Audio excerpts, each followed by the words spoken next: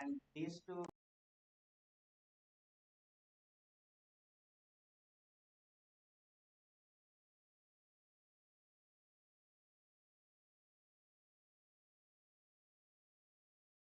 of how reproduction of our species happen. And I can see that there's a lot of disturbance going on here. Pen distribution. Could you stop while I'm talking and not disturb me, please? No, you will not stop. Okay, so I mean, I don't like this kind of disturbance of chai, coffee, etc. when somebody is talking. So in any case, uh, so that aspect generally we study under anthropology and sociology, etc., is like through family relation and kinship relation, etc., etc. And then for economic reproduction, we study that under economics, that how people produce, consume, etc., etc., how those decisions are made and what kind of relationship we get into while we get into that sort of reproduction. And we try to study that in the box of economics. And now, recently, Noah Harari has brought in this idea that historically, the our ability to have language and communicate through symbolic means uh, gave us the advantage over other species. And that was that we could create stories, and we could create stories which could create identity basically, which is bigger than the basic biological identity of family or kinship. So we could form a community. And this is basically the, the foundation of ideology around which we start to, get our sense of identity, who we are, and then we can do using and theming, you know. So that created a larger community and gave us superiority over other species to overpower them, overcome them, and then develop from there on. So that is ideology which mostly we try to study under political science and some other disciplines. So the point which I'm trying to make is that these boxes in which we study and all these three basic problems which we have to solve, uh, those relations crisscross. It is very hard to put them in separate silos, though there's advantage in doing that, and we have done it up till now, and we have, done some decent work in these ideas, these areas.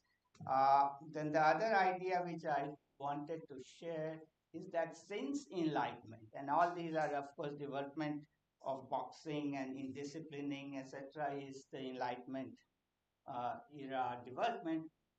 But since Enlightenment, we have these two ideas which are in tension with each other.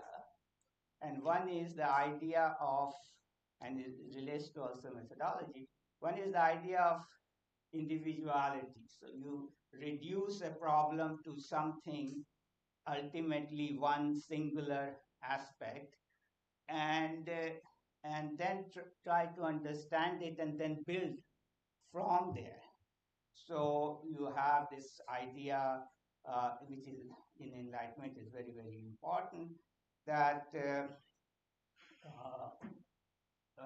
that you know the the challenge to religion as an ideology, where basically we said that, well, uh, the French Revolution uh, argued against blasphemy laws, right? So the blasphemy laws were laws that, there is a final authority, which is Bible or whichever religion you believe in. And if you say that it says that, then that is it. That is it. You can say it is wrong. If you say that is wrong, then you're committing a serious, serious crime. And in its place, enlightenment said, no, there is no supreme authority. The supreme authority is human reason.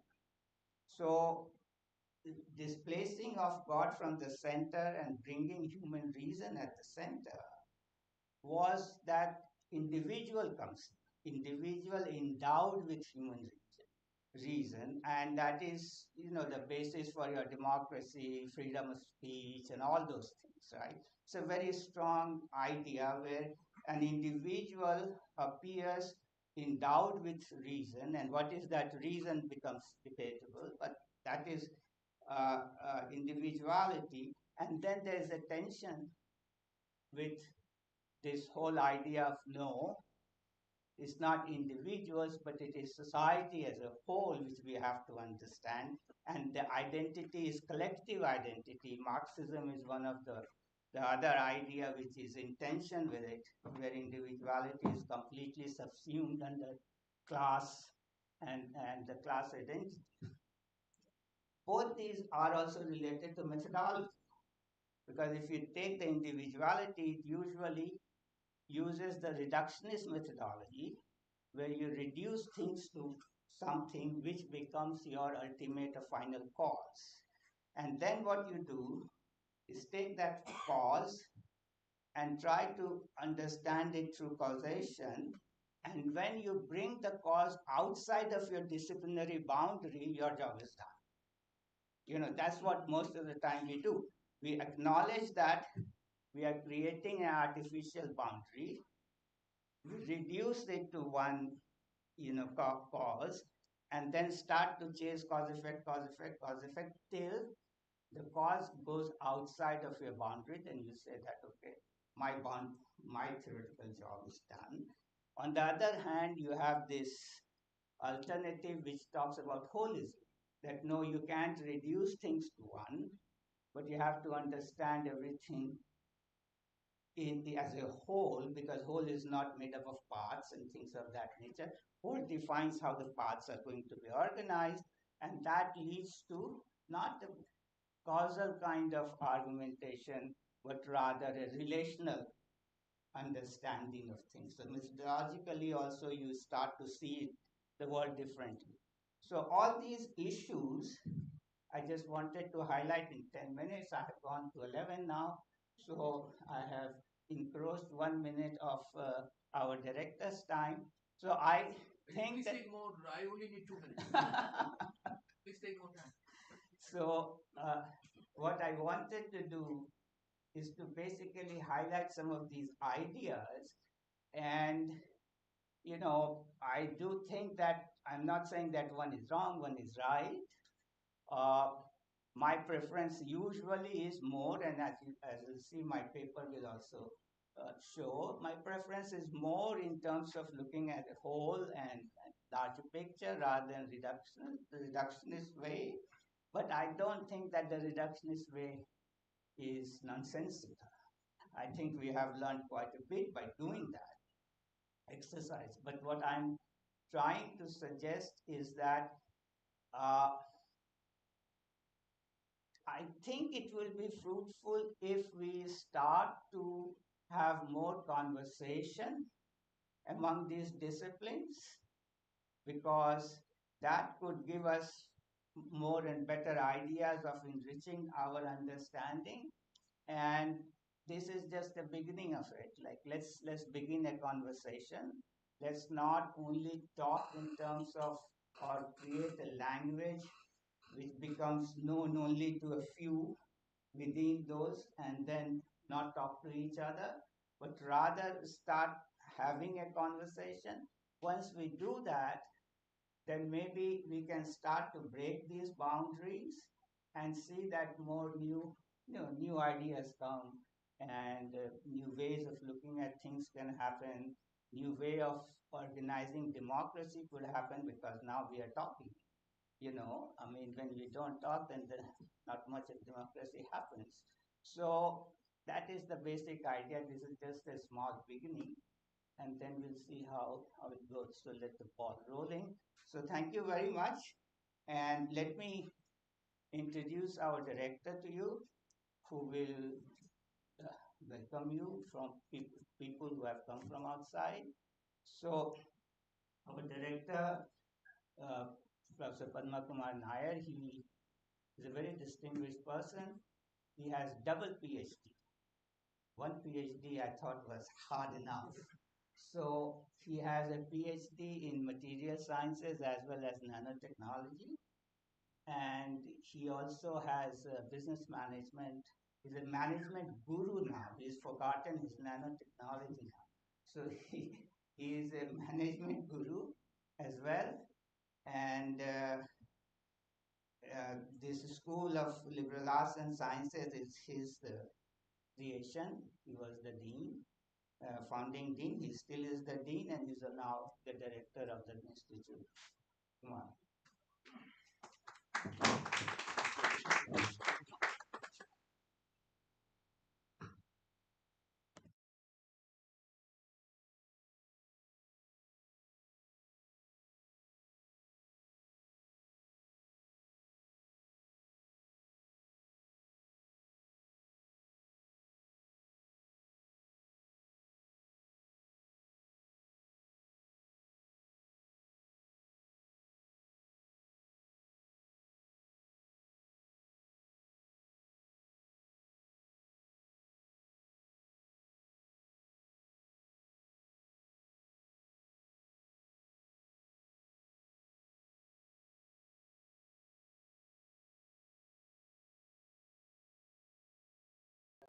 Welcome all of you.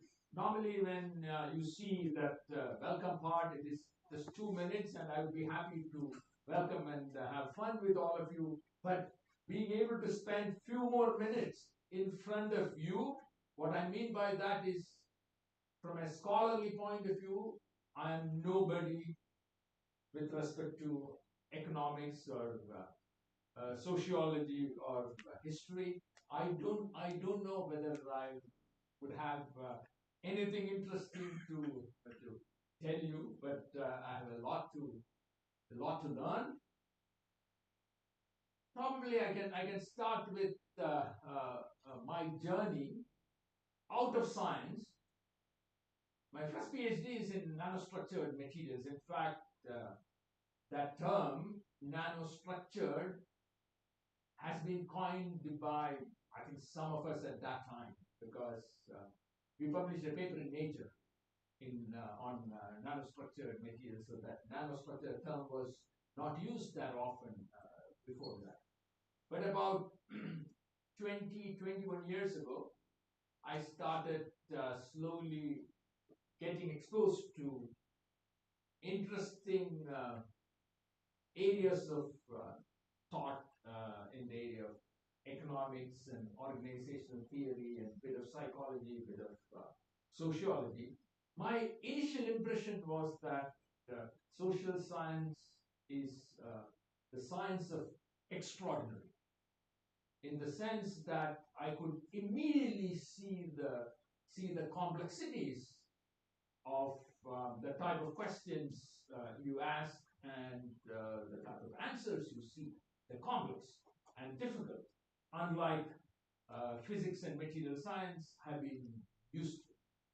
So with the time, I started getting worried. So what I once considered as the science of extraordinary, I think great scholars like all of you need to keep it that way, rather than this is kind of going down to something as the science of ordinary. So what is happening from the science of extraordinary to the science of ordinary? I think as I mentioned some of it already. So you see a ruthless compartmentalization of disciplines. So when we look at a material, we study a phenomenon, we rarely ask a question: shall I look at this material property or what is happening through the lens of physics or geology or chemistry or solid state sciences. No, I want to understand this phenomena. We would go back to the fundamentals and try to learn and explain. Say, for example, if I'm trying to send a paper to famous organizational behavior or an organizational theory or a strategy journal, the reviewer's first question would be, so what theory are you using? A physics or a material science reviewer would never ask this question. They just don't care. So that is where I really started getting worried about how do we, keep this as meaningful and as relevant as we can. Because once again, I'm telling you, I still consider social sciences the science of extraordinary. You all ask very, very important questions. Another important point I have realized, probably this driven by the West more than other Eastern cultures, the need for acting scientific, unfortunately, will end in acting scientistic. I hope you see the difference between acting scientific versus acting scientistic. Acting scientific means you have a set of principles, you understand it, you can use it to explain the phenomena. Acting scientistic is you might understand the limitations, may not, but you are supposed to act scientific without science. That's the idea of being scientistic, and you see that quite a bit. What else? Again, I'm no one to authoritatively talk about any of these topics. So recently, last week, two of my doctoral students. One student is studying lay beliefs and its influence on people's behavior, belief-behavior connection. And the second doctoral student, she's working on developing a scale for a concept called excellence orientation. Brilliant students. Both of them have written a full paper and sent it to a reasonably good management conference, European Academy of Management. The lay beliefs versus behavior, that paper is accepted, full paper. And this scale paper, developing this excellence orientation scale, I was kind of expecting. The reason is, the first one is embedded in the extant literature. So she joined the conversation. The other one, there was no conversation going on, and for someone sitting in Patiala is not allowed to start a conversation. But if I go and study the properties or a certain phenomena of a change of material property, when you apply pressure or heat or temperature, mostly these journal editors would not care whether Ajit Sinha is doing that in Patiala or somewhere else. But the social scientists also have this pedigree. So again, we all need to try very hard to keep that science the science of extraordinary, not making it to the science of ordinary. Once again, welcome and thank you very much.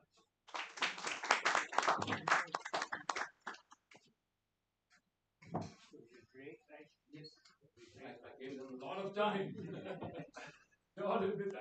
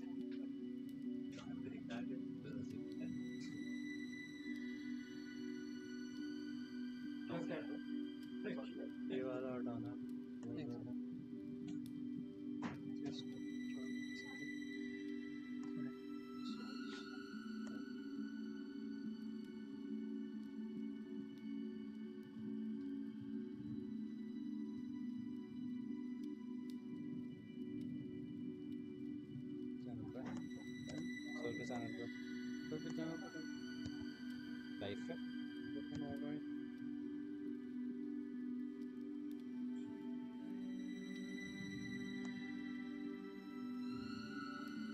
और आतिश को call कर, वो online check कर देख रहा है कब से।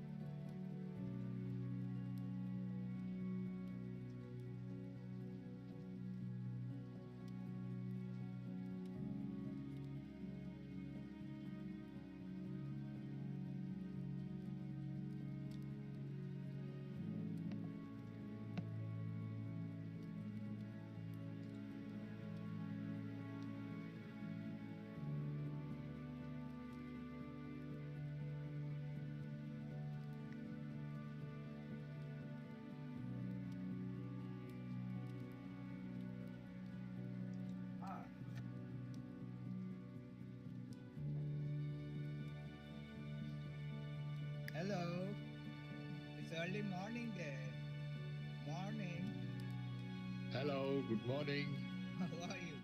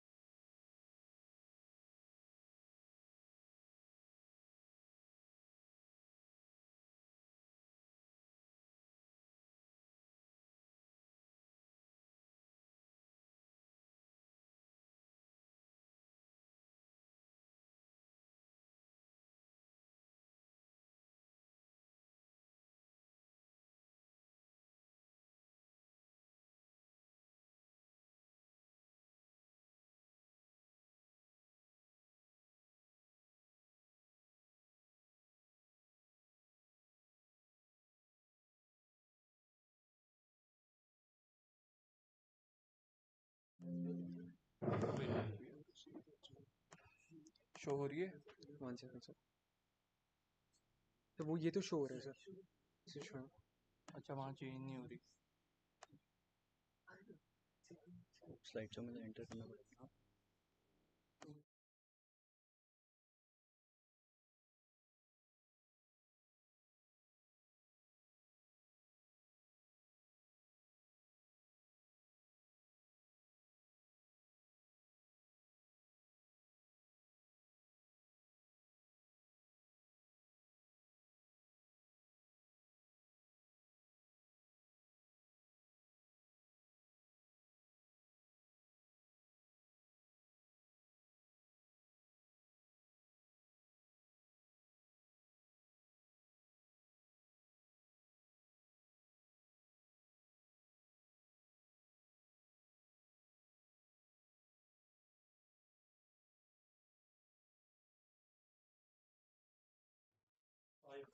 So minutes. Let me, without much ado, welcome Ajit, who will give me no introduction among us. The rules of the game are 30 minutes of presentation, followed by 15 minutes of discussion. Thank you.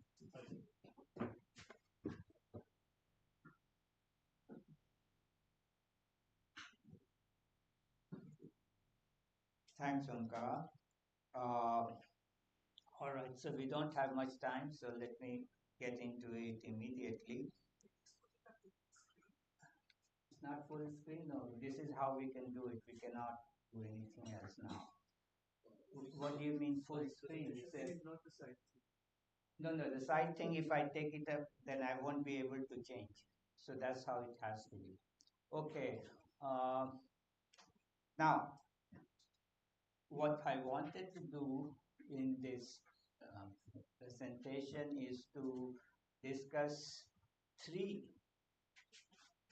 paradigms in economics and then suggest from my perspective where we need to, work on. What I find is open questions that needs to be worked on, and during the question answer session maybe I can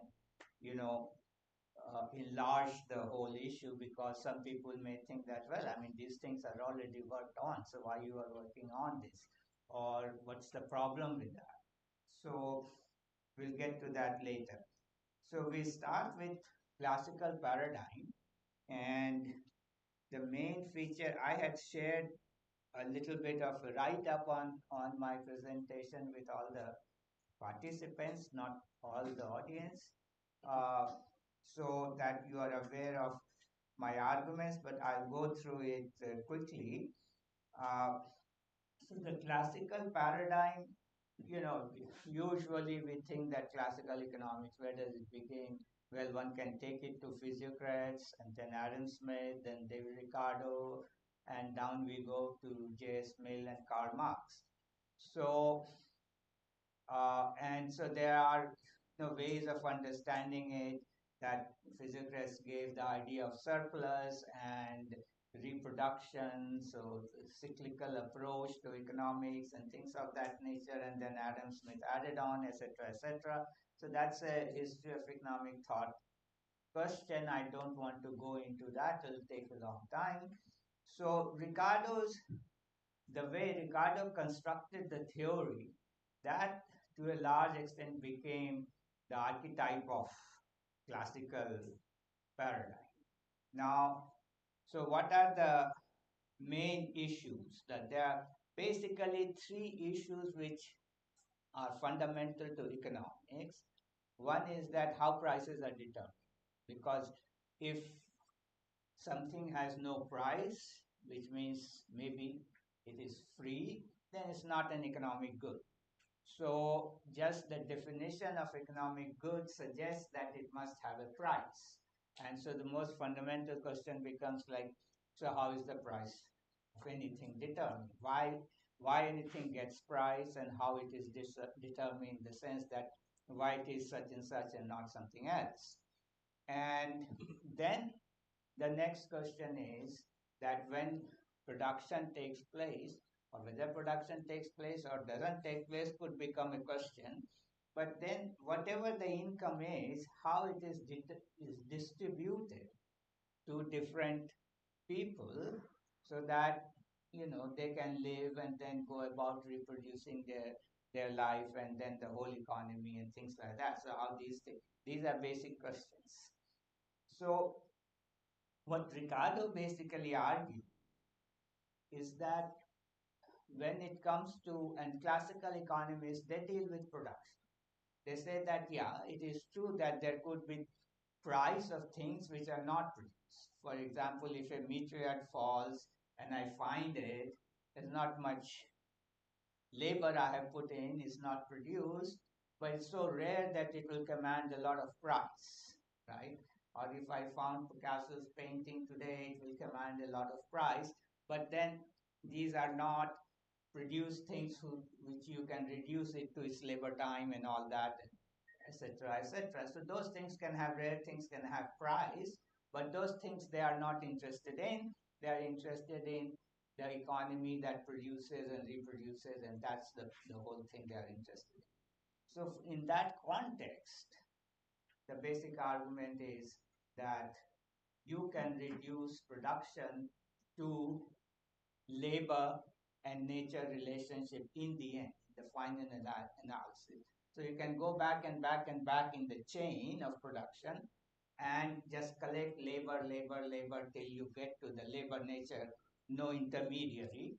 And so you can have direct and indirect labor stretch of it, and then you can add them up, and that gives you singular measure of technology that you are using to produce something. And the argument is that labor time and whatever you are using as a measure of price, that commodity, whether it's silver, gold, whatever, you can do the same exercise. 1 unit of that divided by that gives you the price ratio, right? Now, this price ratio is called natural price. In the market, because of demand and supply, etc., market prices can be higher or lower than this price ratio, which is the natural price. And natural price is defined by a price when the rate of profit across industries will be equal, rate of wages across industries are equal, so that free competition and mobility gets established, right? So I had developed this diagram. It's difficult to explain. Will take some time to explain in the Adam Smith framework. What you have is slightly different from the neoclassical demand and supply, but basic ideas of that is here. Demand is generally downward sloping. Now, let's suppose E star is the supposedly that natural price, right? Then if the quantity supplied becomes higher, then on this demand curve, market price will be, supply is higher, market price will be lower, right? Now, if this commodity is fish, then it may be here, but if this commodity is iron and steel, then you can also, the supplier does not have to sell them all, can keep some inventory. So Adam Smith has his supply curve also upward sloping that.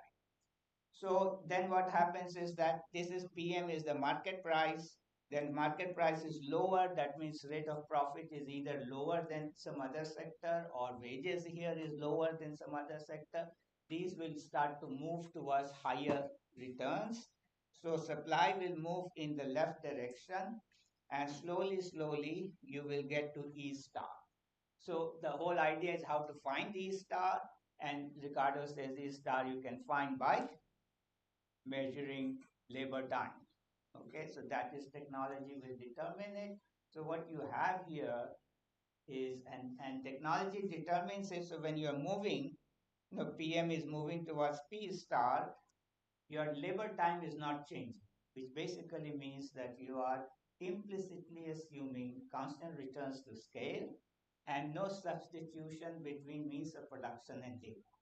So these are implicit assumptions. Okay. Now problem with this way of thinking is that if you have these two implicit assumptions, then the modern economics or neoclassical economics will say that, well, it's just a special case of our general equilibrium theory, because general equilibrium theory, if I throw in these two assumptions, you get exactly Ricardo's result. This is what Samuelson will tell you. So this is a problem which I'm going to. Then when it comes to wages, so they say, well, wages are determined not in this static context, which is this one, but in a dynamic context of growth. But then again, demand-supply argument starts to work. So what you have is that the notion of subsistence wage, which is very strictly defined, that is a wage at which rate of growth of population is zero. It is such a low wage that people on the average cannot afford to have more than 2 children. More children will just die off because of infant mortality rate will go high. And so if the economy is growing, because if the economy is at stagnant stage, it's okay. But if economy is growing and technique remains the same, then the demand for labor is growing. So if it is growing at 2%, demand for labor will grow at 2%. So now, if you are at subsistence wage, you will have a shortage of labor. It will pull the wages up. As wages go up, rate of growth of population rises. So you can have, this is in Adam Smith, you can have for a long time 2% rate of growth of the economy and 2% rate of growth of population going together. Okay. And again, market wages could fluctuate around it, but this is the natural wage. So this natural wage, then you can take at any given point in history, what is it? Then you can plug that natural wage into your structure, which is your price system, and then you can think about determining the rate of profit, etc. Rate of profit is a complex issue because rate of profit is calculated on your investment. Capital ultimately is nothing but produce goods, of heterogeneous goods. So basically, how do you aggregate that? Independently of prices, how do you get a measure of capital? That's the basic question of capital theory, and it's a very complex question. So,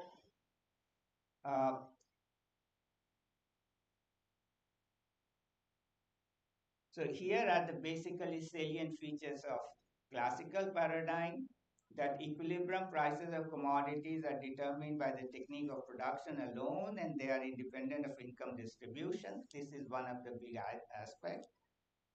And then classical economics as well as Marx could not establish this proposition because they got, it gets confused, and most of the capital theory controversy and labor theory of value controversy relates to that. I have no time to go into that. Now, distribution of income is determined in the context of economic growth, and they are independent of natural prices. So distribution of income is independent of equilibrium prices. That's very important. And then equilibrium of prices as well as incomes, and therefore the whole system is brought about by the market forces of demand and supply generated by human agents' desire to better their condition given an opportunity. So there's a psychological factor that everybody, self-love idea of Adam Smith. Now, when we move after 1870, in 1871, you have Jevons and Mengel, and then in 1874, you have Walras. So this is a frontal attack on Ricardo. So after that, what gets established with Marshall in 1890, it starts to later on gets called neoclassical economics, and then slowly it has different names, sometimes modern economics, we call it orthodox economics. The people now like to call itself mainstream economics, etc., etc. I am just calling the old name neoclassical and modern. So here, the attempt is to deny Ricardo this proposition that prices are determined by labor time. technology. And the alternate hypothesis presented is no, prices are psychological phenomena. Technology is a issue which is not central to it. So it's a psychological phenomenon. So for them, the price of the meteoroid is the quintessential question. Why? How did it get the price? That's where you raise the question of price. So most of this is rooted in, again, in an individual, and most of the economic problems can be solved within individuals in the beginning, and then you can take it to society. So the basic question which this economics is asking is posing this problem that every human being have unlimited wants and limited resources. Once you have unlimited wants and limited resources, you have to make choices. So the question is, given this, how do you do the best you can do for yourself? And so the main economic question is not production, but allocation of resources, whatever kind of resource you happen to have, into what you want in such a way that you maximize your level of satisfaction. That's the basic mathematical question, constraint maximization problem. Now, so in that context, then you add to some, psychological thing that, let's suppose I like A over B and continuously B, C, D, etc., then all the resource I could spend on A, which is very unnatural. So the idea is that if you have more and more of something, the desire for having that starts to go down with every additional unit. So marginal utility of things falls, and those kinds of psychological hypotheses are put into this individual. So basically, you can think of like, any problem. You are sitting here listening to me. So you decided to spend this much of time here. So what are you foregoing? Well, you are foregoing having time outside, talking to your friends, etc., etc. So whatever is the second best is what you are foregoing for listening to this. And that is your opportunity cost or psychological price you are paying for it. So every act you are making is a choice, and that has a price in your mind. And you are working out cost benefit for everything, and you are making those choices. So the question economics is asking, this is maybe for psychology, that it says, okay, this is how I am going to understand your behavior. But economics basically is not psychology. It takes psychology and uses it, but it is interested in understanding the economic system. And that system gets determined by interacting individuals. But why would you interact with anybody in this context? Only if that interaction increases your level of satisfaction. So then I have something which you value more, and you have something which I value more than this, then if we exchange, we improve. It's a win-win. Exchange is always a win-win game. So voluntary exchange. So human relationships get formed through exchange relations. And that exchange, the site where exchange takes place, is the market. So all human relationship which economics is interested is a market. Market in how the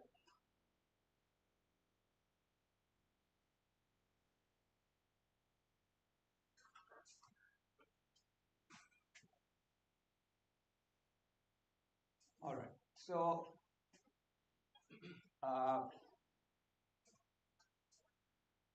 So yes.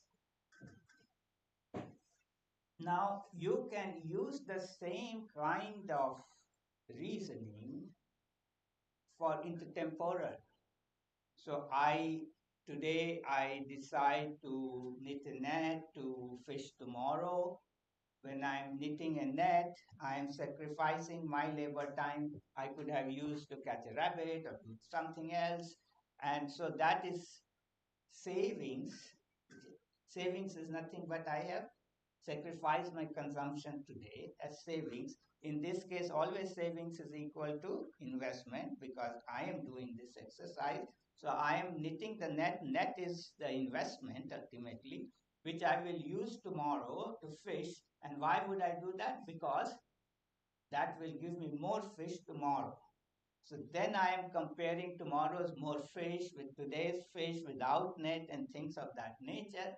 And again, we can work out complicated exercise where we can say that I will sacrifice my consumption of 1 minute of something I could have gotten today for tomorrow's consumption at this rate if tomorrow's consumption is slightly more. Why? Because tomorrow's consumption is always valued less than today's consumption. So from that point of view, I can work out the rate of interest for myself. And again, this can be played out in society over total savings and total investments and the rate of interest determination. Okay. Similarly for wages. Basically, I have 24 hours. I can use it as leisure time, which means that I spend time with my family, watch TV, or go to sleep, or whatever. That gives me benefit, satisfaction, utility. Or I could go out and work, which will give me some wages. Work is pain, leisure is pleasure. I will work only if the result of the work for that particular time gives me more pleasure than the pleasure I'm sacrificing by sacrificing leisure. And leisure and pleasure again has the same marginal values, and so I will decide at the margin 1 minute if I could do that. I work for 1 minute or not. So 1 minute of losing leisure and 1 minute which gives me the wage. If they are equal at that time, I will decide, okay, that is how much I work, and that is allocation of my time, and that is the wage. So here, in a general equilibrium framework, I can throw in every individual's utility functions of all kind and generate simultaneously all the prices of things, rate of interest or rate of profit, because in this context they are the same, and wages, because they conceptually are the same thing. So it's you see the paradigm is very, very different. It's completely rooted in human psychology. And here you don't have this separation of distribution of income from prices. Okay? Now, Shrafa, because Shrafa is who I work on. And what Shrafa did is, like people say that, okay, he rehabilitated old classical economics against neoclassical. And Shrafa basically rejected how much more time I have? 10 more minutes. Okay. Sorry. Actually, 7 more. Okay. So what Shrafa does, and this is my reading of Shrafa, which is highly controversial, so I don't claim that is what Shrafa does, but actually that's what Shrafa does.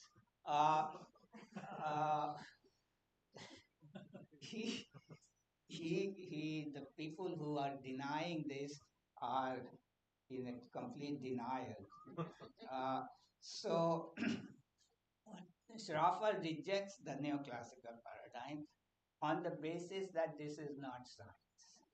Because in his time, early 1920s, etc., the physics and quantum physics, etc., they were all insisting on one thing, that science must be built on variables that are observable and measurable. If something is not observable and measurable, Percy Bridgman said that then it doesn't exist as far as I'm concerned. And if you can't measure, then it has no existence. So Shrafa is coming from that perspective. And so he says that psychology you cannot observe. All you can observe is a hypothesized effects of psychological behavior, and that is not good enough because you don't observe the basic data straightforward. And then again, he rejected the neoclassical paradigm simply because it uses what he called marginal method, which is I'm saying that marginal utility declines, marginal productivity, and all that. So here, this argument of marginal method depends upon counterfactual reasoning. If this, then that. And he says whenever you argue from if this, then that, then you already are arguing for something that does not exist. If this does not exist. So it's not a data on which you can build on. So if this, then that argument simply for him is not a scientific argument. So he will just reject that method of analysis. And then he says, okay, I'm just going to build something on what is observable and what is measurable. So he basically goes into input-output data. So his whole analysis is ex post, not ex ante, which is what most of the economic theory is. Ex ante predicts. Shrafa does not predict. As a matter of fact, in a controversy between Frank Hahn, who tried to say that, well, Shrafian economics can be absorbed as a special case of general equilibrium, and Garignani, Hahn says that, well, if Shrafa is not saying that, then it's a fancy way of putting ex post data. And Garignani says, no, it is ex ante, which is simply wrong, because Shrafa is exposed, and he's very clear that his data is after the harvest, which is exposed. So it's exposed data, things have happened, these are the outputs, these were the inputs used, etc. And you can have that table, and then he shows that one assumption, and that is basically that there is at least one basic good in the production system. And the basic good means that it's a good which directly or indirectly enters in the production of all goods. So industries are interconnected. And if you have interconnectedness of industry, then something which he found out was absolutely brilliant. That then if you go back and back and back and back as Ricardo was going, you will never get to that man and nature direct relationship. There will always be a commodity residue. Now the implication of this is very, very significant, because if you don't have commodity residue, then when wages go to zero, your rate of profit will be infinite. But when you have commodity residue, then when wages go to zero, you will have a finite maximum rate of profit. That is the biggest point. So once you have the finite maximum rate of profit, then he said that in this system, there always will be a multiplication vector of multiplication to your input-output data, which will turn this equation into an equation system which he calls standard system. Standard system, equation system, and the original data equation system are identical mathematically, because all you're doing is using simply scalar multiplication. But once you do the standard system, then the property of it is that its aggregate inputs and output come out in the same proportion. So what you can do is that in the standard system, in terms of commodity itself, you have a maximum rate of profit determined. Just like if you use just wheat to produce wheat, so 10 tons of wheat produces 20 tons of wheat, how much is rate of profit? 100%. So you don't need price. So you don't need price, you get maximum rate of profit, and if you make the standard net output, which is the standard commodities, whatever is over and above what is used, as your money commodity, let's say for the time being, equal to 1, and then give wages as a proportion of that, then you will draw a straight line, which is, have I given this, I have not here, I think I have not given I had given it my handout. Okay, small r, rate of profit is equal to capital R, which is maximum rate of profit multiplied by 1 minus W. W is wage rate in terms of standard commodity. You have a straight line relationship. And if you use this numerators in the original data, it will give you exactly the same relationship. Okay? So, and my contribution is to show that this particular averages have to be the same. So average rate of profit is determined independently of prices. And one outcome of that is that all the rate of profits will be equal. So you do not have to have equilibrium and equilibrium mechanism, etc., which is what Adam Smith, Ricardo Marx all had, and that makes it very vulnerable to neoclassical economics argument that it's just a special case. So here it is not a special case because it doesn't need any of that baggage. So you have cut that baggage of demand supply completely out, and you have a theory of prices which does not refer to demand at all or any psychological variable at all. Now what Schaffer does is that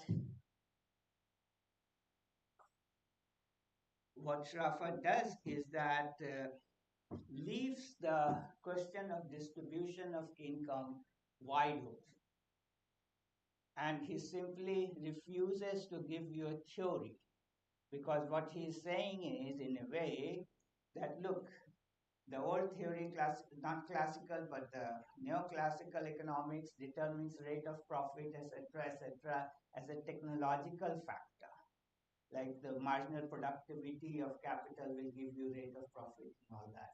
And his basic point is that I don't want to give any theory like that, because distribution of income is a complex thing. It is determined in the socio-historical context. You can bring in class struggle, politics, and all kinds of things here. So this is a node where Schaffer is opening up to other disciplines and saying that economics cannot explain how wages and rate of profits are determined. It is determined in a bigger world. And so we don't have a theory of rate of profit. Wages, actually, we should not be trying to determine as the classical state. And the other is growth, which was an important aspect of classical economics. It's completely silent on that, because growth, again, is dealing with change. And Schaffer is not very sure how to deal with change, because he is more into relational. The structure is small r equal to capital R1 minus W. This is a relationship in which always any economy after the production system must always be. So this is a relationship between technology, which gives you what the surplus would be, and how the surplus is distributed between the two classes. This is a structural relationship. There is no causation. But the growth question might require you to get into causation. And he is silent, but we have to think about how to get there. But these two are the main. What is happening? My battery is low. Oh, Plug this in there, sir.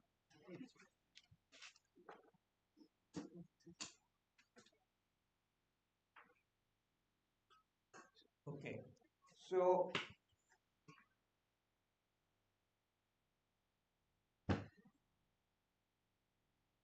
and then the third question is that Schaffer's system says, if you have a completely objective theory of value, then there's no room for this psychological theory of value. So this must be wrong. So on the basis of this, you could derive or launch a fundamental critique of the orthodox economics. And people think that, well, it's been done because capital theory critique was it. And I'm saying that no, that was a marginal critique. The major critique has not been, initiated yet. Thank you. Thank you, Omkar. About 5 to 6 minutes for a quick question.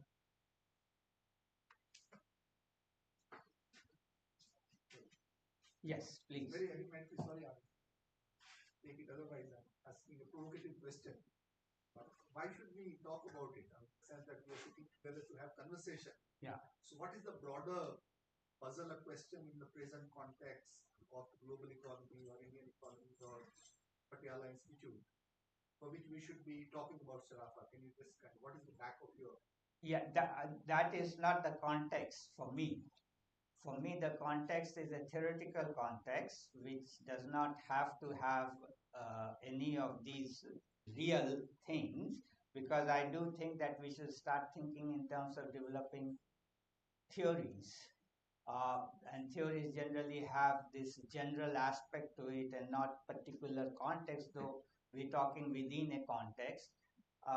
So my point is, these are very, very basic questions in any case for economics.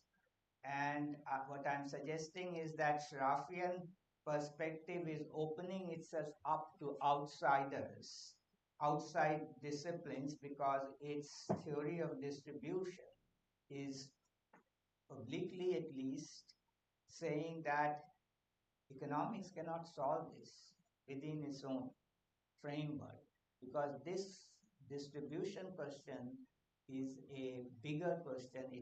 One has to open up to sociology and history and culture and other aspects, and politics, particularly class struggle and all that. So those things, how well your labor is organized and all kinds of things. So those things are not necessarily something that economic variable can capture. Can you tell us something about the conversations, say, people like you or people who have been following Sarafa have had with people who have also questioned these narratives? For example, the point that you were making in the morning, referring to this Israeli that basically human beings tell stories. Yes. And economists, when they make theories, they're also Telling stories. Yeah. And stories are not simply narrations for pleasure or entertainment. Stories also have their own structure. Those structures are structures of power in many different ways when we talk about inequality. For example, feminist economists would say that, very idea of production and reproduction binary is to, in some sense, produce a legitimacy for patriarchy. And family, in some sense, comes from larger historical process of the way those structures evolve. So have there been any conversations with a broader kind of academy by people like you? Not yet. You see, I mean, Serafians have been communicating with the neoclassicals on basically on the question of determination of rate of profit, and they thought that on the Sarafa basis they won the debate against Samuelson and party. They were very close, and they've been partying since then, which is like 1965. My sense is that it was they considered later on that it was not a big deal because their general equilibrium can survive that critique by not having to have a measure of capital independently of prices. They can have a vector of goods and not aggregate it. So they are happy, and these people are not so happy, but still they think they won the debate, and that is it. But Serafians are also, they got, post-Keynesians unhappy because they attacked certain aspect of Keynesian economics. So they became a small group led by few people, like a cult, and they had some journals of their own, and they talked among themselves the same thing. It goes round and round and round for years and years. And cross-discipline talk has not happened much anyway. And this idea which I am bringing forward is very new. very, very new, so it's only getting noticed. So there's not been much talk. Yes, Smita has a question. So, corollary of that, but pose it a little to say that relationship roughly to some of the Marxian ideas has been that civilization itself, some so I sense that while there's the opportunity to discuss this, some events to the historical are important because they have not always worked. So some ideas of the traffic are very Let me elaborate on that. You see, I mean, Sraffa was a close friend of Gramsci and remained very close to French communists as well. So he's coming from that line, but he never completely bought into it. But when Sraffa's book came out, not many people understood, but Maurice Dobb was, close associate of Sraffa, so the British communists, etc., they were, and in India it had great influence, like, Amartya Sen and Sukma Chakravarti and everybody, Indian Marxists were like Sraffas. But in 1977, Stedman published a book called Marx After Sraffa. And that book became the lightning rod, because he basically said that after Sraffa, there's no need for labor theory of value. And labor theory of value is Marxist आस्था, उसको आप touch नहीं कर सकते. So American Marxists basically made Sraffa an enemy. So when I went to do PhD there, my job was to show Sraffa wrong, to tell you the truth. And I went into it in a way that I'll prove transformation problem to be true, and then the Sraffians will be wrong. But then I realized that no, my whole project was wrong, because Sraffians are right on here and Marxists are wrong. But the line was drawn. And slowly that line got into, because Marxists dominate, so 80s, 90s, they dominated. So even British started to, SOAS people, etc., started to move away.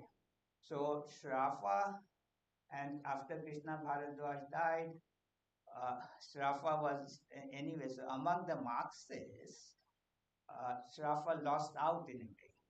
Though Guerignani considered himself to be an Italian Marxist, but labor theory of value is very important to Marxists, and there's a fundamental flaw in it, because if you have interconnected industry, you can't have those pure labor theory of value as a valid starting point. But that is the basis for Marx for developing his theory of exploitation, rate of exploitation. Now, if you have labor theory of value, then when wages go to zero, rate of exploitation will be infinite. And that's a big problem. So, so that is where the Marxists and Sraffians did not gel very well, and there was a break. So yes, conversations have not happened, very fruitful conversations have not happened. I am hoping maybe, some evolutionary economists, etc., will get interested in Sraffa, the Sraffa I am bringing forward, and it could take some other direction to grow. I'm afraid we have to stop now because we will be running behind schedule. Thank you.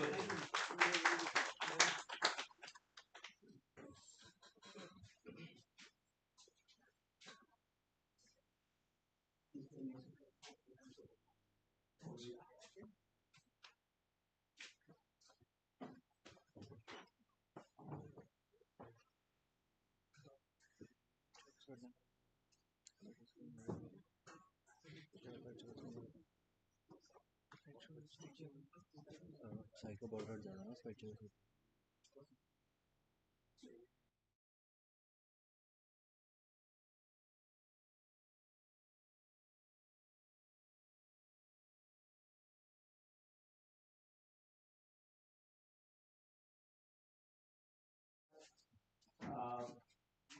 was one of the early PhD students of Krishna Bharadwaj from Thapar University, and he's been worked at Surendram and then to Hyderabad Central University, and recently he retired as Dean of School of Economics there, and he has tried to work quite a bit on taking Shrafa and trying to work it on Indian context. So here you have a more contextualized Just Shrafa. go on. You might Just get say, no. this one. Please. This one. Oh, this one. Thank you, Ajit, and everyone else here. Now, let me first of all be, apology to Professor of Sociology here. I could. Where your mic is. No, what I'm saying.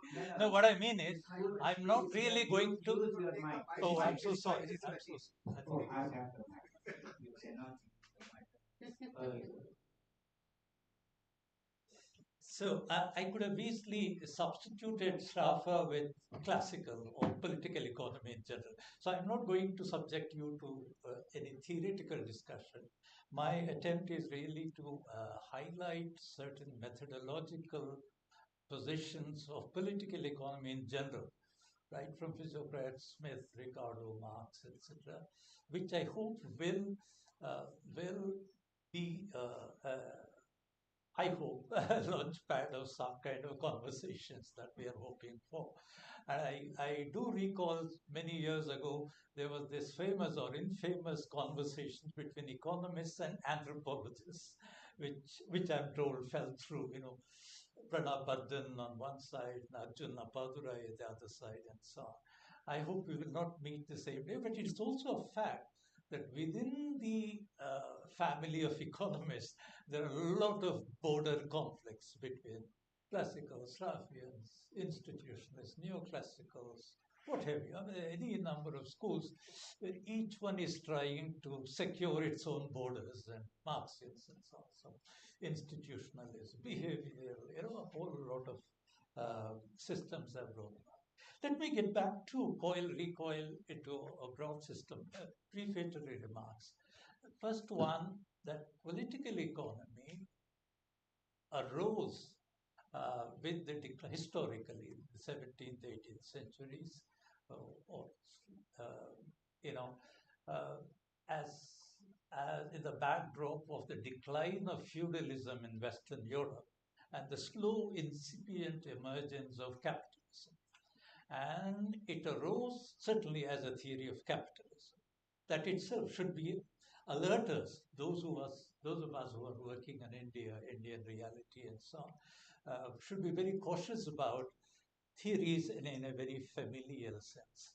So we need to lot of supplementation, critique, or improvisation, even if you agree to the broad approach of political economy and broad method of political economy. So the anchors, so that's the one thing. It is arose as a theory of capitalism, and it arose in the context of Western Europe. And it also arose as a solution, as a framework for solving practical problems of policy of different times. It was not an ideological or an intellectual project. It never was. It became sort of intellectual with Marx, etc. later on. But so it was a historical science. It emerged as a historical and a policy science. I think that's very important to recognize that. For example, physiocrats were interested in policy, the then autocracy of France, to move away from feudal agriculture to more modern capitalist efficient methods of production. Smith, his fight, ideological, theoretical fight, was against mercantilists who were dominant in his own time. Ricardo's time, the powerful class was the landlords, right? The land. So his fight was against that theory of rent, etc., vis-a-vis Malthus and so on and so forth. So Marx, of course, we all know, not really discuss on that. So in other words, it arose as a theory of capitalism, and it arose as a framework for understanding contemporary or extant problems of policy questions, not as an intellectual or an ideological project. Those are the two fundamental points. There are other two methodological points which will hopefully echo through my slides, because I don't like slides because I can't force people to read every line there and so on. Number one, both these methodological positions are embedded in what one might call Scottish school of historical materialism. Long before Marx, when the Scottish school of historical materialism had Adam Smith, David Hume, John Miller, Hutcheson, very, very, very important. Yes. They anticipated a lot of things which later on Marx was to systematize or take it to a new level with the emergence of industrial capitalism. I think the first methodological principle of Scottish school is that, look, at any given, first of all, in all stages, it's a historical science, right? So the economic system is located in the historical time-space continuum, every time. And in all stages of history that one could think of, in other words, at any moment in historical time, there are certain regularities, certain tendencies, certain which display persistence if you go sufficiently deep, if you go beyond the noise and the of the markets, daily noise of the markets and what is happening in the others. If you go sufficiently below, underneath, you can always find a certain tendencies which are discoverable, which can be, on which theory can take place. There is no attempt to say that there will be convergence, etc., etc. All that is required for a theory is that there is a persistence of certain tendencies.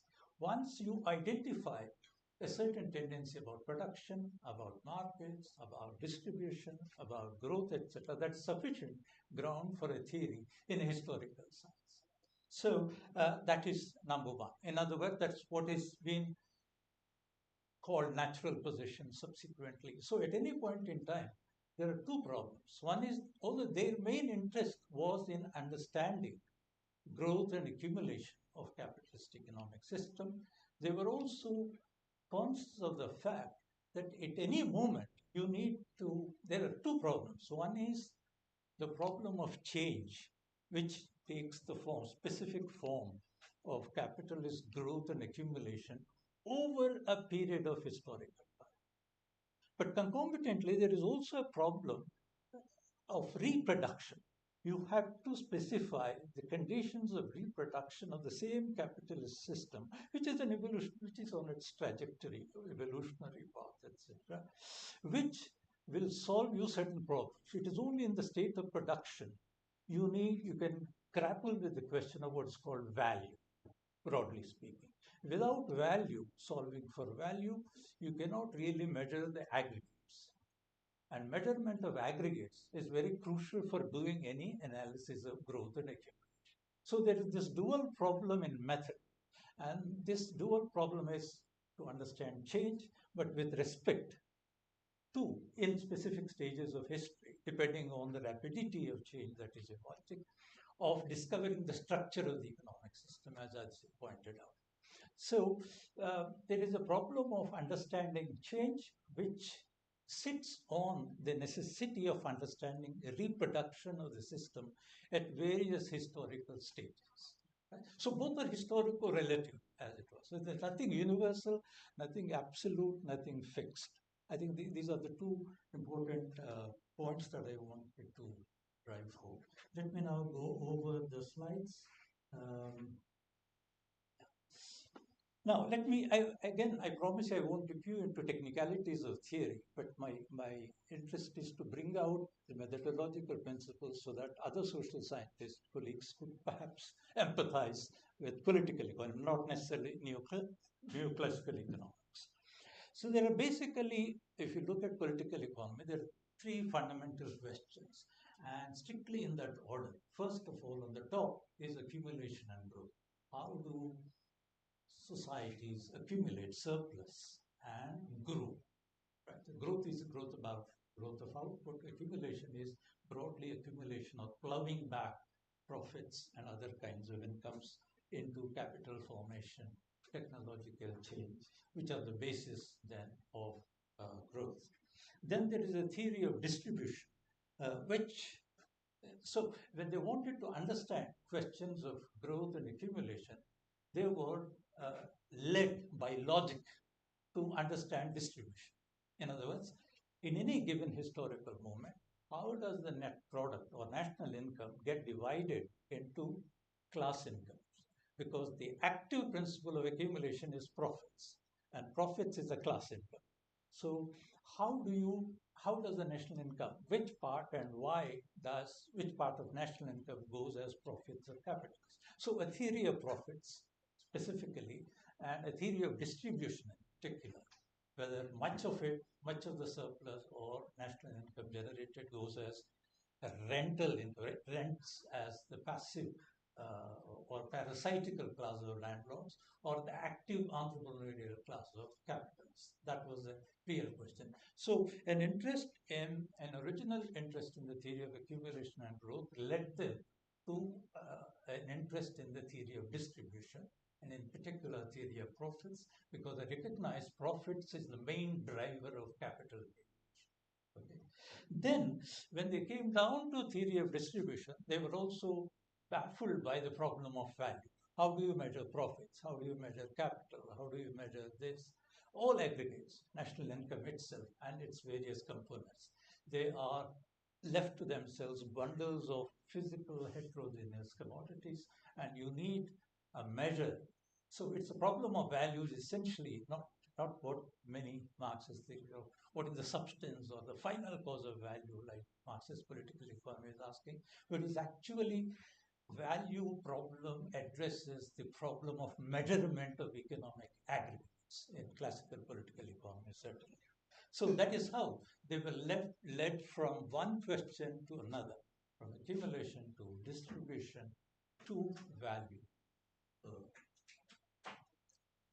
Now, there are two time dimensions, as I already mentioned. That is, one time dimension is you look at growth and accumulation over a period of time.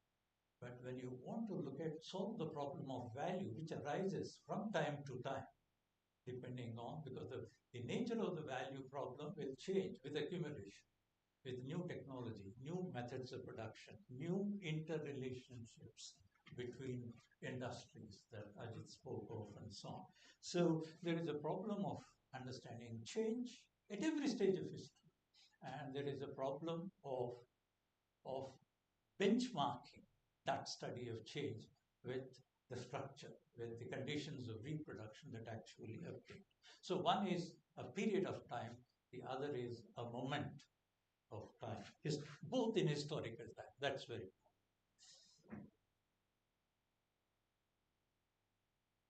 Now, I'm trying to look at, I'm placing Thapar system in the larger political economy context, because Thapar system book has been written in a very terse way, less than 100 pages, no introduction, no summary.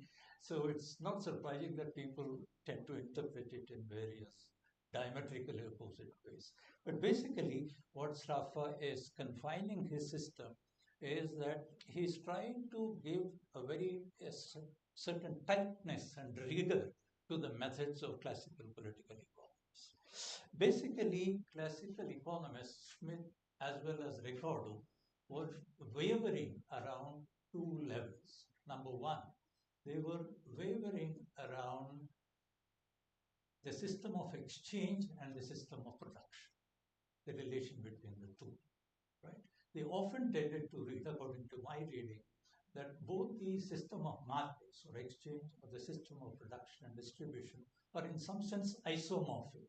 They are working in tandem, so well coordinated that you can read off a phenomena, say the rate of profit, either from the end of exchange or from the end of production itself. They were also wavering on question of what is change and what is structure.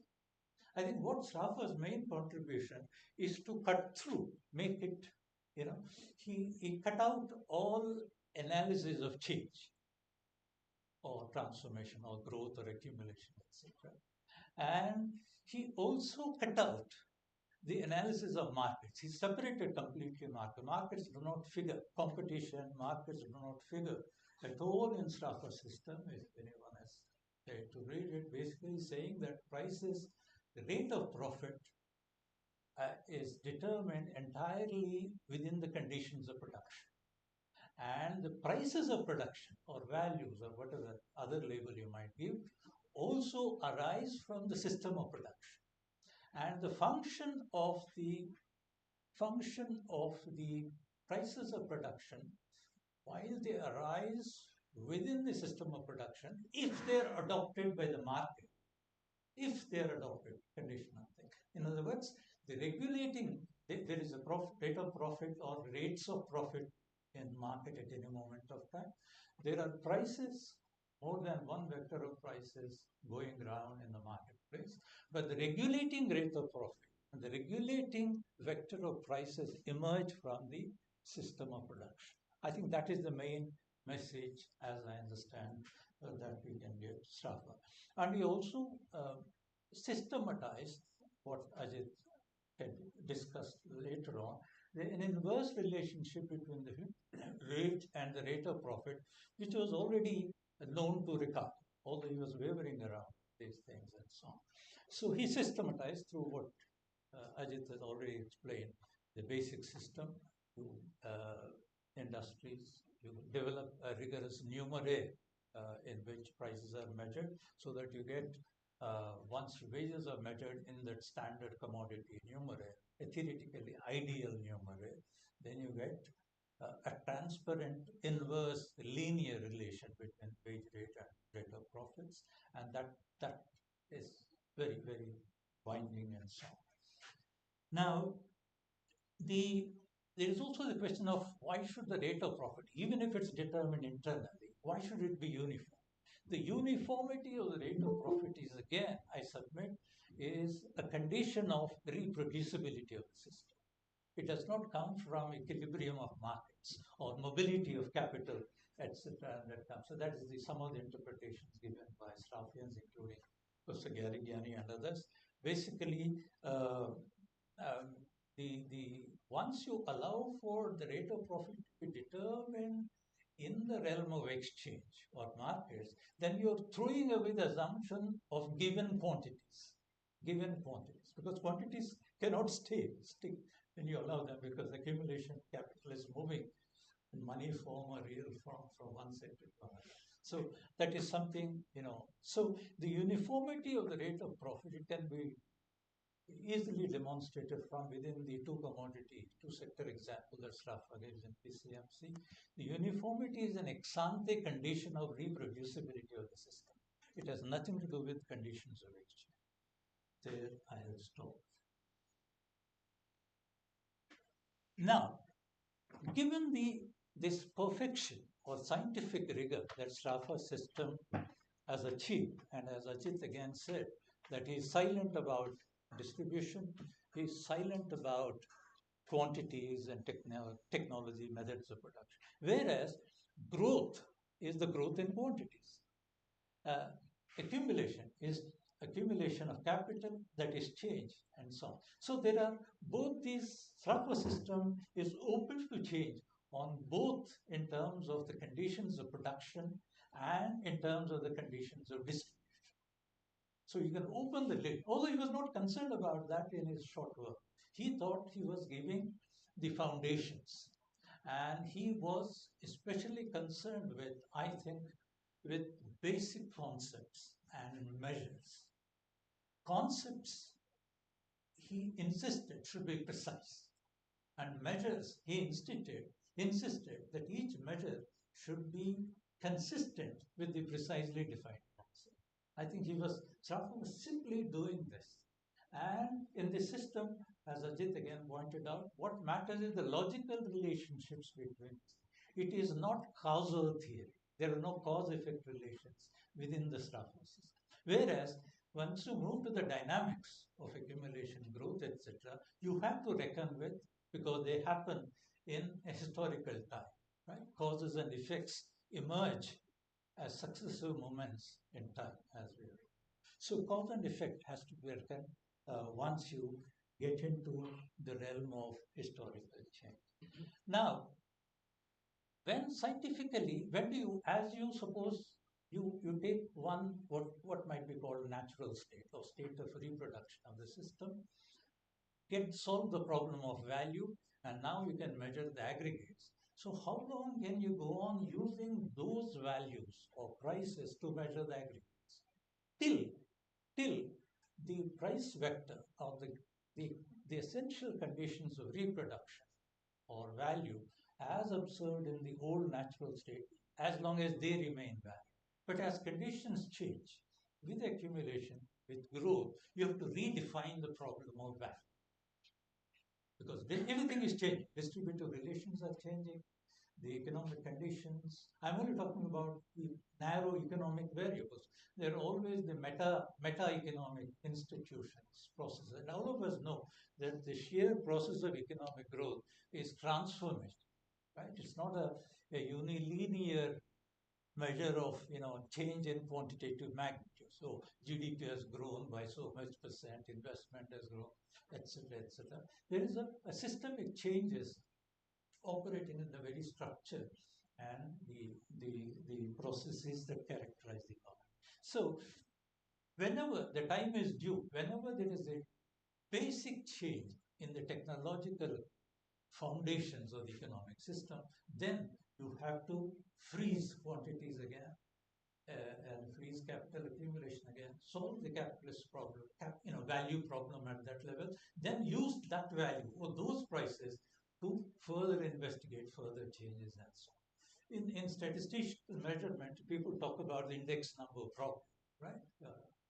So I think the Thapar system, if my understanding is correct, provides the theoretically accurate base year for index numbers, right? Rather than the usual statistical index numbers, we play around with rules of thumb of last year's past year index numbers and so on. Now, once we move on to dynamics, so the problem of dynamics is how to trace the trajectory, the path of the economic system between two natural states, right?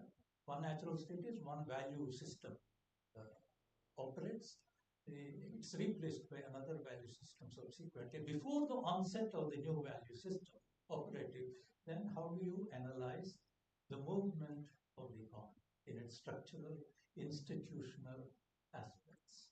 I think that is the important thing. Consequently, the method of, the traditional method after Keynes of looking at dynamics, thanks to, the economist colleagues here would appreciate, it's all read by Harrod and early Cambridge theory growth models, which are essentially tied to steady states, which are equilibrium states ultimately into the future, starting from very arbitrary so-called initial conditions.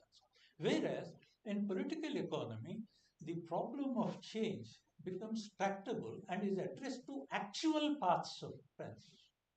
It's not hypothetical change. It's not hypothetical change into future.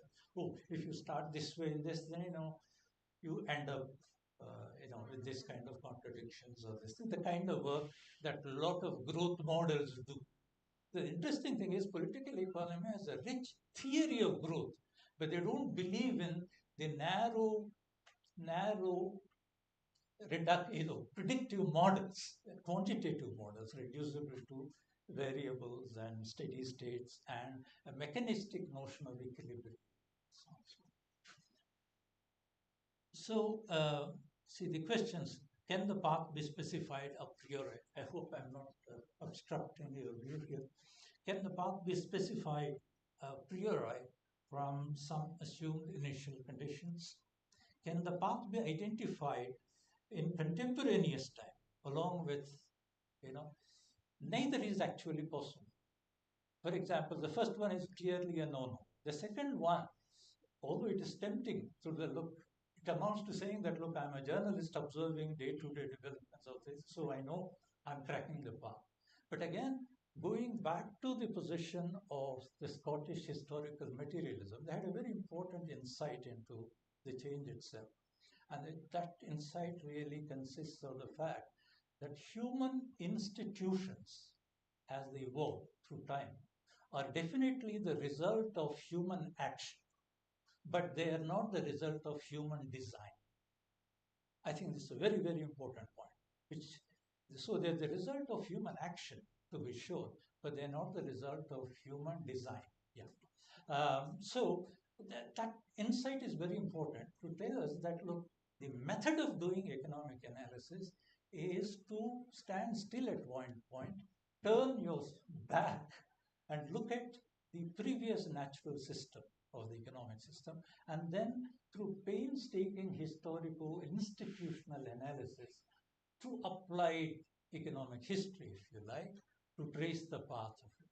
Because if you moving along the flow of the economy, if you can predict what is going to happen to the economy, then a Great Depression would not have happened. The oil crisis the 70s, the stagnation, they would not happen because, and latest all, the financial crisis of 2008 could have been predicted, but they have not been predicted.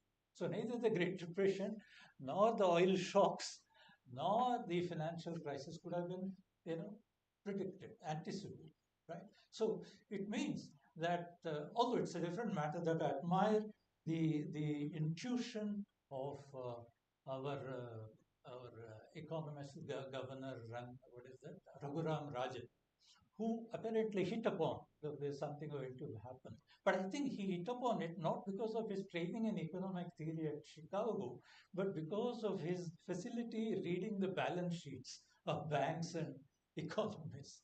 I think that again can be traced culturally back to the Tamilian Brahmin, if you like, traditional occupation with accountants. They were advisors in all the principalities, local kingdoms, and so on. So very good. Even today, the young generation of a lot of Tamilian Brahmin boys are good chartered accountants. They also practice Carnatic music on the sidelines. That is another story. So that is more to do with his training in India. Perhaps his training in IIM Ahmedabad helped him to get balance sheets very clearly. So basically, you have to adopt a historical institutional method, and by looking back at the system, the previous natural state, you can hope to generate meaningful hypothesis, testable hypothesis, which can go into theory. Now, in this enterprise of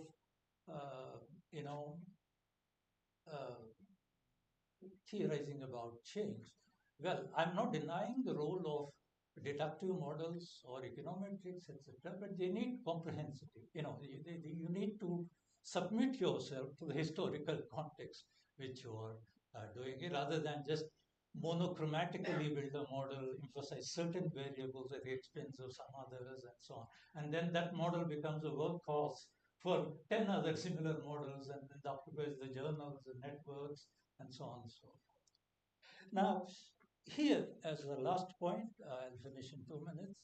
There is a methodological principle of understanding change, which I believe is the most powerful, and which, although it was systematized by Gunnar Mader, an economist by training, but all of us agree that he was more than an economist, and he developed this idea, a framework of circular and cumulative causation, which I think is very, very powerful. And is already implicit in the work of Adam Smith combined with Alan Young, or much later with Keynesian evolution, multiplier analysis combined with accelerator analysis. And very recently, there was a Sraffa scholar from Latin America who produced what's called the Sraffa super multiplier and so on. These are all aspects of it. And there are many other economists. Carlo, to me, a very good example, who had given up his growth models and got into empirical regularities, or what he called stylized facts of change and growth. And the famous growth laws of Carlo are, imbued with empirical generalization and investigation. His Verdun's law, etc., etc. I think is a good example. There are many other examples. Paulo Silos Labini, a famous Italian economist, and several of the disciples of Carlo Thirlwall and others who actually systematized this. And there's this beautiful work by a man called Pothier who put together these ideas, a common thread of the methodology of circular and cumulative causation that runs through the entire political economy, etc. Then yeah, the research program to be, I think there's much to be learned from this whole framework of circular and cumulative causation, because, and it is a critique and it is a method applied very fruitfully by Meredel. I'm sure many of you would recognize. He applied it to not only economic problems of international trade, where trade becomes an engine of increasing inequality between trading countries, but he also applied it to the racial problem in the United States, the black problem, etc., the color. And he also applied it to geographical problems, regional, North Italy versus South Italy, and why they differed, why the distance between these regions kept increasing rather than reducing. So it is a fundamental critique of neoclassical method, which emphasizes what he called countervailing theory. If something moves up here, then something moves down there so that the equilibrium is preserved. He says no, any change introduced in one variable will push the other variable further in the same direction, giving rise to a circular and cumulative. So to do this, I think a framework of Meredel of circular cumulative causation is very, very important, because real world processes are. So if you do, in order to follow the follow-up work or the concepts that Silas Labini gave, what is a circular issue in Sraffa system, value problem and conditions of reproduction? The system becomes a spiral in the dynamic problem. So one has to really look into the dynamics using, I think, this framework of Meredel, and then going back and patiently working through an applied history. And there's no doubt in my mind that there's a lot of place, not only for history, obviously here, but also economic sociology. At each point of, benchmark of you have to analyze the economic society, the distributive relations that engulf people, that bring them. And I hope this will stimulate some conversation between social. Thanks. So, any questions, comments? We have minutes, 7, 8. We can keep time to 10 minutes. These are some of the readings which, with great irreverence to other social science colleagues, I hope will be of some interest to your students, if not. Yeah. Very elementary kind of question, because they're very nice lectures. Quite a lot, so you kind of want to. I was wondering how the question of accumulation, for example, is also very closely tied to plunder of colonies, and now ongoing plunder of nature. And these are also hard to measure. But we know accumulation, growth, all those things, capitalism, wouldn't have happened if these plunders were not there. And plunders are also hard to quantify, in the sense that they are kind of we are all the time plundering here around us. So how does one, and this also comes into relational structures, for example, Absolutely. labor. Absolutely. So how does one then kind of move forward to, are there any issues, have they been kind of challenges? Absolutely.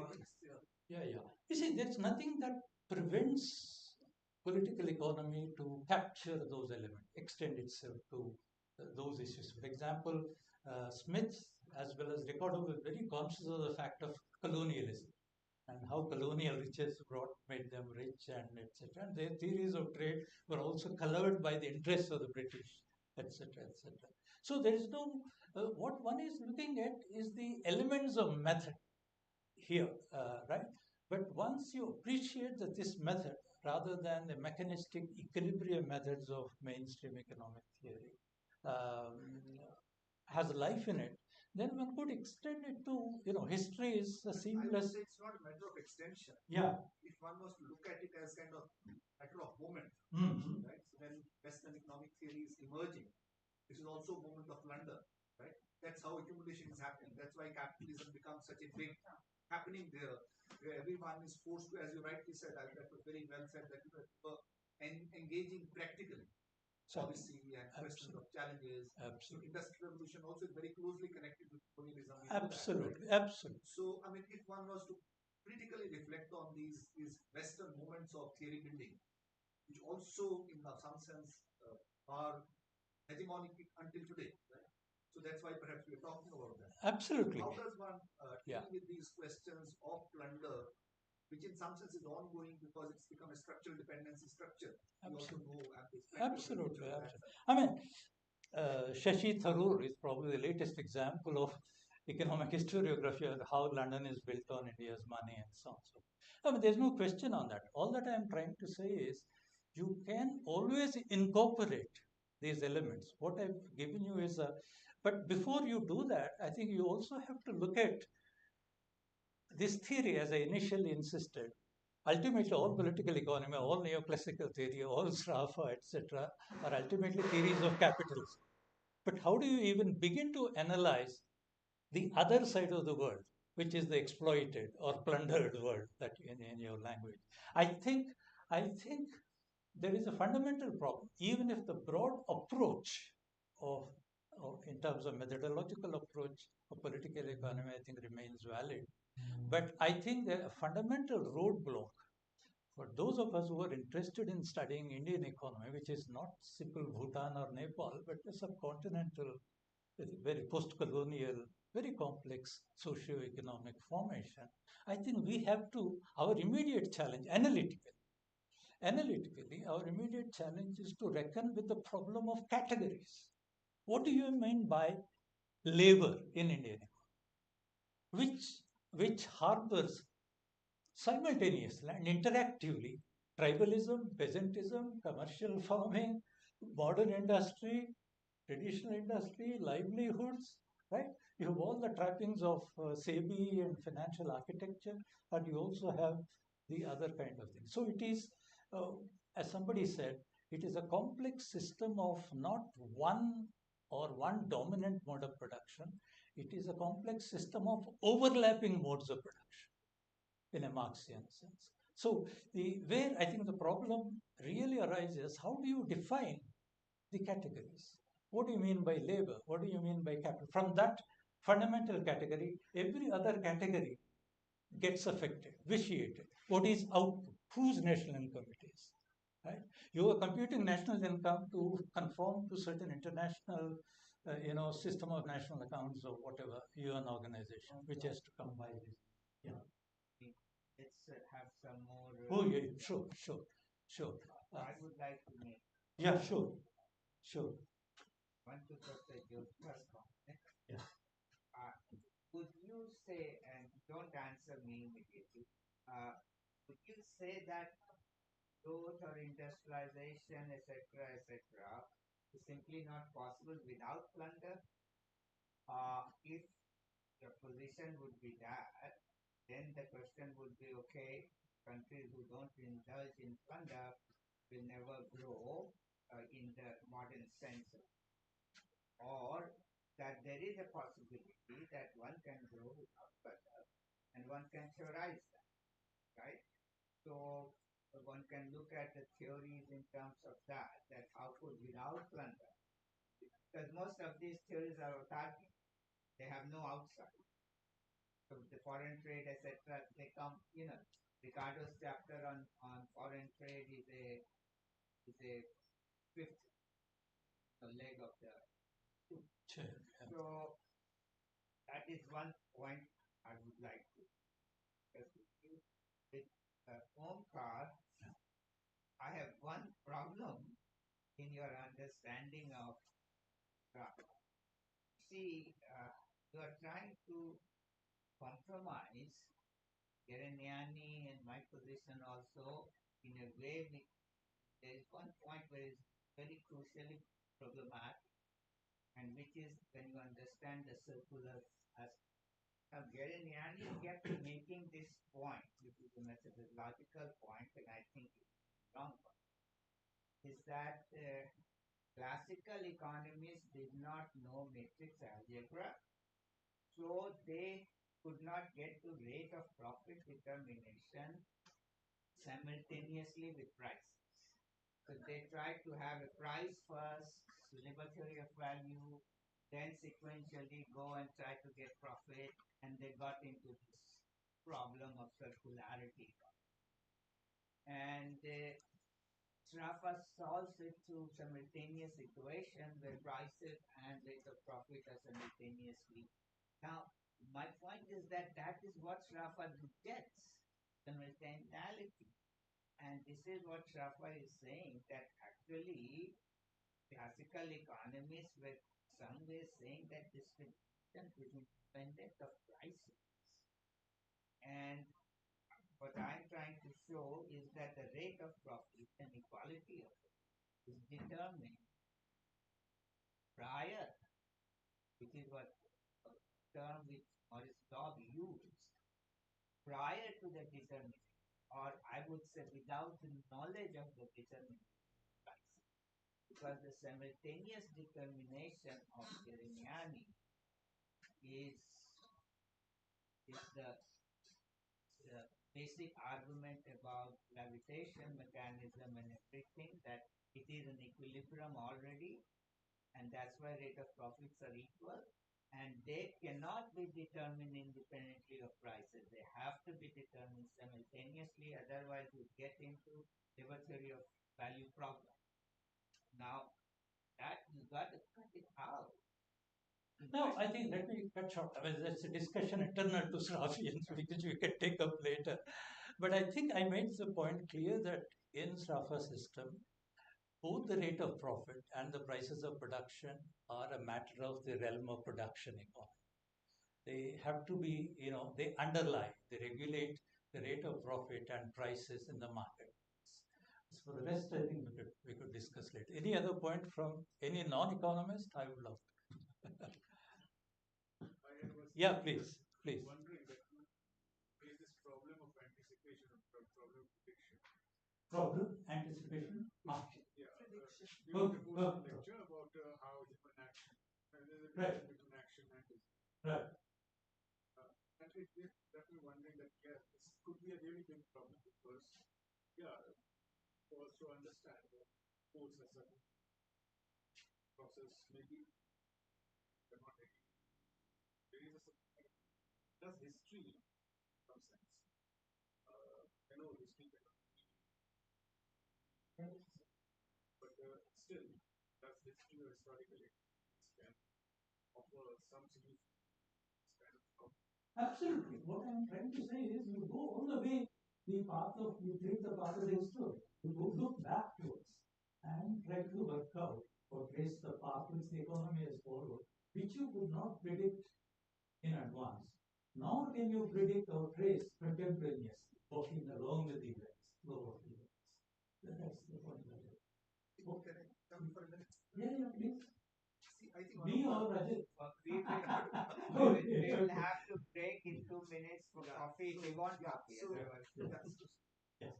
I think one of the biggest harm that new classical economics or Western economics has done is to making growth and accumulation as the normative of contemporary times, right?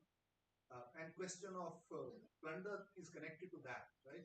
So if we were to be more practical as you started, that ultimately liberal studies or social sciences or human sciences, including natural sciences, their goal is to enhance human well-being. If that was to be on the table, then human well-being could also be imagined very differently from the way the mainstream post-enlightenment Western social sciences are imagined, which is very growth obsessed, right? And I think that's where perhaps, question of plunder that you were talking about. Why should one think of growth as being the only normative, as the inevitable, indispensable normative? See, I mean, that's a question that could be debated. The issue is not that. The thing is, for example, immediately there comes to amateur science, what a century of work on the so-called capabilities. to write about. Basically, he has come out with a new concept of development from within a critique of the welfare economics component of the neoclassical. But I have demonstrated that this concept does not have an operational significance. It does not form an integral part of observing development, etc. Although Meghna Desai, etc., in his review said it's a general theory of poverty, that's it. I would actually think it's a general equilibrium theory of poverty, rather than, the famine and the so-called hair-splitting distinction of entitlement, functioning, capability. So one can go and take legitimate pride in saying that I have, mastered a lot of galvanized, a lot of interest in the Western this thing about that colonialism is not responsible for Bangalore famine, or growth is not the same thing as. Well, I think these notions are already present there in political economy. So, for example, I give you a Smithian version of development as enlargement of human freedom was already appeared in his works, large work beyond the wealth of men. And it was brought home by, I think, the greatest, by Arthur Lewis in a book in the 60s called The Theory of Economic Growth. There's a small appendix tagged on, in which it says, is economic growth desirable? I think that addresses your question. So these questions have been integral to the larger discourse of political economy. So I have no question. All that I'm trying to say is there anything in the method of political economy that precludes bringing in these issues and contemporary policy issues, not only the regional, national, but also global issues? So we will have to break for tea, but so don't. I want to comment on your comment, but we should then discuss little later on. You see, I mean, if we are in a tribal society and the whole world can be very happy, but if we already are in modern society and we have the similar kind of consumption level, we are very poor and miserable, and then the growth would be needed. That is what we need to think. We need to think of it, right? Not accepting it. I mean, I recently went to Bhutan, which is ranked very high, very high on human happiness index or whatever. But I found that all the so-called 5-year plans of Bhutan are. Oh, yeah, so sorry. I'm so sorry.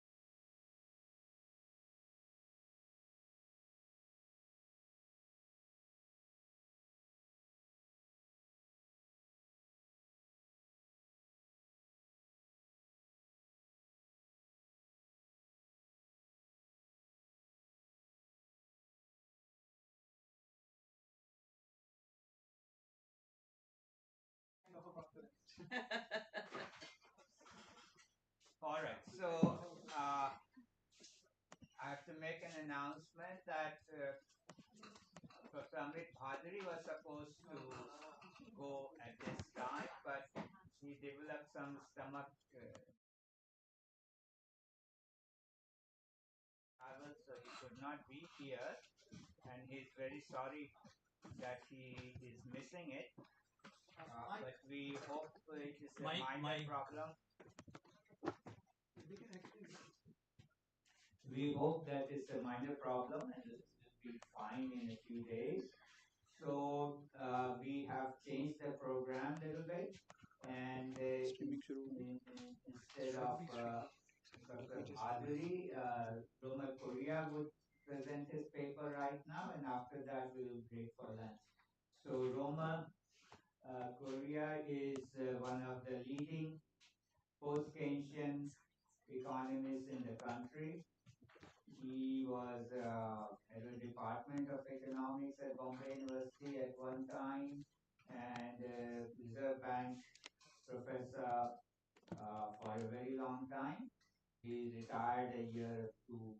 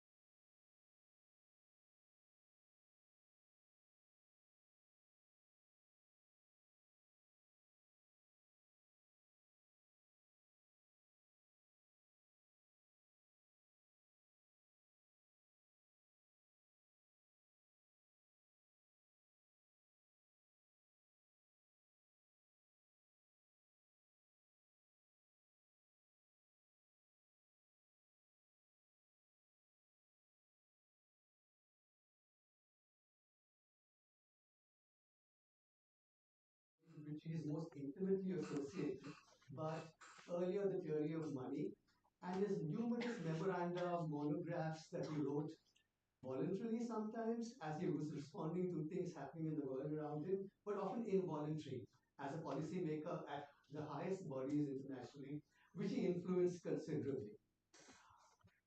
That is the monetary theory of production. And as a research agenda, it is carried forward by these pockets of scholars in Italy and France, notably, going under the rubric of monetary circuit theories. Circuit theories. Now, the term circuit suggests position of rest or number zero, switch it on, electric charges circulate through the entire system until it ends. You get back to the number zero, the circuit is closed. And the issue then is the positive and negative numbers in the process of this electrical circuit working that must cancel out to get you a zero starting point and a zero ending point. Accounting principles naturally arise based on what I have said. So one of the important heterodox traditions is what is called stock flow consistent modeling, SFC modeling. And my representation of monetary theory of production by the circuit theory is going to be through these boxes you will see in a moment of accountancy. Now, in terms of background, the SFC modeling has taken a particular format and shape in our time, but I cannot resist considering the space I have filled in right now, recalling the original locus classicus of macroeconomics that dealt with stock flow consistent modeling is the Godley and Cripps book of 1983, where you had these beautiful pictures of riverbeds and banks depicting stocks and flows, followed up a couple of years later by Amit Bhaduri's book of macroeconomics, the dynamics of commodity production, in a similar format in terms of pictures, very evocative pictures displaying economic categories.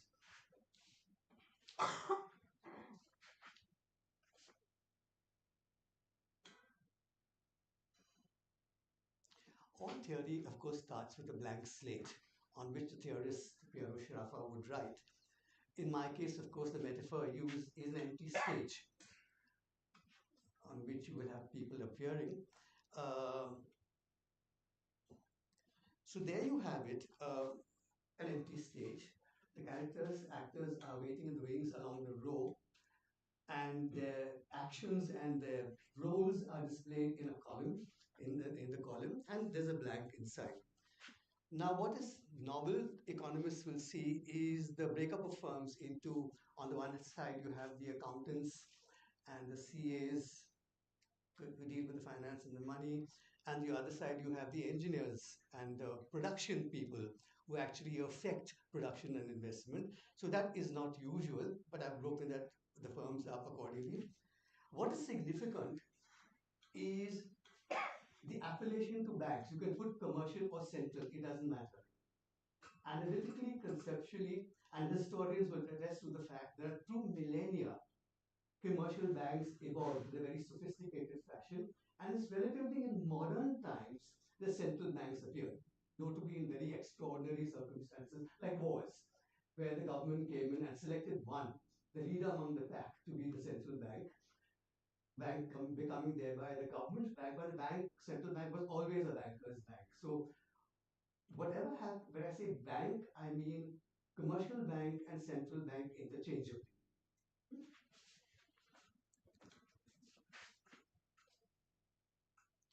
Okay, so the screen rises on our empty stage, and who are the characters that appear? That we first have the enterprise. I would have said entrepreneur, but there are two people there. There is the chartered accountant, cost person, and there's the engineer. But think of the entrepreneur, if you like, who has an idea, environmentally friendly project, ticks all the correct boxes in terms of employment, a drip irrigation scheme that is scalable, that doesn't apply just to Patiala, but can be scaled to the entire country, and a whole lot of workers that are going to be working on this particular project standing by. No money, no resources to pay them. Lo and behold, Patiala Bank appears with its Patiala Rupayas. Okay, it's issues money, it emits money, Patiala Rupayas. I'm going to drop it in a moment, and hands it over to the cost person charge. But here's your 100 crores of Patiala Rupayas to pay your workers. All right. Get this right. Okay, so there you have it, what I had mentioned earlier. There's a new, fresh um, row right at the top. That's Patiala Rupayas, Patiala Bank Rupayas coming in. So what the negative sign says is the 100 crores going out, the source of the emission. Money is emitted by Patiala Bank, and it lodges 100 crore Patiala Rupayas with the chartered accountant, the cost accountant in the firm. Now, Daddy, I can sense your irritation with this contrivance of mine. All right, so let's be more natural. It's not that on the screen because I didn't want to clutter it up too much. Like I said, commercial and central are interchangeable. So just think, instead of capital M, think of capital A alongside. That's the normal notation used for RBI reserves. Rupees now. That's you're comfortable with. Okay. So your central bank rupees, just think of a A wherever you see M. Central bank reserves, and attach a number to it, small r, to denote the rate of interest, the interest charged on central bank reserves. That is something that we can deal with. And central bank reserves now, credited to emitted, they were always digitalized, always to commercial banks, and indeed, in principle, directly to firms. So you would have quantitative easing directly, instead of quantitative easing as currently understood, buying bonds and hoping for some real liquidity, which has turned out to be not very successful at all anywhere in the world, including the United States of America. So you have central bank reserves coming in, and with this particular causation, our story starting with central bank reserves keyed into commercial banks to be lent to factories and so on. You have a very happy meeting between Heterodox Heterodox and Orthodox, both have debunked what passes as the money multiplier story in textbooks even today. A large part of what's called the money multiplier story is the cash reserve ratio. The story being that you have to put your money in the bank as deposits, and some proportion of those deposits your bank leaves with the central bank as reserves. That is an analytical fiction. Empirically, it is truer to say it's the central bank that keys in reserves. The causal arrows are completely reversed. Keys in reserves into commercial banks on demand or whatever criteria they might be. Orthodox and heterodox are joined in this particular proposition. Now, if that is the case, if we start with that, then it's a small step to say the central bank uses the reserve ratio as a vector, as a weapon. So, in fact, inducing social desirable investments on the part of commercial banks and dissuading, disincentivizing environmentally unfriendly investments on the part of commercial banks. And indeed, the heterodox tradition, now this is heterodox tradition, and you'll see why it's heterodox in a moment, has something called asset-based reserve requirements as an important part of its weaponry. Mechanically, it's not a big deal, you might say, because up until now, the attention was on the liabilities, cash reserve ratio. Now you just move your attention onto the other side of the bank balance sheet and you have assets. And look at the asset side of commercial bank balance sheet. But having said that, you can straight away see why it will be staunchly resisted by market nutters in the orthodoxy, because the horror of having the government, and in this case central banks, deciding which investments are good and which are not is anathema to any vulgar believer in market forces. So it doesn't get anywhere. But I would propose that when it comes to green and brown, there's no controversy. Everybody knows the distinction between green and brown investments. So in the universe, but what we have instead is not direct government stakes or government funding or central bank funding of green investments the world over. What we have instead are big financial institutions coming in and government de-risking those projects and providing. De-risking means simply one of taking away the risks imminent in some of these projects and taking it upon itself and providing assured return to private enterprise in the context of reinvestment, hazardous, unknown futures, and so on.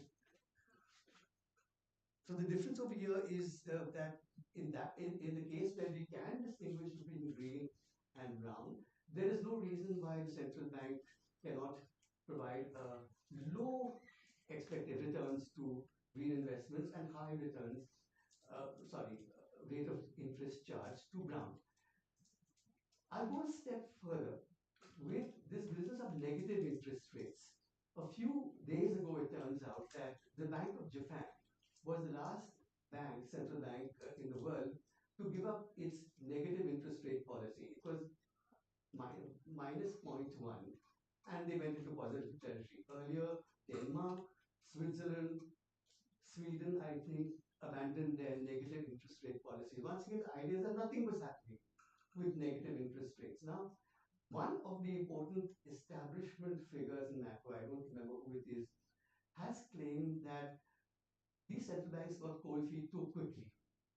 They just dipped their toes in negative interest rates and they quickly scrambled back to positive territory. They got scared too fast. But indeed, what he said is that we should go negative and deep for long. That will deliver. I was thinking about it. Some teachers of economics would consider something like this. How do we deal with negative interest rates? Well, draw your IS curve in the second quadrant. Okay, the LM curve has gone out of fashion. So draw your IS curve in the second quadrant, and you have a certain level of output employment on the x-axis.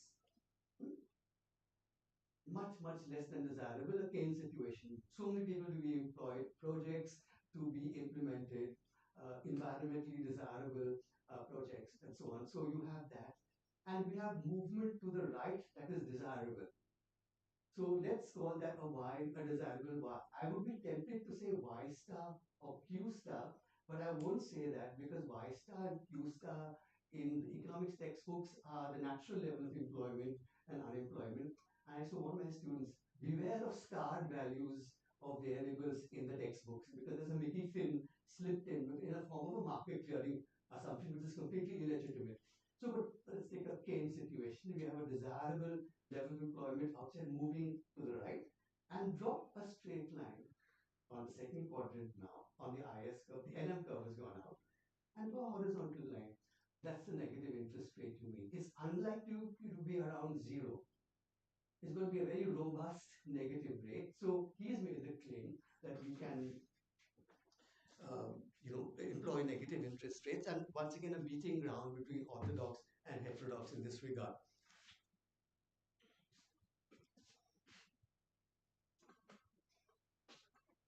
There's one thing I didn't bring up at the outset in terms of the drama, all right? What I'm going to write, what we are going to write together is a vivacious, hopeful play.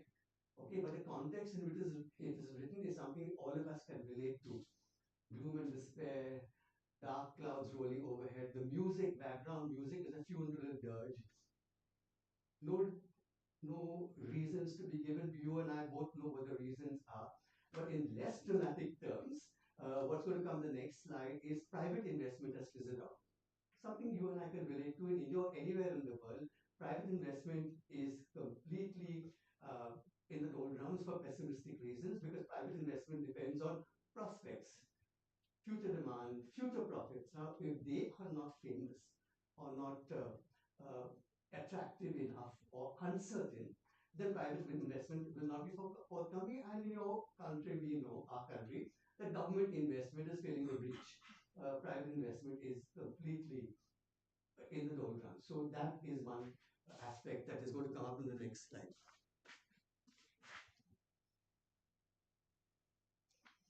All right, so now the money transfers from the CA to the production person, the engineering person, in the form of a wage bill. That number WB is the product of the wage, all money variables now, money, wage, and the number of people employed. Minus sign means it's going to the workers and deposited into their accounts. Now, I could have done something else over here, made you feel more comfortable if instead of that M and WB, I had put loan instead of M and deposit account instead of WB, and with a loan rate and a deposit rate. It's the same thing. There's no difference. But if I did that, I would have to bring in the difference between the loan and the deposit rate and bank margins, bank profit. That would take focus away from what I'm tending to do. I'm not talking about bank profitability, but equivalently, you can think of that as deposits. Now, workers, so the bank opens a loan account, simultaneously a deposit account. Right? M and WB are the same. It's all 100 crores. Rupees, if you don't want to think of rupiahs.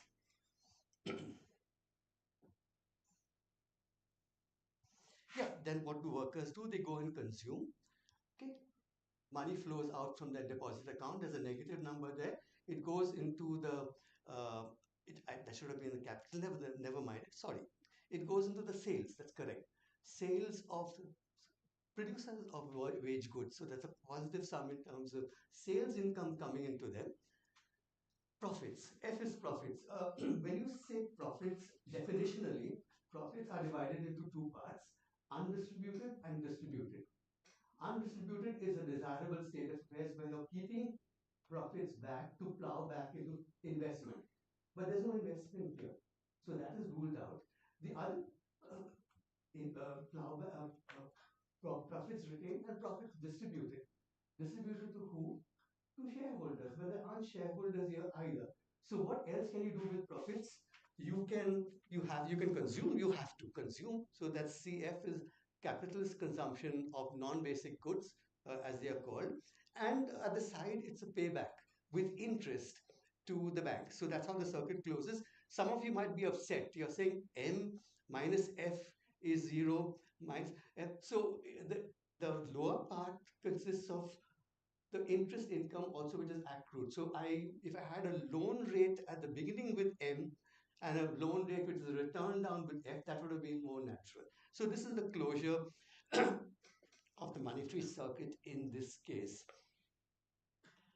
Uh, Now, if I had this box and I was juggling with this box constructively, uh, what are the degrees of freedom I would have? The quantities are more or less given. Quantities are given. What is not, and these are typically contentious, debatable things in economics, is the reserve rate, the rate of interest that central bank charges on reserves, and the wage rate. Two prices are the things that one would have discretion over. The first one, the reserve rate clearly has to fulfill the no profit condition. There shouldn't be losses. No profit, no loss condition, so that is taken care of.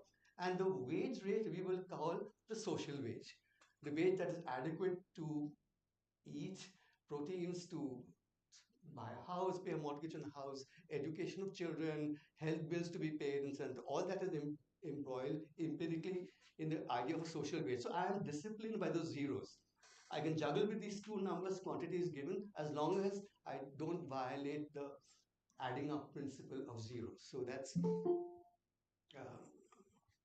element. I'm going to conclude, this is for the economists over here, and with another bit of theatre. I started off with theatre, let me end this, move from the slide with theatre. In the old days, this particular line of thinking used to be called loans make deposits, robustly, very vigorously, combatively. Okay? We are saying loans make deposits, and the other guys are saying deposits make loans. Now everybody holds to the view that loans make deposits. So that's a universal point of view. Recently came across an article on this loans make deposits principle.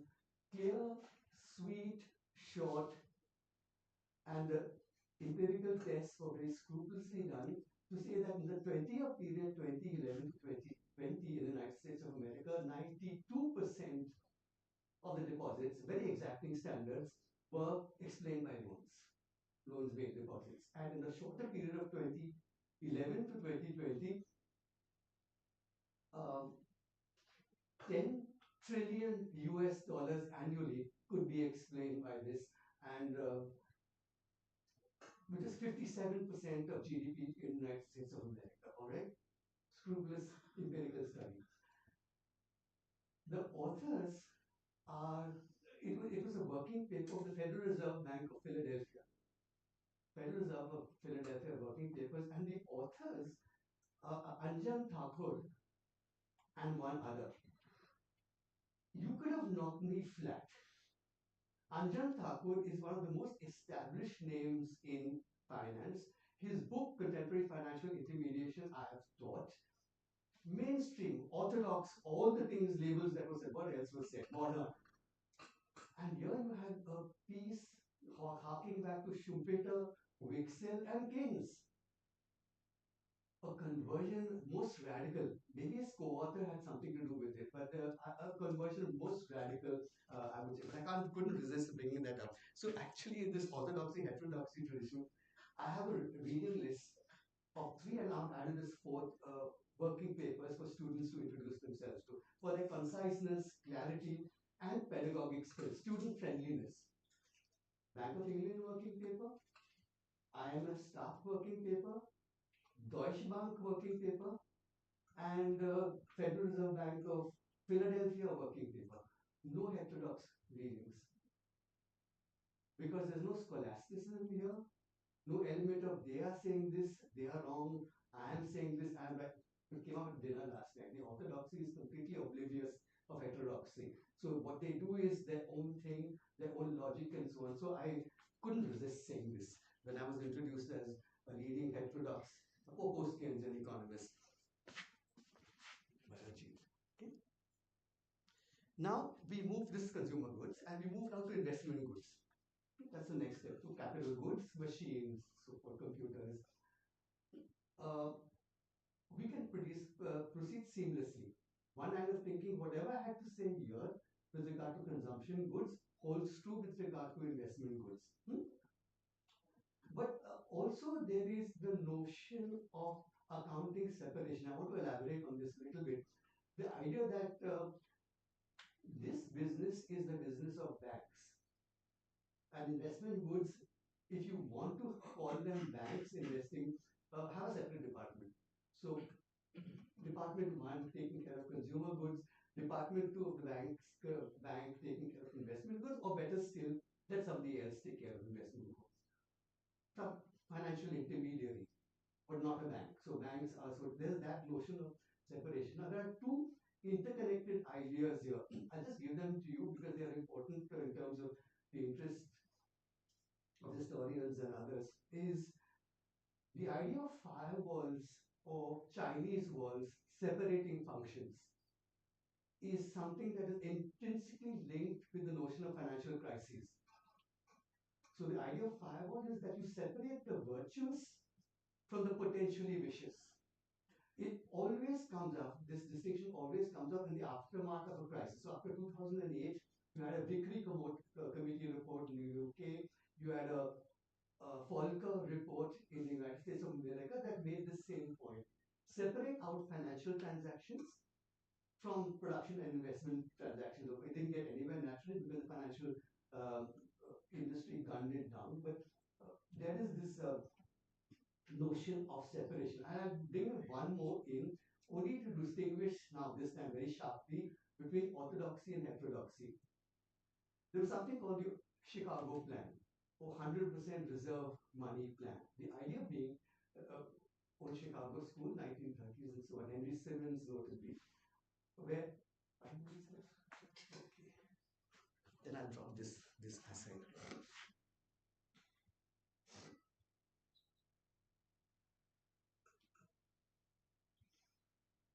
Okay, this much I will say over here is as narrow a box as you will see.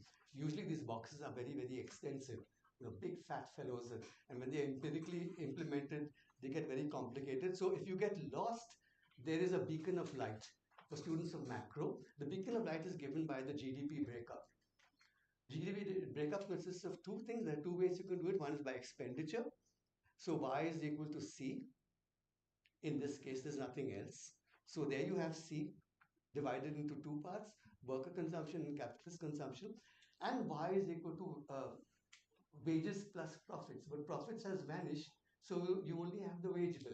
So that is perfectly well taken care of. My accountancy is correct if you look at that column. So GDP memo is a beacon, a flashlight to show that you haven't got it wrong.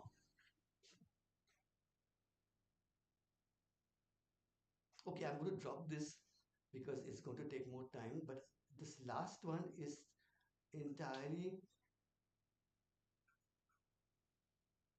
okay, this one, no, I'm sorry, I shouldn't have dropped the last one. That's the investment goods. Sorry, I'll carry on with this. I'll be rapid now. This is the investment goods part that I talked about. Now, the novelty that I have introduced over here, I said earlier, private investment has vanished. Pessimism, dimming of the animal spirits, and so on. So you have, these are public sector firms. Public sector firms. So you have public sector firms, planned capital and current. How are these investments financed? How does the minus I get financed? By the issue of public sector bonds. All right. So the delta stands for a fresh issue of public sector bonds. From B minus below is the last year's level of bonds. Now there's an increase in public sector bonds. P is the price of bonds. The earlier rate of interest you could call the short-term rate of interest on reserves. You can call this reciprocal of this the long-term rate of interest. So they are the ones that finance it. Interest payments are due on bonds held, so that's money going from one side to the other, and there's capital gain. So this is a completely coherent structure. On the level of ideas, I will say this. This rounds up Keynes's idea of the socialization of investment. Keynes had the idea of socialization of investment as this imponderable risk, like in India and elsewhere, that paralyze investment. All right, pessimism, animal spirits, etc., should be taken over by the government straight on the chin. As in this case, now in this case, what the rounding up means is that I've included financing of it. Financing through public sector bonds as well. I'll keep to his, because I normally always, I don't know what he does to me. I somehow get over the top with it. Now, this he is not going to stop me with because the title is provoked by partly Omkarnath and mainly him. Okay, the title, that's just a little provocation. Now, what Ajit has been concerned with in recent times is this business of, robots and machines and artificial intelligence taking over completely. No work. No work. Now, as a good neoclassical, this is what's the problem? There's a work-leisure trade-off. Anyway, work is this utility, leisure is utility. So let's all watch Netflix, go fishing, Mark said, and so on. So why is that an issue? The issue is one of operationalizing the distribution of the surplus now in the hands of. Marx spoke of this, but Marx spoke of this in the context of socialism. Yeah. Awaited the demise of capitalism, which is exploitation of the labor force. Keynes wrote a little 12-page piece on economic consequences for our grandchildren. For some reason, in recent times, it's got a lot of press, a lot of articles written on this 12. But still, the issue is one of all right, there are no workers now. There are only households. Workers are gone in this diagram. All right, so far so good. The GDP memo is met. Now, all that is different here from the previous slide is whereas in the previous slide, all public sector bonds were held by public sector.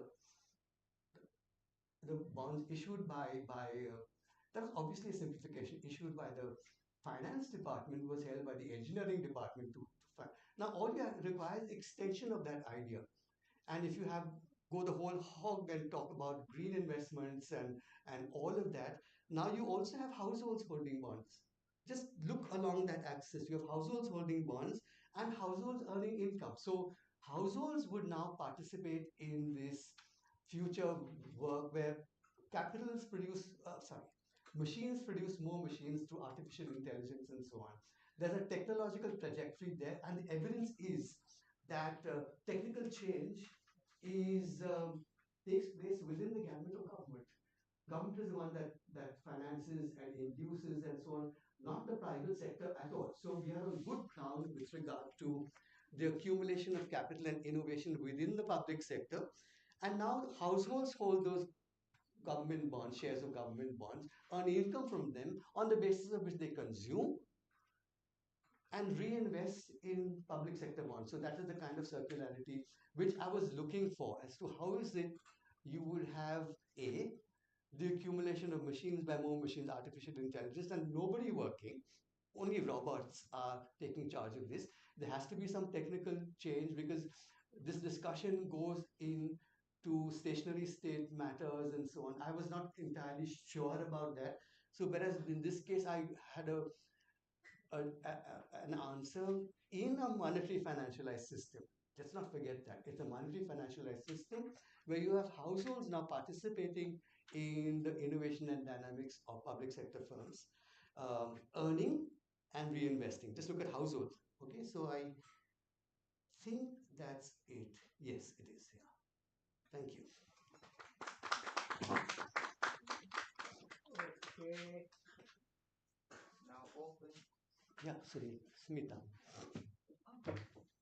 Just on your last slide, this is a sort of a recurring question, right? You have households. Households are bearing the benefits of the bonds they hold.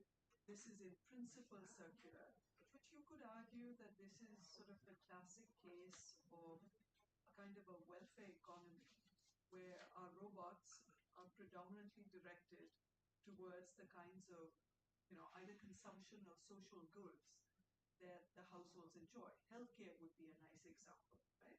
Would that be consistent? Completely so. I stopped with investment goods. The same logic goes Correct. through the standard consumption goods. Remember the social wage idea? Yes. Where's the social wage coming? There's no wage. That's right. There's no wage. So then clearly it would be the case that hospitals, schools, creches, old age homes, facilities, all of that. And in fact, coming back to your Japan example, on the negative interest rate side, you could argue that a lot, in fact, of Japanese investment in robotics is actually precisely directed at some of those examples. So it would be kind of a provocation of your last row Right. to be looking Yeah. historically at these cases. That's right. So it's just a thought, but it does happen to be the example where there's a kind of a different assumption of what investment might look like in a highly roboticized future. Yeah, the issue is one of, if you give it to private sector, there's mysteries around that zero rate, plus minus. All your curves get weird around those, get flat, vertical. But so this particular person said, go deep negative. That's right.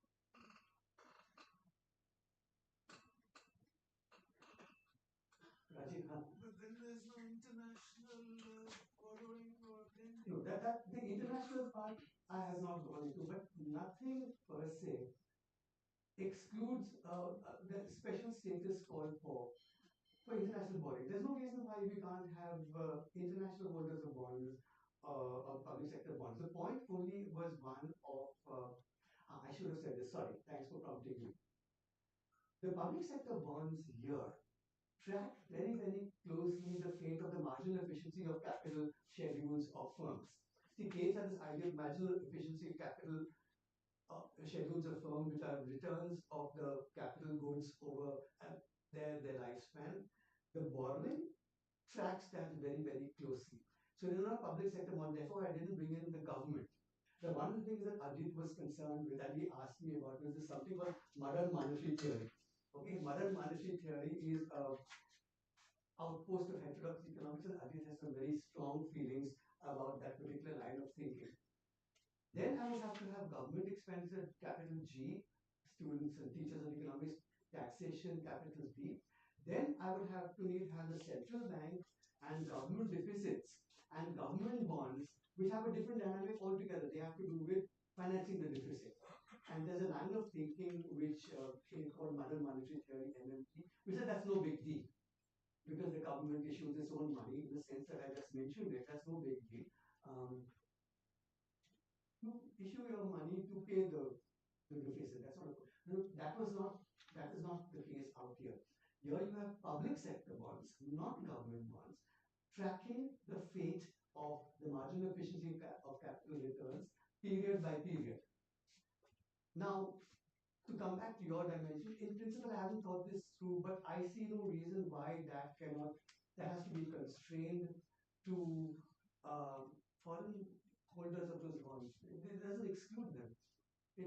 I just stylized it by including households. Why not foreigners? I see in principle no constraint over there. Thank you for your Yeah. Thank you for your talk. So I'm actually just curious about this last idea that you talked about where machines take over, and I know Ajit also presented that work last time in the seminar. So you said that the problem with this is inherently that the distribution of surplus is with the few. No, we don't have any idea. Huh? Oh, okay. If you only have robots, there are no classes anymore. There are no capitalists and there are no workers. So my problem was when you have the this capitalists will be there because they want the that. capitalists are there, but you said that No, it will be in the public this sector. is public sector. Oh, Public, yeah, this right, is, yeah. so I said private investment has gone. Right. It's specifically, and this is as empirically valid as you can think of. Think of your own country. Right. So this is all public sector. So even if the surplus is in the hands of the public sector, given if machines take over, that is not ideal. You mean? Is that the problem, or what is the? No, the idea is there is no volition over here because there aren't any human beings here.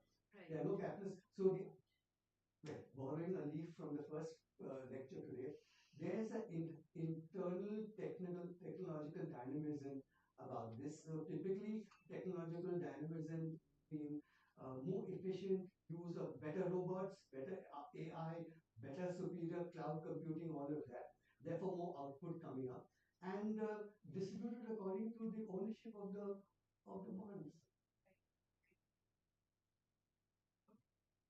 Okay, my question doesn't relate to economics, but it's an extension of Sriva's question.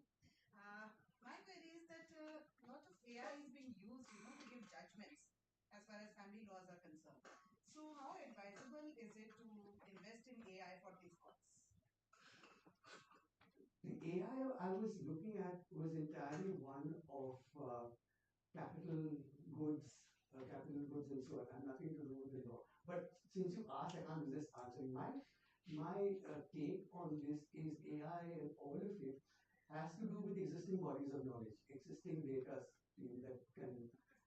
It is silent on novelty, surprises, fresh innovation proper, which is not part of the existing data set. So I still believe, and I could be questioned on this, that it is possible to come out with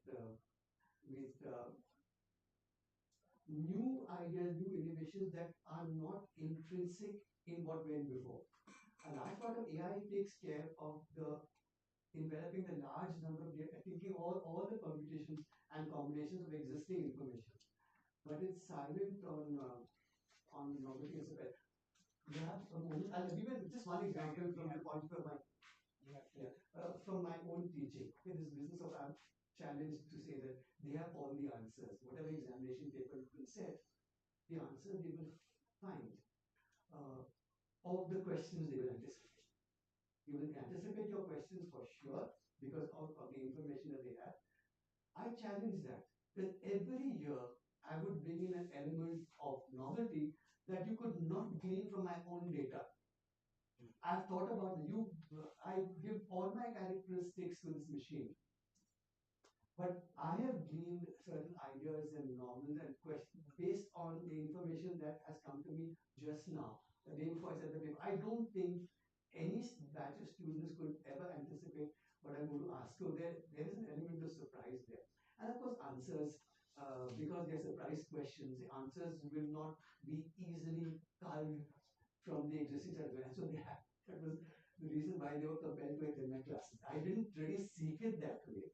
But if you didn't attend my classes also, grasp what I was doing in class, there's no way you would answer the question. I'm a bit optimistic on that front. The element of, because I believe this, I believe that more and more of what passes for this is data, existing data and information gathering. This from the standpoint of total ignorance about AI and the futuristic, there'll be robots all around, but somebody has to manufacture these robots, right? Some labor will be involved. No, I went to the extreme. I went to the extreme kind of caricature of and this. also the algorithms. Who owns those algorithms? Right. Is it the capitalist class or the state or? I went the whole hog. I imagine a world where the robots are producing more robots, they're innovating. I just went the whole hog. Of course, there'll be a labor residue. The production of capital by means of capital. Yeah. I just went the whole hog. I just stylized it to believe there are no workers whatsoever, and you have it's a stylization of sorts. Yeah. But you could, in principle, I mean, just to speak to that conversation, you could, in principle, extend the relationship of systems of countries, even if they were foreigners, where your demographics, extreme youthfulness, extreme aging might in part accommodate the need for your extreme case. So, it's possible.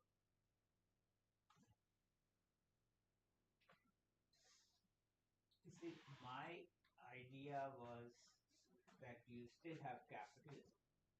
So the capitalists do own means of production, and means of productions are robots and AIs and etc. They earn the surplus because all the net output is owned by them now. Now the question would be, and why I kept capitalism is that because in capitalism you have this, it has the vigor for your technical changes, etc. Whereas in complete your model of public ownership, that may not be there. Generally, it is assumed. So, but your model is much easier in a way because if you have capitalism, then the question would be most of the people are unemployed and they have no source of income. So state as an institute institution which people control has to have control over capital to ensure that they get some income. In your model, state directly is in control, is the sole capitalist. So in that case, if state is democratically controlled by people, income for people is not a problem. But whether you do it through your bonds or do it through, income distributed, as I said, it can be distributed as dividend to everybody and all those things. That makes it much easier. But what if the state becomes a passive state? What if the state becomes a complete, you know, small elite take over the state, let's say Putin style? Then you have got a problem. But you have households with much No, greater let me, autonomy. I just contest the first part of what you had said. The reality is now you have a monopoly of 4 or 5 of the big names with AI, and the work that I have read says the following: you have innovation taking place by venture capital, new ideas that come, etc. No sooner have they begun to bloom than the big guys swoop in and buy them off. Okay, so that is, and once they've done that, no innovation is taking place in Apple, Microsoft, etc. The innovation is taking place outside them, and then it is bought by them, and then it stagnates. There's one monopoly profits, 4 or 5. So it's not a very dynamic capitalism that we're looking at in this industry. It's a monopoly of 4 or 5. The famous Meta, Apple, Microsoft. So there's one. It's not that industry I'm talking Oh, about. we're talking about I'm generally. talking about the whole The economy, whole economy. which has been taken, no work allowed. No work. And then the whole question then remains. I mean, if you have two models, either the state takes over or state controls the capital in indirect way. And so I'm saying that the same democratic setup is there, a state regulates and things of that nature through which people get their income without work. And that is one model. Other is your model, which is basically a socialist model, that state is sole controller, and then it decides to distribute income accordingly. With its own internal dynamic. With all that's left is technical change. Yeah. That's all that's left. And that is the domain, I think, empirically has been shown. Masukato is one of those. Notably shown that through history has been the domain of state interventions. But not really the midst of private sector initiatives. Yeah, no, that's a different issue. What I'm saying, but as far as the large experimentation is concerned, state slow. But if you look at countries like U.S. and the Western capitalism, and countries like Soviet Union, etc. Soviet Union could compete in the space or arms race, but when it came to general human life, technical changes could not compete with the rest. So it's a question of the system as such which gives rise to this kind of dynamism or not. But that's a bigger question.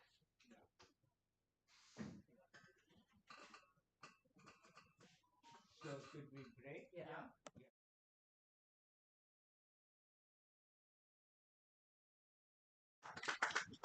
So we start at 2 o'clock. Now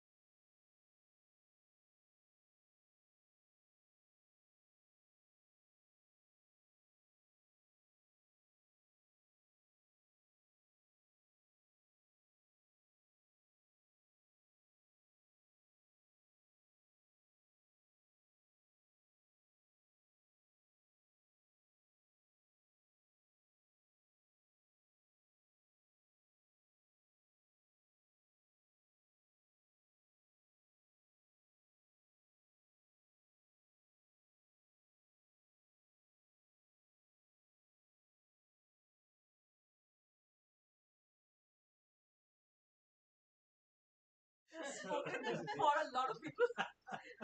And generously, history has given way to sociology. Sociology will open the second part of the day. Yes, I think the battery We is have gone. the I'll give you the other. superstar of sociology, Professor SS Jyotka, who will be presenting the talk, and Dr. Manisha Sethi has kindly agreed to be the chair. So over to you. So, Hi, so welcome back. Professor Jyotka will be speaking on recasting the rural, turning old into new.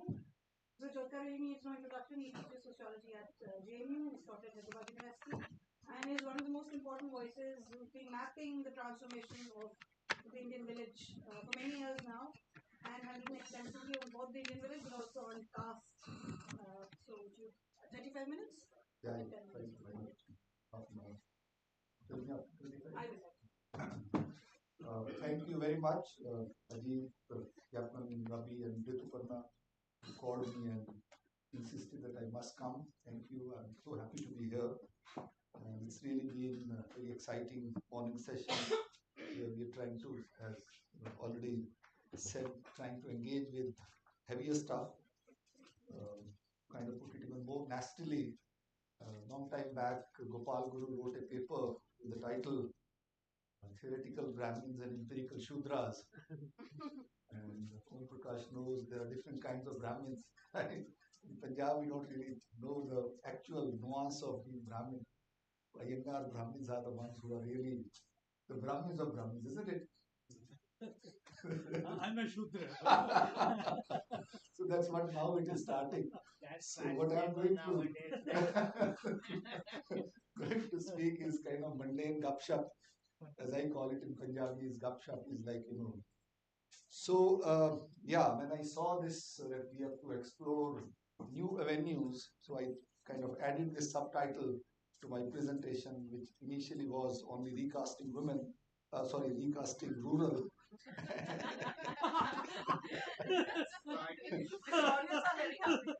That's equally important. That also needs to be done. There are lots of other feminist women sitting here who will do that job. So yeah, I'm kind of just to kind of establish my credentials. Let me show you some of my publications. As was already told by Manisha, that I've been working on rural for many years. My early work, first field work, was actually in this part of the country, in Haryana, where I studied villages in Haryana, mostly agrarian chain, debt dependencies, and that was actually my work was closer to economics than to sociology. And after that, I've done field work in Himachal Pradesh, in Punjab, 2-3 times. That's where I did kind of extensive survey of 51 villages. That's where my caste work started. Then revisited 6 villages. I've also done field work in Bihar, in Madhubani district, that migrations and non-farm economy in rural Madhubani. I've also worked in Gujarat and in South India. So these are some of the publications in book forms. This is more like a kind of statement of the discipline. This was kind of collection of revisions, which also tried to revision. Title of the book also kind of borrows from M.N. Srinivas' book, India's Villages.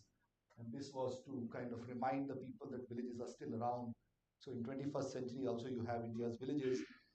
This is a book that has just come out 4 months back. It's kind of written for lay audience in some sense, based on obviously my research and other people's research. Is published by Aleph, the first book which is not really in some sense academic book. So the old rural, I think that's kind of very important to figure out that how rural becomes a very central category in social sciences, and particularly if you are kind of trying to explore India. It's not simply the village, it's not simply a site, a particular kind of place, but it is the India in some sense. So in 1950s, after 1947 India's independence, you have in some sense taking off of Indian social sciences. Economists actually become the drivers, they are the engineers, they are the ones who actually have to fix the economy. And then there are social anthropologists, to some extent, also political scientists. Political scientists were more normative, but I think social anthropologists were very closely connected with the state project of nation building indirectly. So the idea was that, so far we have had a an imagination of India which was either scriptural or based on scriptures, what M.N. Srinivas rightly described as a book view of India, which was developed by British, in some sense, rulers, but also Western European Orientalists, that there is this culture called India, the region called India. People also use the word civilization, the word that I don't like. But so there is this larger civilizational narrative on India, which was entirely based on Hindu scriptures, not just scriptures which Brahmin told them are worth reading. There were many other scriptures which were completely ignored. So it was not simply a book view of India, it was also a Hindu ancient Brahmanical view of India. So the idea was that, if you have to have actually a development of the country and turn it into a democracy, you need to have an understanding of the real India as it is lived. And the assumption was, again, this is a problem because India did not live in its villages alone. Patiala is not a city which was set up by the British. So you have, in some sense, India also lived in its cities. But that was the assumption that if you have to understand the real India, you should go to the village. So in 1950s, there was this engagement with the India that has been around for centuries and millennia, and that is something which we are going to empirically explore. And if we are able to explore the village, then we know what India is. So village was in some sense what, again, I think M.N. Srinivas called as microcosm of Indian society, that this is actually a case study where you study one village, and if you spend 2-3 years there, keep working there, keep figuring out what it is, after 2 years you will suddenly, be enlightened, and then you can describe how Indian social structure works. So village by definition was a traditional community, and social anthropologists were the ones who were studying village. So it was also a cultural unit which had been stable for centuries. It had a structure of its own, and traditionally Indians lived in villages. And this is the assumption which I would contest was a wrong assumption, because it kind of makes the city absent. So you come to Patiala, you go to a village of Patiala, while you know that Patiala has also been around for ages. S.C. Dubey, for example, goes to study a village in Hyderabad. Village in Hyderabad obviously goes via Hyderabad. M.N. Srinivas goes and studies in Mysore village. So they're all going through the cities, but they don't see city as being India. Right? So Hyderabad, again, it's been around for ages. So this was not an accident. This was obviously a problem. Not that they did it consciously. They actually genuinely believed that Patiala was not Punjab, or Hyderabad was not Andhra or Telangana, or Mysore was not South India. Even though they had this notion of kind of pan-Indian homogeneity, but they still, in some sense, stayed focused on the village. And as anthropologists, they also approach village as a cultural unit. I think there's a whole debate within anthropology that villages are cultures, villages are not economies, villages are not material processes, villages are, in some sense, kind of ways of life, and these ways of life are by definition static. So there's no technology there, there's no production there, and that's a serious problem. I think it connects with some of the discussions that we were having in the morning, that in some sense economic thinking begins only with modern times, when you have a rational actor trying to produce wealth. So this is obviously again a mistaken kind of assumption. So village had its economy, but the economy was also seen to be a cultural process. Land was seen as a ritual process and stuff like that. So the motivation was, over the years, villages have also been restudied. I think we should not spend too much time on this, but this has been done by economists as well. Economists also studied villages in late 1980s, Slater villages in Madras or Palanpur. These were villages that were studied by economists, but their interest was to look at what the pre-modern India was like, and they then went back to those villages, and some of them still go to those villages to map how village has changed, and that would show how India has changed, how agriculture has changed, how India's economy has changed. So I think their notion remains the same, that there was a village until 1940s, which was a traditional village. Development comes and development begins to change the village. And now, for example, if there is larger non-farm economy, or villages have moved out, or villages have become more technologically savvy. That is the evidence of change, some kind of a time series process, which kind of. So sociologists also, in some sense, similarly see that there was something called authentic Indian self, and what has changed of it and what remains of it. My own problem with this is that this again is a flawed assumption, because when I went to revisit my villages after 20 years, in those 20 years, village obviously had changed, but I had also changed.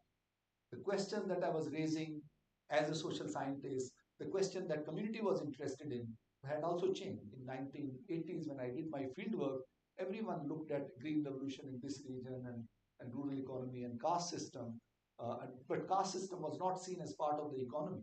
So I did not look at caste when I was looking at debt dependencies in 1980s.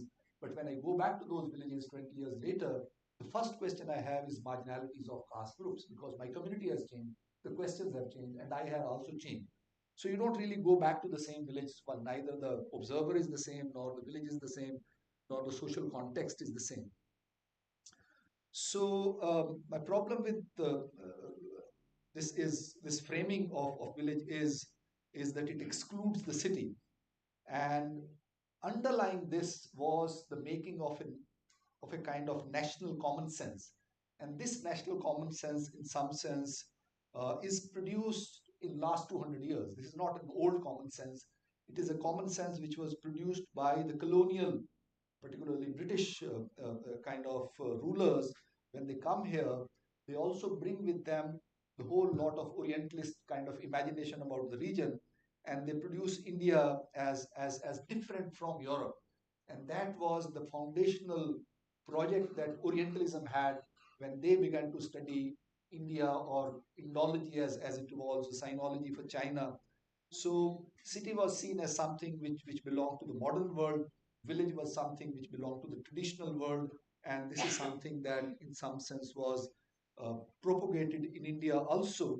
But why does it become accepted? Why M.N. Srinivas does not go to Mysore to study India and goes to the village?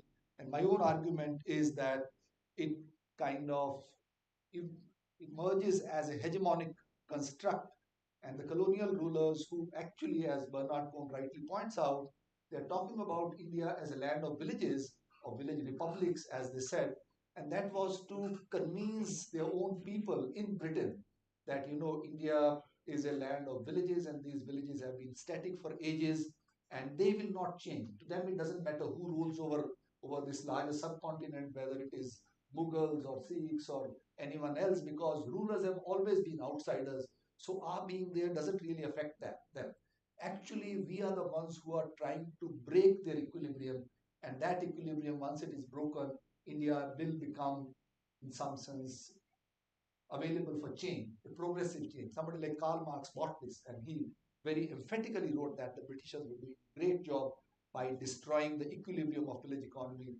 But the village did not have private property. Village had, in some sense, a hegemony system. Everybody believed in caste system, which was complete lie. It was not at all true. India villages had caste system. The word hegemony is again an 18th, 19th century construct. And this actually develops with the colonial policies. Those who have looked at rural histories, they show that 17th century region was very different. Agrarian systems varied from region to region. Private property in land existed. Not everybody inherited land. Land was inherited only by people from certain caste groups, and within kinship. There was no market for lands. That's a separate thing, because it was not required to be marketed. That's a separate thing. But India produced commodities. India's agriculture produced spices. India's agriculture produced agricultural commodities, which was circulated across the world, right? Literally across the world. That's why, to begin with, the colonial rulers come here in the 15th century to do trade in spices. Before that, in 7th century, you have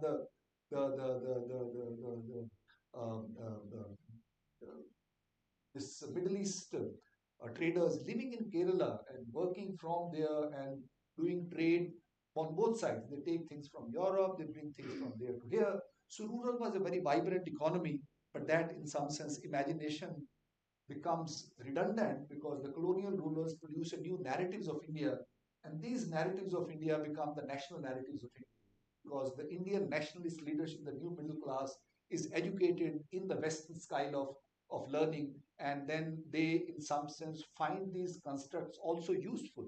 Say, for example, Gandhi is talking about India as land of villages. Gandhi himself didn't know village. I mean, he first talks about village in South Africa after reading colonial writings, after reading Sir Henry Maine. He had never visited a village until he comes back to India to participate in the nationalist struggle. Gandhi, Nehru had to actually literally discover India. He was born in a city. Gandhi's family had always been an urban family, Porbandar and all other places from where his family had come from. Nehru's family comes from Srinagar to Delhi. That's where they become Nehru's, because they have a house near Nehru, and then his father moves to Allahabad. All these are big cities, old cities, right? So they had no idea about the village. Even Ambedkar was not born in a village. He was also born in Mau. His father was a middle class employee of the colonial government. That's how he was educated.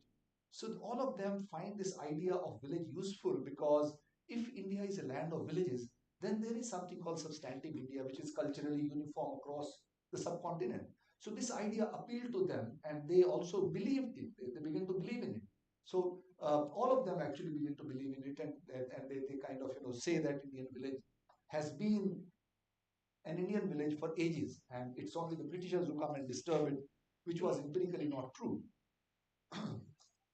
So so they find it useful, and then the anthropologists begin to, in some sense, operationalize that hegemonic imagination of India as land of villages as a field site.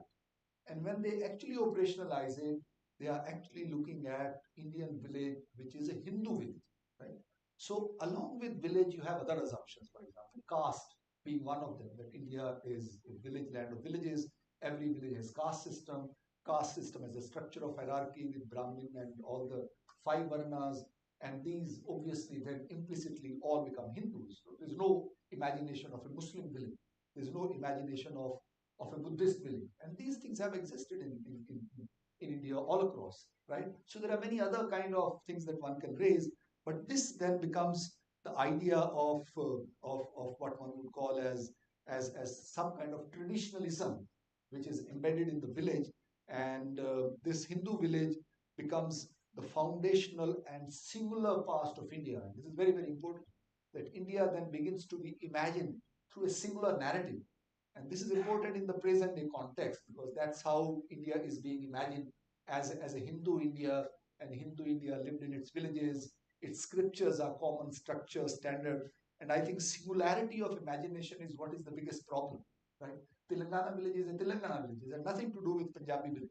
Punjabi village is very different from the way rural people live in Kerala. And the difference between the two is perhaps as much as between the difference that you would have in a Gujarati village and a Mexican village. So these are two different kinds of settings, but then these are seen as a uniform kind of. And then there is this misplaced urban progressivism which is linked to it, and it has its own implication, and I don't want to go into detail, but somebody like Ambedkar also buys into it and sees city as a place where there is no caste, right? It's kind of misnomer, because Indian cities were all structured around caste, and they continue to be structured around caste even today. If you go out and look around in the city of Patiala, you will find localities where certain kind of people live. And if you go back 200 years, completely on caste lines. Ambedkar himself, when he comes back from Colombia, and he wants to work for the person who had sponsored him, and he cannot find a place in Baroda. And interestingly, he writes this book called Waiting for Visa, where he says in the preface that I'm writing this for that foreigner who has never seen India, to experience how caste is practiced in far off villages. And the first essay in this is about Baroda. The second essay is again about a hospital. The third essay is about railway station. All these are modern institutions where caste persists. So there's a common sense of India and common sense of caste that is being reproduced, that is being produced here, which fits very well in the manner in which, at the same time, West is working on theories of modernization, theories of human development and human progress, that you have traditional societies and you have modern societies, the point of things that we were talking about, individualism. There is new kind of bourgeois individualism that emerges, But that bourgeois individualism is also producing a notion of the other. And the notion of the other is that the other is waiting for us to be taken out of their traditionalism and put into this loop of progressivism, and which comes with cities. So village comes to be seen as a sui generis category, and this is not something which is happening only in India, it's happening globally. So my own, I mean, this is something on which I need to work, that the Western theory, when it is being developed in the 19th century, they are taking a lot of material from India. And this conceptualization then gets kind of translated into functionalist theories of society, evolutionary theories of society, and the way rural sociology evolves in United States. And if you look at the textbooks of rural sociology, they again very clearly reproduce the same notion of the village, which actually colonial rulers, in some sense, developed in case of India. So this is kind of something that becomes part of the colonial narratives, and the colonial narratives then, in some sense, also produce all these theories that we were talking about, and these theories are also ahistorical. And village then gets equated with what we call as tradition. Village is also simple. Village obviously is also backward. Village is also internally homogeneous, even if there are caste hierarchies. But villages are villagers. It's also poor. It's also conservative. On the positive side, it is also authentic.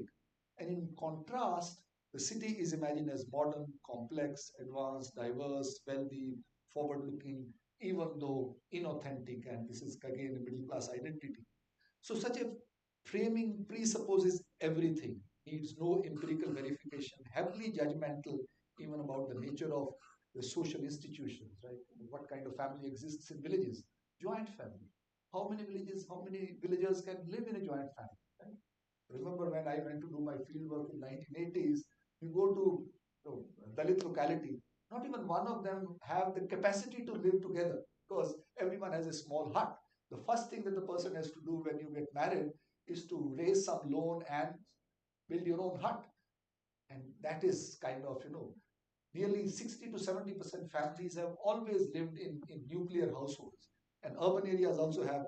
So this is a separate kind of subject. But I'm saying the imagination that we continue to kind of carry with us today about the rural economy, about its politics, about its kind of kinship network, and they persist. They persist because they continue to be of some relevance to us. Us in the sense the contemporary ruling elite of South Asia. The contemporary ruling elite of South Asia still continue to have that colonial baggage. So we continue to live in some kind of global system which is very heavily structured by the 19th century Europe. So colonial history continues to shape social sciences globally, theories, narrative, conceptual categories. Structures of social science academy remain West-centric. Institutionalization, uses of such category in state policy. I mean, for example, we have never had these two binary categories. Even administratively, we use many categories. There is not city and village. There is Gaon. Within Gaon also you have 5 different categories of rural, right? You have urban again 3, 4 categories: Kasba, Mandi, Sheher, and every region has their own notion of urban, Pur, Bar. So there are varieties of ways in which settlements are culturally visualized in different regions of the world, but the colonial and Western notions of binary then becomes the way to conceptualize demographics. So you have rural and urban, people living in urban areas, people living in rural areas, and that doesn't stay there. The state policies of rural development, the state policies of different other kinds of funding and programs structured around similar kind of notions. Uh, So located within the colonial imaginations of the normative political communities, guided by globally framed narratives of good life and development, and then in that sense, nation states. So what is at stake? Let me quickly try to wind up in another 5-7 minutes. Yeah. Okay, great. So what is at stake? So West-centric modernist framing of change are teleological in nature. So as I understand, as scientists, as social scientists, when we are doing research, we have something to explore, something that we don't know about, right? But most of the social sciences begin with a kind of end product, right? We are there to modernize the village. We are there to modernize society. And there we assume what is good for everyone else. And within that, you frame the village as backward, city as forward. And this then obviously is structured on a particular kind of binary evolution, which has its origin again in Western Europe, and and the future of village and villager in some sense is predestined. Village has to die.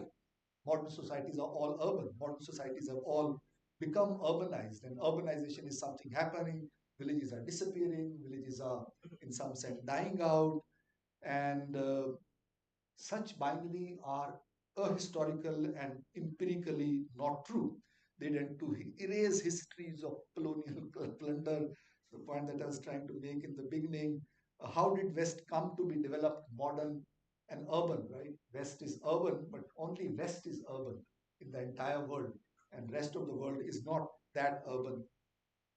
So they also completely ignore local histories within, say, for example, the subcontinent. There are different kinds of ruralities, different kinds of rural and urban possibilities. If you go to Kerala, you don't find villages. I remember doing field work in Solan district of Gujarat, and I was talking to this sarpanch for like half a day, and then he said, "Aiye saab, aapko apna constituency dikhate hain. Come, I'll show you my constituency." I said, "You're a village sarpanch." He said, "Yeah, I'm a village sarpanch." I said, "What do you mean by constituency?" He's Aiye saab. So he made me sit in his jeep and took me around. There were like 49 settlements, small settlements, that together made one village panchayat, right? And a few years later, I was in Madhubani district of Bihar. We have one village and three panchayats, right? The kind of villages you have in Bihar are huge, right? 40,000, 30,000 population. So rurality is very significantly, and these local history get completely ignored. Let me just show you these two tables. Let me first show you this one. So why is this narrative empirically wrong, right? So globally, for example, if you look at, and I have data in my book of 1901 also, but even if you look at 1960, you have 1 million people living in urban centers and 2 million living in rural areas globally. This is the World Bank table, and it's a recent one. And obviously, there is a process of urbanization, and by 2020-21, so the urban obviously has become much larger. It's more than nearly 3 billion plus. But if you look at the rural, which was somewhere here, and urban was somewhere here, right? Even if you look at the rural, look at the absolute size of the rural. It is in 2007 or 8 that urban becomes more than rural, but the number of people living in rural areas globally is more than ever before. So the absolute size of rural population hasn't declined globally, if you speak. At the end of the day, it's the absolute numbers that matter. If one person dies, one person dies. So absolute size of rural population hasn't declined globally till now. Right? And again, this is also a matter of classification. There are problems with that. So if we look at the India story, which is even more interesting, so we have obviously, and this is again something which kind of we need to revisit, because in 1700, 1800, in the 18th century, India had more people living in urban areas. When the Britishers were saying that India is land of villages, India had more people living in urban areas than the total population of Great Britain. Right? India had one estimate, which I read in NCERT book, that India had like in 16th, 17th century, something like 17% of its population living in urban areas. Right? So as we know, colonial policies lead to India's ruralization, not urbanization. Right? India's deindustrialization. In 1901, we had lesser number of people living in urban areas than we had 200 years before. Right? So you have this kind of 11% Indians living in urban areas, and obviously after independence, even in the early 20th century, urban population begins to grow, and by 2011 we have around 31%. Even by now it will be around 35% if you ask any demographer. Right? Number of urban centers also gone up from less than 2,000 to 8,000 plus, right? And if you look at the absolute size of urban population, it's very significant, right? 26 million to nearly 400 million, 400 million plus. Now, 400 million living in urban India means that urban Indian population is larger than the total population of any other country in the world other than China and the absolute size of India, right? So it's larger than the total population of United States of India. India is huge urban, right? It's not like a rural country. But if you look at villages, right, village population in relative terms obviously comes down from something like 90% to now perhaps 65% or maybe lesser. But if you look at the absolute size of urban population, it's more than 4 times more than what it was 100 years back. So absolute size of urban population is nearly 1 billion today. 1 billion Indians live in rural areas. And as I said, absolute numbers are not things that you can just kind of ignore in any sense of the term.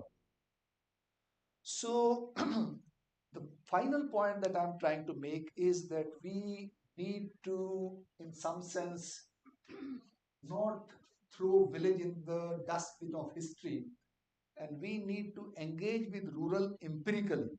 And that imagination also requires, that exploration also requires a kind of reimagination of categories. I think Om Prakash was talking about that categories need to be precise and persistent, and their measurement needs to be consistent.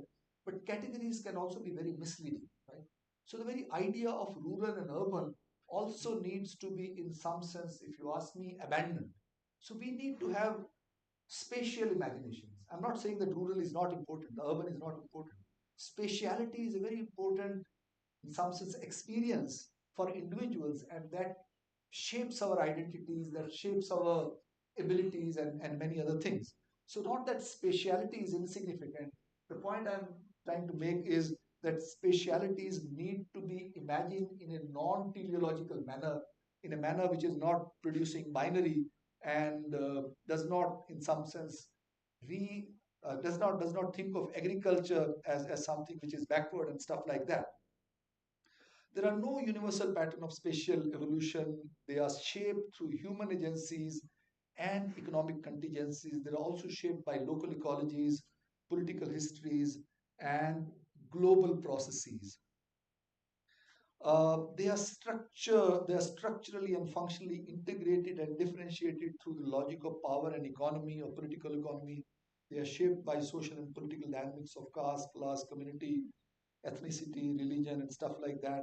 In contemporary times, they are also influenced by specific histories of nation states and their locations in the larger global economy. So revisioning of rural or ruralities, yeah, requires that we need to recognize that, as is the case with urban, rural is also internally diverse and differentiated, both vertically and horizontally. As I was saying, that rural of Kerala is very different from rural of Punjab, or Bihar is very different from Himachal. But Indian rural has also not been a peasant society. This is a misnomer which was popularized by the Marxists, leftists here. Indian rural has always been a kind of caste rural and caste agrarian, right? We have not had peasant societies. If you are growing up in a Dalit locality of a scavenging caste, your experience of rural is very different from the experience of people who own land or who are dominant caste, and if you're growing up in that locality. So these are multiple rurals within the rural. And while spatial formations have structures, they are also agential. That these are also changing. They are made and remade by relevant actors in the given contexts and times, move away from notions and towards empirical explorations. And this is something which kind of I've seen in my own work. If you go to a village of Bihar and they would start counting, the moment they would see my turban and they say, "Ya sahab, wo log gaye the Punjab mein." And then they'll tell the whole story as the Green Revolution migrations begin in the 70s in Bihar, and how Bihar village has changed over the last 50 years. And this is a story which is very well known and very, very, very nicely articulated. So it's not only that villages change in Punjab, villages in Bihar also change quite a lot. Okay, I think I can stop. Thank you. We about 10 minutes. Thank you, Professor Joseph, for the fascinating talk. My question is based on your last thing of challenging the spatial and breaking the binary. Now, when we talk about empirical research in your fieldwork, have you or how would you imagine this? that while on the one hand we know that there is colonial plunder and a lot of theory is sort of regurgitating the same sort of, the urban binary, the rural-urban divide in the binary. But what about those people in the villages, for those who skip the urban and then make the foreign, like in international context, like transnational, and also histories are in play, like partition, the Ghadar movement. So we have a lot of it comes to Canada, the UK. So how do you see this? How do you see the empirical challenging the intellectual sort of rural-urban divide that is there that you mentioned? And also, how do you see this in terms of the transnational? Because you do talk about the nationalists, in terms of not touching the urban, but then going, and this also is in the context of Ambedkar's visa, waiting for visa. How do you see that? To some extent, your imagination of the question is also through those binaries, yes, right? Yes. Say, for example, when we are talking about Punjabi migrants, Sikh migrants in Canada, what becomes most relevant is caste, not the fact that they come from village. So, and religion. That's where the whole relationship with the foreign land is mediated through either kinship, they're relatives of somebody, and that also has caste built into it, and then the gurudwaras there. So, nobody is rural in that sense. How do you see the urban spatiality just in this example? They are able to comfortably move from a village of Guaba to a city in UK. So the point I'm trying to make is that they have not complained about specialities. They have rebuilt their communities. They are very comfortable. And this actually can be a fascinating example for precisely the kind of question that you asked. See, when I was doing some field work in Jalandhar, in a village called Talham in 2002, there was a very big conflict there, caste conflict, and that set in motion lots of conflicts. So this is a village near Talham. The Dalits were demanding that they should have equal share in the management of local Gurudwara. And there was some violence there. So what kept the movement going was Dalits living in UK. And I know there was a Dalit temple in Wolverhampton, and that's where they received their first phone calls from.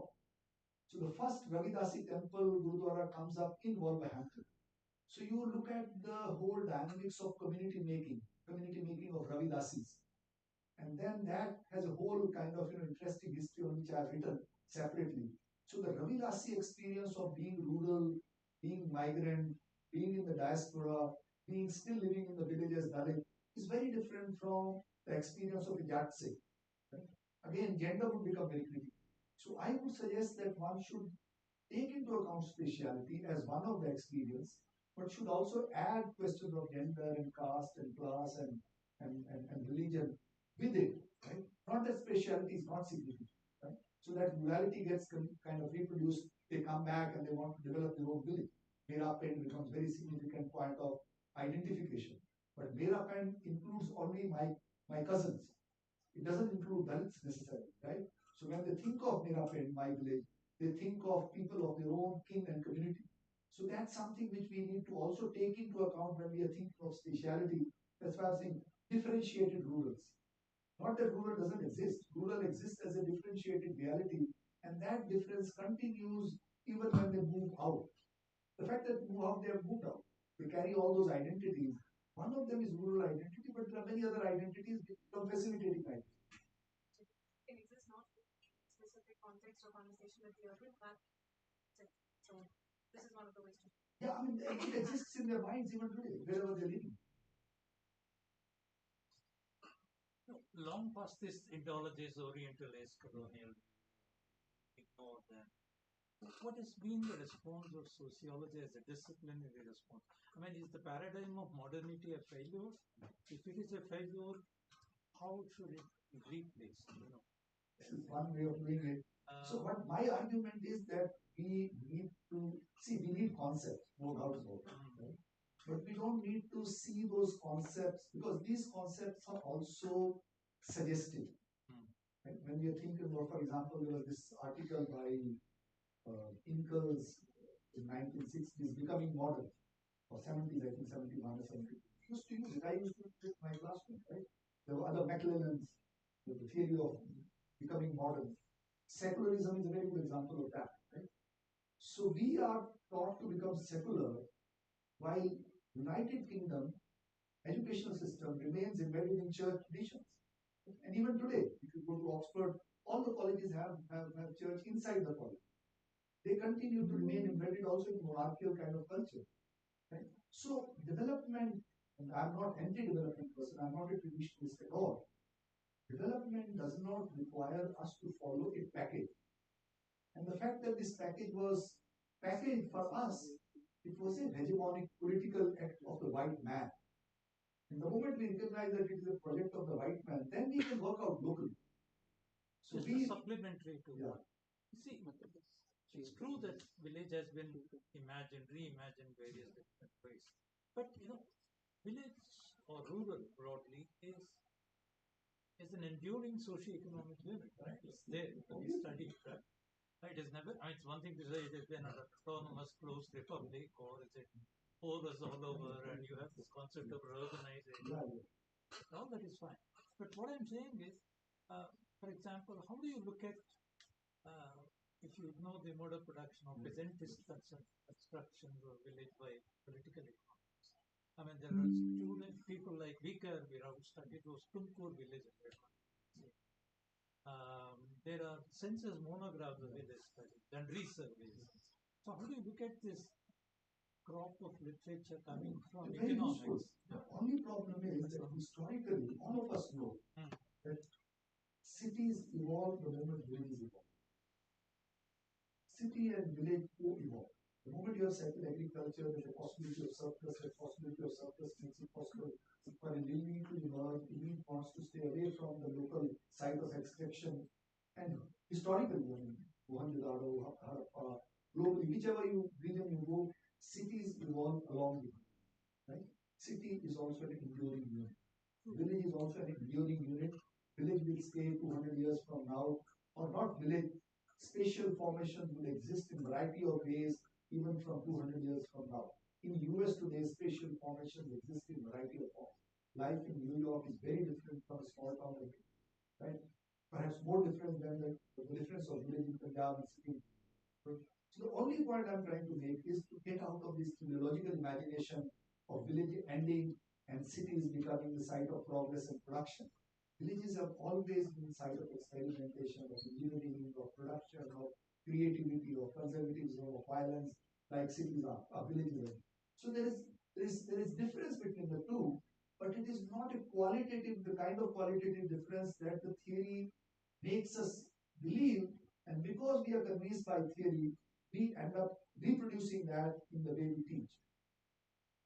Just one last question. How do you look at Barbara Harris' study? The person who has spent good work, but whole this life. kind of I like her work, but this kind of critical imagination is also required, which is more conceptual and fundamental. Just like economics has had its moments which are really tied to, for example, discussed, say the Scottish, own imagination, so on, and so on, that I have very legacies, both problematic.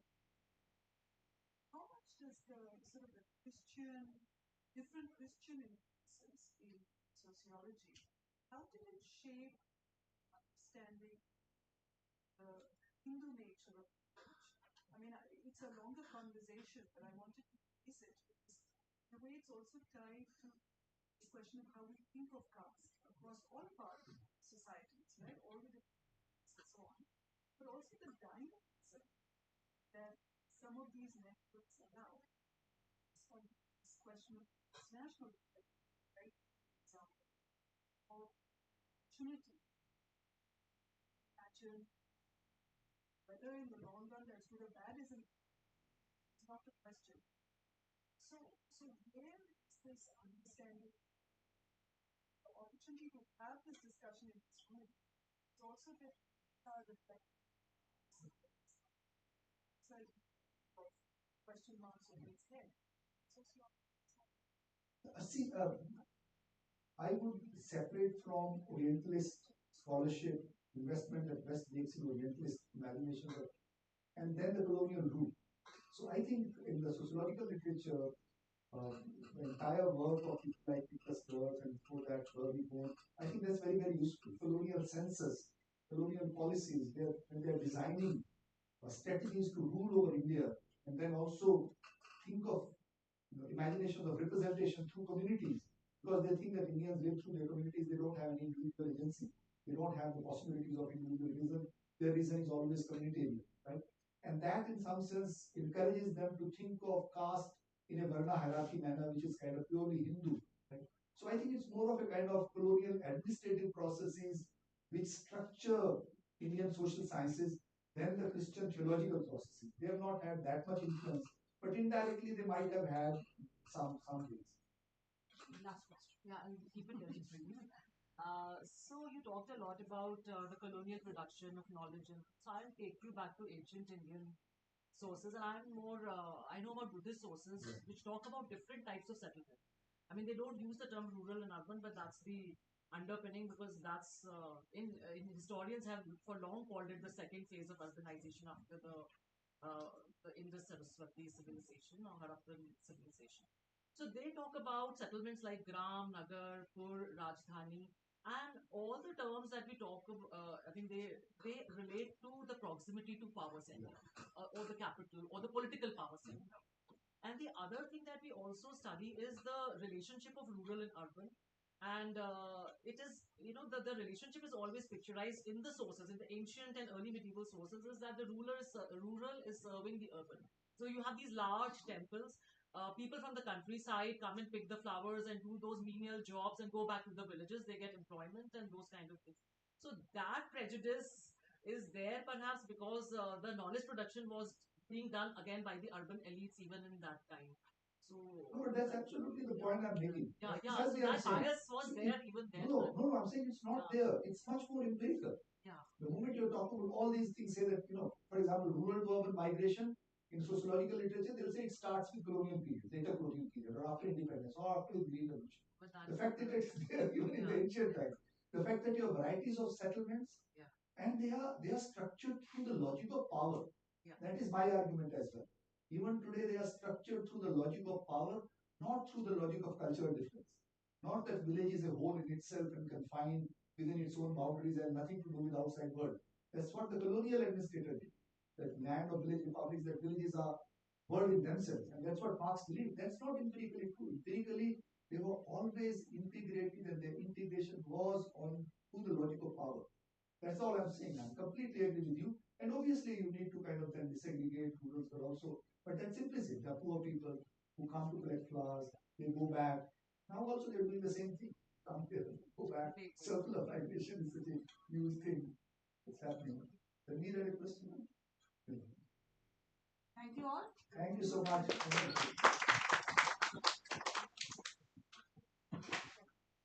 Thank you, Professor Jodhka.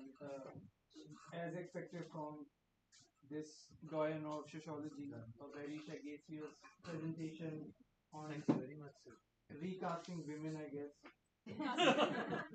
Thank you. It's the women who are recasting it. Well, it gives me immense joy to introduce our next speaker.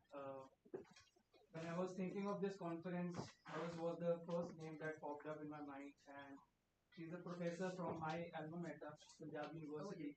Right now, she is an honorary director of UGC MMT Training Center. She has been former dean, she has been former chairperson. I can barely think of an academic position she has not held. And I won't be exaggerating if I say that the heights of her scholarship can only be had by the generosity in her heart.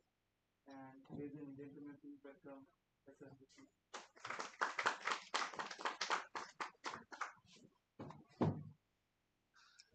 Thank you very much.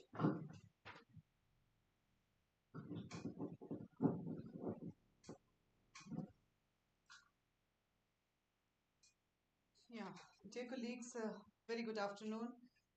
Thank you, Ajit. Thank you, Japan. Thank you, Ravi, and all the organizers for making us the part of this wonderful conversation. Uh, First of all, I would like to submit that the area I am venturing into, that is very new to me. My first area is princely states, and I have been working on paramountcy in Indian states. But the interdisciplinary nature of this conversation has prompted me, to speak on concern for environment in India, gender gap theories, and role of women, because women, gender, environment, they all are the parts of as much of history as of any other discipline that we are discussing here. So basically, in my lecture, I am going to speak on the closer relationship between the women and the environment, and the theories which underline the gender gap between the men and the women, and why women adopt the pro-environmental attitudes and why men adopt unecological attitude towards the environment. And finally, the role of the women in various Indian movements has been discussed to underline the importance of the participation of the women and their concern towards the environment. And finally, my suggestions and the recommendation that women voices should be heard more so that their proclivities, their priorities, that should be well recognized and they should not be underrepresented in any walk of life. So I begin with introduction. The environment is a very complex system of the organic and inorganic elements containing air, water, soil, living species, sometimes referred to as the natural world. Women's roles are very, very crucial and important because they manage water, fuel, food, agricultural terrain, and as the growers of food, as the caregivers, and as the nurturers, they are highly connected with the environment and natural resources. Ecofeminism highlights the connection between the environmentalism and feminism, and also between the domination of environment and the oppression of women as the same thing. And this is the result of capitalism and patriarchy. They both work in tandem as the one single institution or the unit, and that is why the gender injustices are exhibited. The injustices faced by the women are in terms of unequal environmental burdens, limited control on environmental decisions, impacting their health seriously. And this again is because of the low income and the lower social status attached to the women in the society, again entwined with the patriarchal and the capitalist processes. There is certainly the gender disparity. First, in the field of agriculture, we see that 45 to 80% of the women are the women farmers which are engaged in the farming or in the profession of agriculture in the developing countries to produce food.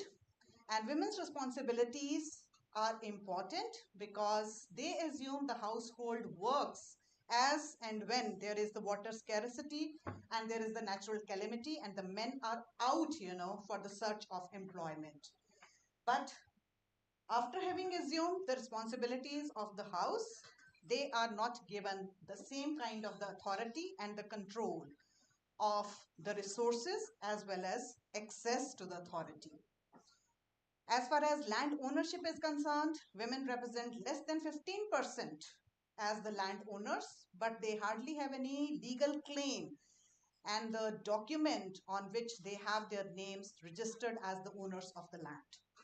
They do not have the access and the decision-making powers as the landowners. On the other hand, we see that they excel in the environmental knowledge because they know the best as to what kind of the crop is suited to the what kind of the weather and to what kind of the soil. But still, they are not given their due, and pro-environmental attitudes are imbibed by women, and this is because of their proclivities which I had submitted right in the beginning, and which may be because of the socially constructed roles attached to them. World Bank also recognizes that women are better managers of the resources and they have the deep traditional contemporary knowledge about the management and the resources of agriculture. As far as forest is concerned, 1.6 billion poorest people rely on the forest for subsistence and income. The gender difference is there when they work, the men and the women, they work in the forests, and there is a difference the way the women work and the men work for collecting the firewood, for their households in the forest. The women, they prefer to gather the twigs and the branches which are fallen on the ground, but the men would only axe the branches to make it fast, and to because they have that market value within them, and therefore they don't mind doing that. Then, as far as land and forest rights are concerned, women face unequal land rights and limited access to the forests, with their lesser participation in the decision making as well as the management of the forests. Similarly, in the business of fisheries, women have the monumental contribution, because, especially in the Asia Pacific region, 54% of them are in the small scale inland fisheries, and they are mostly engaged as the low skilled and the low paid labor in the processing, in the packaging, and in the marketing of this business. Again, they lack decision making power, official recognition, and visibility in this business, despite their contribution and their partnership with men. Women face indoor air pollution because of the assignment of the work of the cooking in many of the households and because of the use of the solid fuel cookers. They have lesser access to adequate open parks and the open places because, again, because of their confinement within the house and because of the burdensome work of the household chores that they have to discharge. During household food shortages, they were the first ones to sacrifice their food for the other family members. Women encounter unique challenges due to the inadequate modern sanitation and hygiene facilities, which are very uncommon to the men, especially with regard to pregnancy and menstruation. Freshwater resources are scarce during the climate change because we see that destruction of ecosystem that leads to the not non-regulation of the greenhouse emissions, and that accelerates the process of climate change, and freshwater resources, they become scarce, and burden of fetching water during the water shortage, that becomes the responsibility of the women, which they have to discharge, and they cover a very long distance to fetch water during the water scarcity. And again, they are subjected to the gender violence during this time, sometimes rape, abduction, molestation, etc., etc. Less time is also available for them during this time for schooling as well as for paid work. Groundwater fetching of the water, that also becomes problem because many times it is arsenic contaminated, and this leads to many skin diseases such as the lesions, such as the swollen limbs, such as the loss of sensation and feeling. And this has the adverse effect on women because they have to suffer many times the social exclusion, and many times their marriage prospects also are affected seriously, especially for the unmarried girls. They cannot get settled and married because of the skin disease, because the physical beauty is everything in the man's world. Then the floods and the droughts, they also affect women very badly, as well as men, of course, and that leads to poverty. And poverty does not only mean the less of the economic income, but it also means the inability to lead the longer life, healthy life, to have the access to the knowledge and to the resources. The women are susceptible to the sexual and other harassment at the time of especially the floods and other natural calamities, and the studies have proved this, and they have to go through the mental torture, verbal abuse, domestic violence, etc., etc. So many theories explain, the gender gap and also the pro-environmental attitude adopted by women. So there is a gender access to control over and distribution of resources which lie at the core of the environmental concern, both in terms of social injustice and environmental degradation. So these are the various theories which explain that.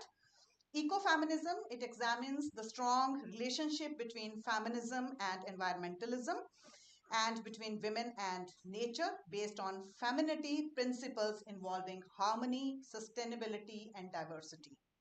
constructive approach of ecofeminism asserts that both domination of men over women and environmental degradation are the parts of the same process, and men controls and exploits simultaneously women and nature. Gender egalitarian approach is what is required related with the environmental concern. Feminist political ecology. The gender power relation is a critical variable in resource access and control, interacting with class, gender, race, culture, ethnicity to shape processes of ecological change. There is gendered scientific and ecological knowledge, which is accessible more to men. Uh, for example, the knowledge in agroforestry, the men are preferred to receive this knowledge than the women in the rural, setup. And then there is the gendered environmental rights and responsibilities, including access to the women to the legal claims of control and rights over the land and the resources. And there is the gendered politics, where we see that women leaders will be less in the environmental movements, but their participation in the movement will be more. But anyways, their participation in such movements empower them. Then there is a gender analysis or class gender effect theory, which tells us that formal as well as informal rules, they discriminate between men and women. Formal rules, they are meant only for men, which because they own the lands and more of the knowledge, professional knowledge. And informal constraints also restrict women's rights in the society. For example, there are certain jobs like the women can grow only certain types of the crops in the fields, or the fetching of water is the task of women, or cooking is only the task of the women, etc., etc. So all these informal rules or the constraints are based on ideas which decide what is right for the good, what is right and good for the women, and what is right and good for the men. Women and girls are made responsible for fetching water or growing certain crops. Tasks and responsibilities are gender divided in public and private arena. Women occupy lesser powerful positions, and therefore there is a gender division of labor, land, resources. It is said that the impact of economic degradation falls very heavily or disproportionately on the lesser powerful, and therefore it falls disproportionately on the lesser powerful women. Women adopt pro-environmental attitudes to create safer conditions for themselves and others. Socialization theory, which asserts that men and women are socially constructed through the distinct processes of socialization, which shapes the personalities of the men and the women, and which affect the pro-environmental attitude between the men and the women. Uh, the women, they internalize, this is the broad concept, that women, they internalize the things they see in the society as to what had been the gendered relations, and this has the impact. And not that the women are to be taught, that they have to behave in a certain manner, but they internalize the things, seeing the things and experiencing the things in the society. Gender traditionalism signifies the fixation of gendered roles, which embraces the sex-typed behavior which is internalized. Women generally are made and they learn to work in the domestic area, and they adopt caregiving and nurtures role. Men, whereas, are oriented towards public sphere and they are trained to imbibe what is called the competitive and the controlling attitudes. Then there is the economic salience theory, which determines the position of men and the women in the marketplace. Women perform better role as the homemaker, and women is anxiously engaged in the practice of recycling and worrying about the primary goods in the house, and take care of the animals. So they are engaged in animal welfare activities more with the motherhood mentality. Men are generally associated with labor market, which enhances the marketplace mentality. Patriarchy and capitalism in close tandem again play a very important role in underrepresentation of the women and decide the economic positions as well as the productive roles of both men and women. Parenthood status theory. This is also referred to as eco-mom hypothesis, which holds that the resultant effect of the parenthood is different on men and the women because of the sex-typed roots in the families. On becoming parents, mothers automatically will have more concern for the health and the safety and anthropogenical environmental risks coming from the nuclear, wastes and other such things. And the fathers did develop and strengthen the breadwinner role, securing material conditions for the household. There is a gender gap related to the concern towards the environment in both men and women. Women, and on account of the gendered knowledge, politics, economics, traditionalism, or sex type roles, or sometimes the conditional compulsions, adopt pro environmental attitudes more than the men. Now, is the role of the women in many environmental movements in India.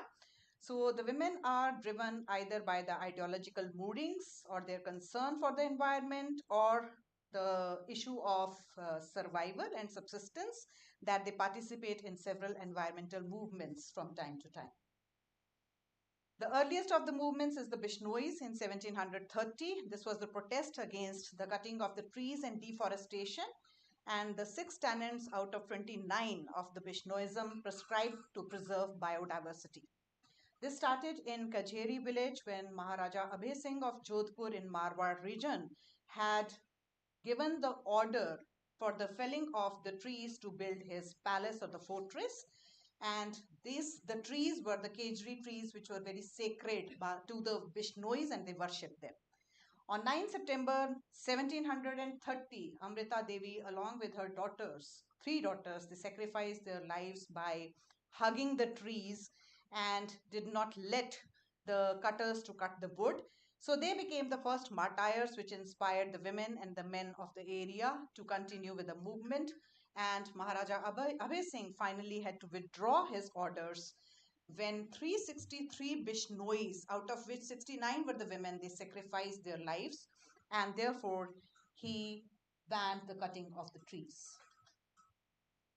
Next is the Chipko movement in 1970s and 80s. So rich deodar trees were available in Tehri Garhwal region, and these began to be used by the British for the expansion of their industry, commerce, and the railway network in the mid-19th century.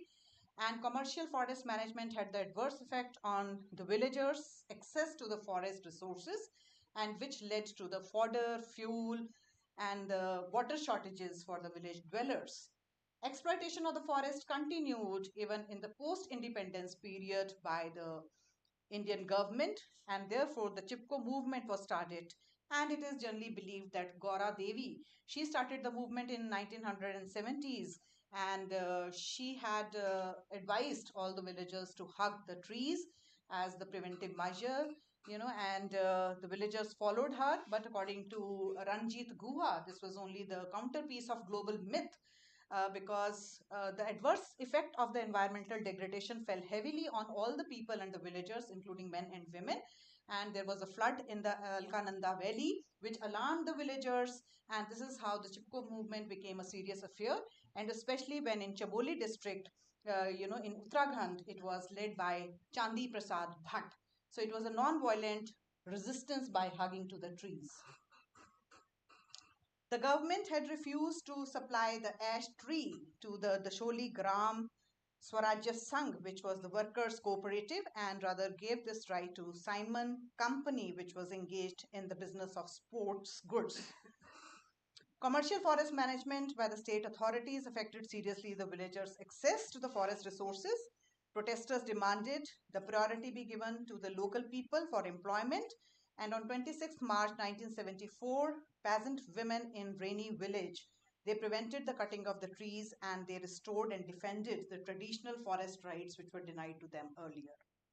Rallies, meetings, reading from the Bhagavad Gita, tying of rakhis around the wounded parts of the trees became the part of the movement. The protest was successful in the sense that it drove away the Simon Company. The movement attracted the national and international attention, and in 1974, Sundarlal Bahuguna, he had attracted 3,000 women and brought them into the movement when the forestation, the over extraction of the sap from the trees, what happened in this area. And he advocated at this time Sarvodaya, Satyagraha, and Padyatra to exhort the people of the area. In 1979, a big contract was again given for felling of the trees in Bhadyagar, and Bahugana at this time, along with his Sarvodaya workers, including Dhoom Singh Negi and Kumar Parsoon and many others, kept the fast on 9th January 1979, and his subsequent arrest on 22nd January had inspired a lot many people to continue with the movement. This led to the formation of two committees which gave the recommendations, but these recommendations were never implemented. And Bahuguna had to keep the fast again in April 1981 and demanded the placing of moratorium in 1981 by the government, which was finally done. And it had banned the felling of the trees above an elevation of 1,000 meters. Mahila Mangal Dals should be appreciated and applauded for their role at this time for the regeneration and restoration of the greenery in these forests. Silent Valley Movement, 1976. This Silent Valley is located in southern and western Ghats in Kerala, and it is one of the very important and significant biodiversity hotspots. Construction of dam here had alarmed the people, and the dam was being constructed for generating the hydroelectric power. The environmentalist Sugata Kumari, she led the people, especially the women, into the protest movement in this area. And women encountered challenges again of the shortage of water, land, resources, etc. The project ultimately was cancelled with the intervention of the then Prime Minister Indira Gandhi in 1980. And in 1984, Silent Valley was declared as the national park. Then we have Apiko movement in 1983. It was started in Karnataka by Panduranga Hegde to protect the ecological diversity in Western Ghats, which is the UNESCO World Heritage Site. And the people, they opposed vehemently the government's policy of clear cutting the natural forests to establish the monocultures. And these monocultures were established of teak and eucalyptus, which was not leading to the sustainable environment. The decimation of the biodiversity led to the drying up of the water resources in the area, and agricultural yields also began to disappear. The government of Karnataka therefore agreed to stop the conversion of the natural forest to monocultures, but EPICO further demanded that moratorium on felling of all the green trees should be passed, and the movement resulted in the ban of felling of the trees in the natural forest by the government order of 1989, which still stays. Narmada Bachao Andolan, 1980s. This had its origin in 1980s when World Bank funded, 30 dams to be built in 3 states of Gujarat, Maharashtra, and Madhya Pradesh in order to fulfill and cater to the needs of irrigation and drinking water of the people of the area, and also for developmental purposes. But extreme hardships of the Adivasis, their displacement, etc., was never attended to seriously by the government, and inhabitants, it was demanded, should be compensated duly and rehabilitated as the economic justice should be given to them. Movement was started by Medha Patkar, the renowned environmentalists, and NBS leaders. They proposed that energy and water conservation based on improved dry farming, water technology, watershed development, small dams, lift schemes for irrigation and drinking water, etc., should be implemented.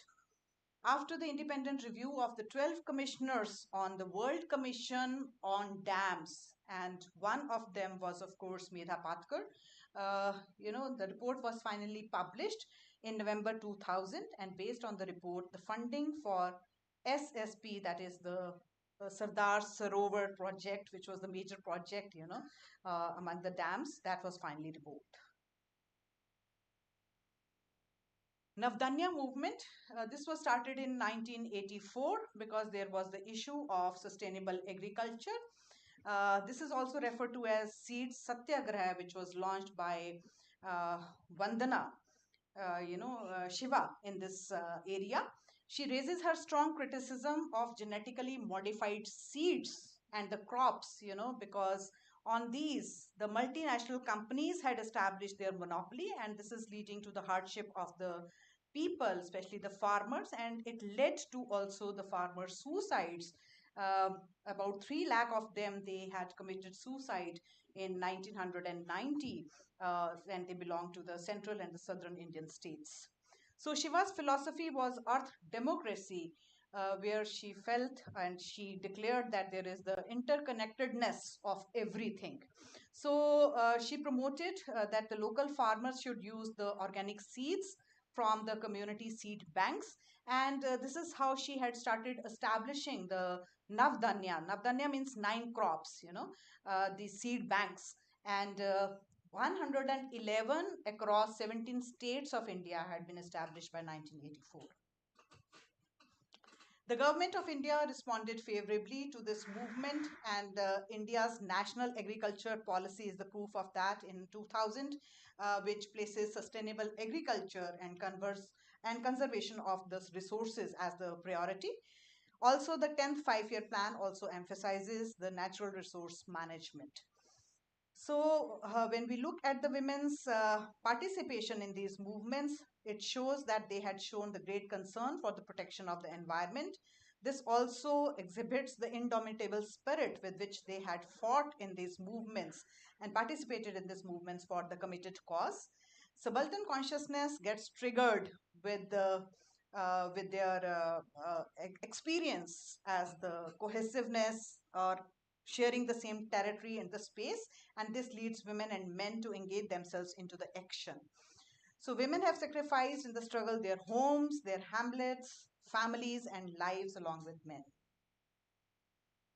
Recommendations for the celebration of women's role. There is a need for more of the gender equality by mainstreaming gender into the working environment, policy and programs of government and non-government agencies, and organizational structures. There is a need to ensure the equal opportunities, rights, and treatment of women and men, prevention of discrimination and violence against women, shunning gender stereotypes, and encouragement of women's participation along with men in every walk of life. There are the different personal attitudes, proclivities, priorities, and power over the knowledge, and this should be recognized and celebrated with the awareness among the men and the women, ensuring that women do not get underrepresentation in the decision making. Power and knowledge of both women, the participation and knowledge of both women and men in conflict preventive initiatives that should be taken, and the coping strategies which are given by them as the directions that should be encouraged. An intersectional approach intersecting the issues of gender, race, class, socioeconomic status, age, ability, migration status, etc. be adopted, and egalitarian attitude should be adopted by giving the similar kind of the opportunities and the gender-based violence is because of the hypersensitivity of the men. They just have to throw their anger and frustration on the weaker sex. That is written. That is what is written in the books. That is what research tells Why us. during a climate? Why during a flood? Why particularly during a flood? Any natural calamity, including the flood, because there is a hardship in the home, right? And there is food scarcity. There is the problem of employment, and the men they are more sensitive towards this, and they do not know how to throw up their frustration, and they throw their frustration on them. And regarding caste, uh, already Professor Srinder has taken into account the issue of the caste. Caste has been very, very sensitive issue, in every society, rural or urban or men or women. But again, it's with the purity of the caste that becomes more of the, possession of the men, right? For example, in Punjab, I don't know whether you know or not, in Haryana, we see that for preserving the purity of the caste, they had been even resorting to the female infanticide and honor killing, 19th and 20th century respectively. Again, it was all the issue of the caste. Because of that, they have been doing that. So again, why the women had been made the target of this. So there is an emperor, and even Ashish Bose in his work, he considers, because of these practices, he considers Punjab, Haryana, and many other states, he counts them into the Dimaru states, where there is a decimation of the female species. And sometimes we show our concern towards the decimation of the biodiversity, but we forget to, show our concern towards the decimation of the females. And now there is a better role being played by many religious organizations along with the government and other private organizations and along with the women organizations, of course, so which are taking up all these issues, and the Khap panchayats in Haryana, and there is an improvement now in the sex ratio. So that I think I have already I hope that I have satisfied you. Yeah, Mr. Suri, I mean, I know you took a very comprehensive overview, but I was a little bit on the Bishnois. Yeah. So I mean, I'll just share some of my what I feel and what my work has spoken to me on the Bishnoi. First, I'll talk to you about the Kejerli massacre or the sacrifice that you talk about, and a lot of credit is given to Amrita Devi Bishnoi and her two daughters, and they are actually worshipped by the Bishnois as well. But if you look at their local literature, that's called Sakhis, where this episode is described. That's called Kejerli ki Sakhi. That's not titled by Amrita Devi Bishnoi, and they've built up a whole. I mean, you've given the numbers to this 363 people, and 49 are women. Some are children. Around 210 are men. So it's I don't know how to look at it as a movement of women, and they have built up now very recently they've built up a whole memorial to commemorate this whole sacrifice. And of course it's a very new thing because we talk about Amrita Devi Bishnoi only in the Kejerli massacre, and there is this whole wildlife protection award in her name. But there, in that commemoration monument that they have made, they have listed all the 363 names, along with the village they belong to and the gotra that they had. So that is the way they view it. And the other thing is that there are many Sakhis. If you look at the vernacular literature, this is the most celebrated. This is called Saka. Saka is the way you give life. Johar is used only for women. Saka is used for both men and women when they give their lives. So this is called Saka 363 in the Bishnoi parlance. They made a film on it and they celebrate it every year. There is a fair in Kejerli. So that is how the whole community celebrates it. But there are many Sakhis which talk about a lot of sacrifices that a lot of men had made to counter the cutting of trees or killing of deer. We all know the famous case of Salman Khan, who hasn't been, it's still going on. So this is what I'm trying to say, that what explains more their commitment to the environment is the issue of faith. They regard the trees, I mean, you really have to see them to believe it, that they really regard the trees and the deer as their family members.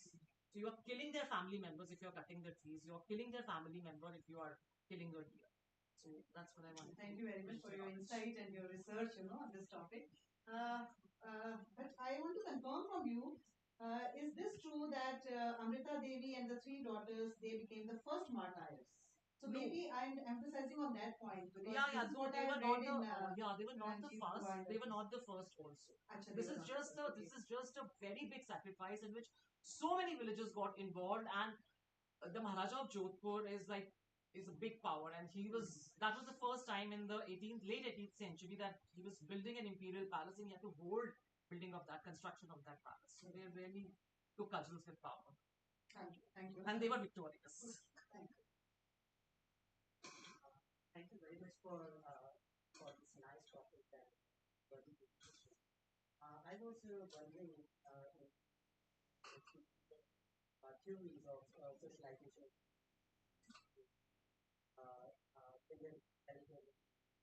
So my question is, curiosity, can we come up with a different models that can justify these theories, which can create certain data sets to realign the policies for enhancing the gender role? Yeah, sociologists have done this.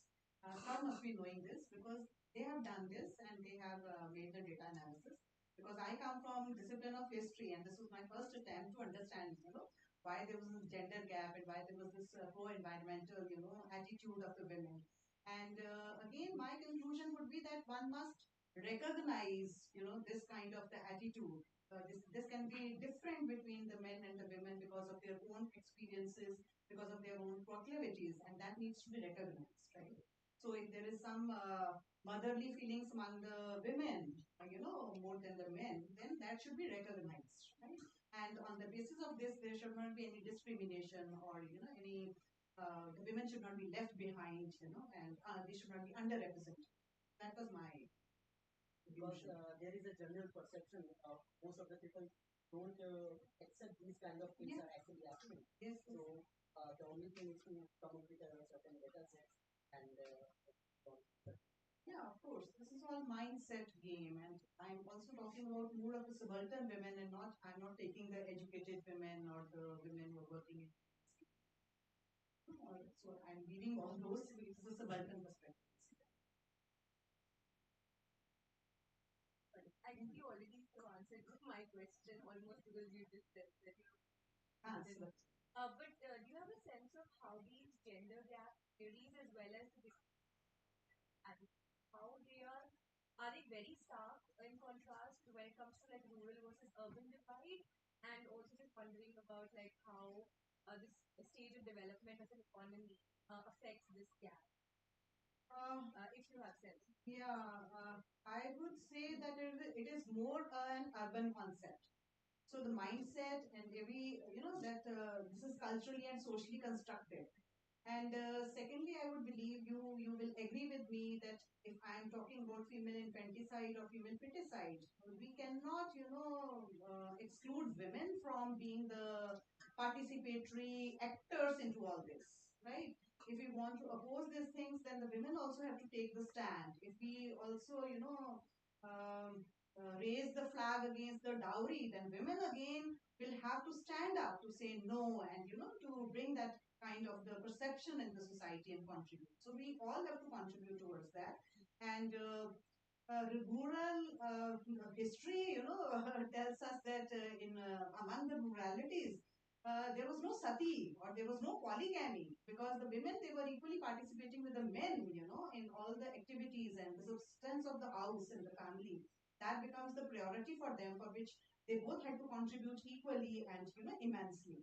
So I think these all are the constructed, phenomenon which I, according to me, they seem to be more the urban phenomenon rather than.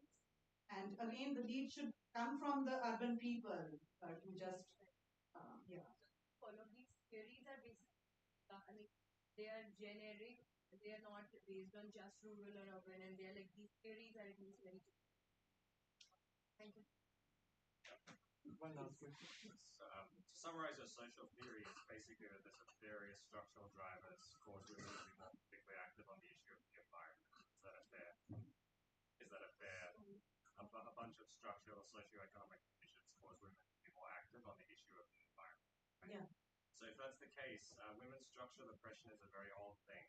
Why does it take until the 1970s and 1980s for them to really develop their consciousness and spring into activism?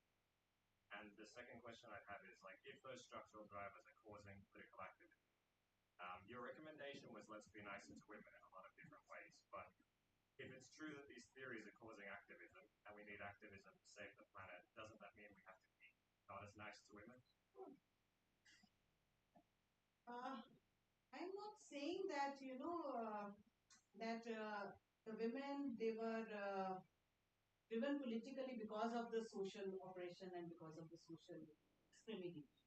It is, yeah, there are the theories, of course, they hold that. And that is why, I have taken into account all the theories so that I have made this open for you to decide. I am not citing and supporting one theory at the sacrifice of the other theories. So again, I would reiterate that I'm also trying to understand all these theories, and in view of all these theories, which I finds that there is a gender gap, but again, I would reiterate my point that I have said that, the proclivities of the women and the men should be respected. You know, so this can be the basic nature among the women. It's not always that should be related only to the gendered roles, which are constructed by the society. So I am being very gender neutral, and again, I would say that even women are also participating equally into this, the whole social construction. And if some leads had to be taken, some initiatives have to be taken for purging the society of the evils that we feel or injustices that we want to remove, then men and women together should, participate in it. So that is my. Thank you. Okay, thank you very much.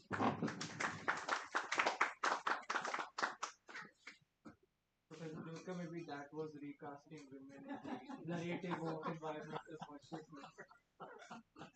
छोड़ेगा नहीं आपको छोड़ेगा नहीं I picked up right there मेरे को मुझे चलेगा Sir, I ended where you started.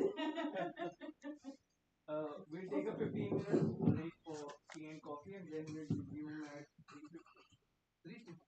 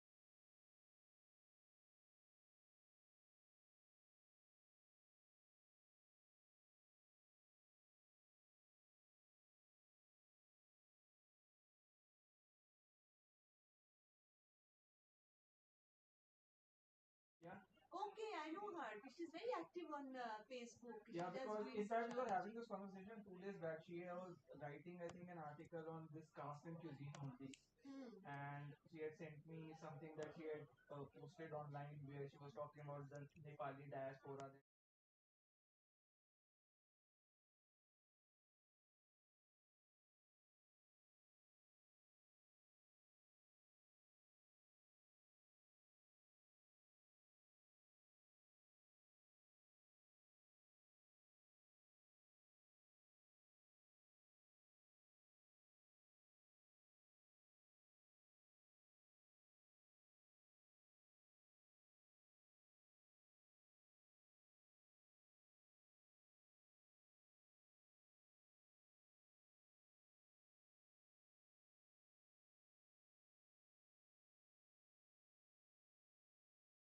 Oh, very short Yeah. duration.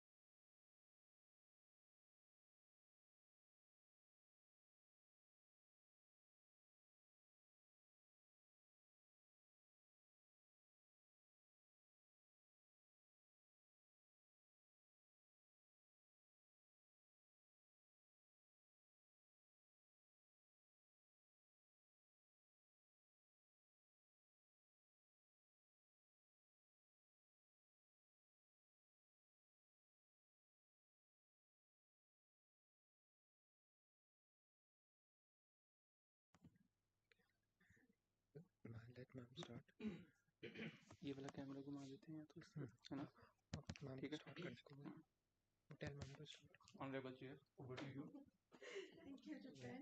Good afternoon, everybody. It's my pleasure to introduce Dr. Nikki Chaturvedi, our next speaker. She's associate professor in the Department of History in the University of Rajasthan, and she's also director of the Center for Museology and Conservation. And she's written extensively on early Buddhism and cultures of Rajasthan, especially of the Bishnois. And she's currently working on Buddhist monasteries in the Spiti Valley. But today's talk is very different. She's going to be speaking about women freedom fighters from Rajasthan, and I believe her talk is based on conversations that she's had with her own grandmother. So we look forward to her talk. Please welcome her. Thank you so much, Madhumita. And I realize that I have really gone overboard with the fancy PPT. That's the charm of the AI. I got this option to do a designer PPT at the one corner, and I just got sucked into it. But I'd really like you to look at this picture. This is, I used to visit one studio in my childhood, and that was an old studio converted into a residential home which had a glass ceiling and glass wall on one side. So that was the arrangement of light before we had Snapseed filters and Insta helping us out. So that was called the Uday Studio. Was a partnership between Govindaram and Uday Ram Studio, and they used to click a lot of pictures. They were very famous, and this is one of. I was given one postcard. They used to print a lot of postcards for selling, and I was given many postcards on my every visit. So that used to be my charm to accompany my father to meet his friend whose father owned the studio. The studio is now, of course, no longer there. It was there till I was in college. So this postcard is now even in the public space on a website called the Paper Clip, and it is titled "Female Spinning, Jaipur," and it was dated 1930 by fountain pen by the photographer in the postcard that I have. This is from the website. So what we would wonder is that is her spinning related to the Swadeshi movement, Gandhi's call for spinning the charkha every day? There is no way to know for sure. And the thing is that her story, for sure, is lost to us. So today's presentation emerges from a story of my great grandmother, and my only effort is that some individual stories should not be lost to history. That is the thing, and it emerges from a phrase that we use in our family every day, which is like "Fir main piche nahi hati." So whenever somebody comes out of the comfort zone, our family member, someone would say, "Oh, phir wo piche nahi hata." Then he did not back off.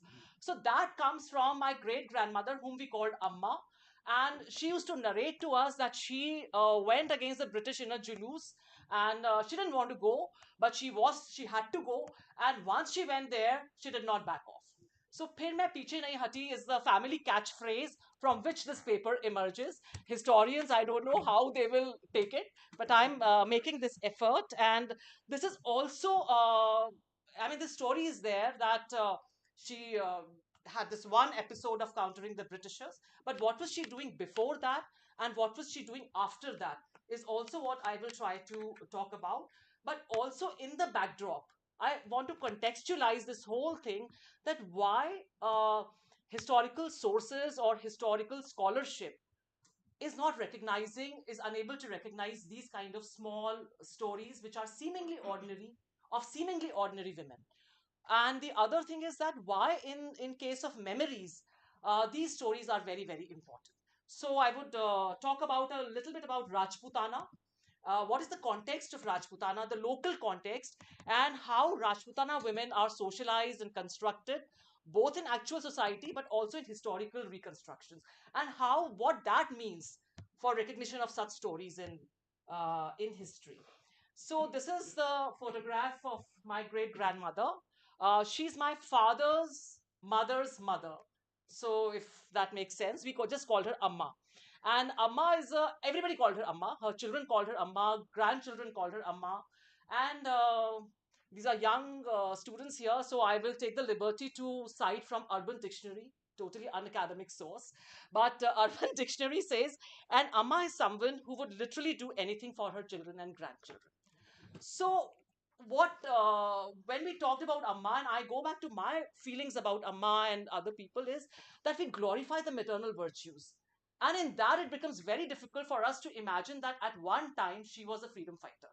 So, that kind of imagining gets kind of weakened in the way the family perceives her. We talk about that episode all the time, but for us, she's a protector, she's a nurturer, she's a giver. So, this is what I'm trying to do here, that the story of the public sphere and the domestic sphere gets intertwined. And we have always talked about that binary, especially when we talk about the women participation in freedom movement. We talk about women leaders who went all out, or even women who went out. But what were they doing at homes? They were coming back to the same house after doing it. So those were the kind of things that we will try to see. A little bit about the kind of scholarship that has happened about Rajputana states. We really get no literature that has worked on women freedom fighters.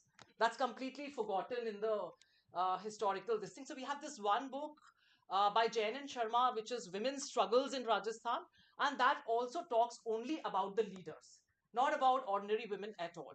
Then there are certain articles which talk about the general overview of how the women were participating, but individual stories are not have not been seen worthy of historical recognition. So why does that really happen? We look a little bit through the story of Kalavati ji.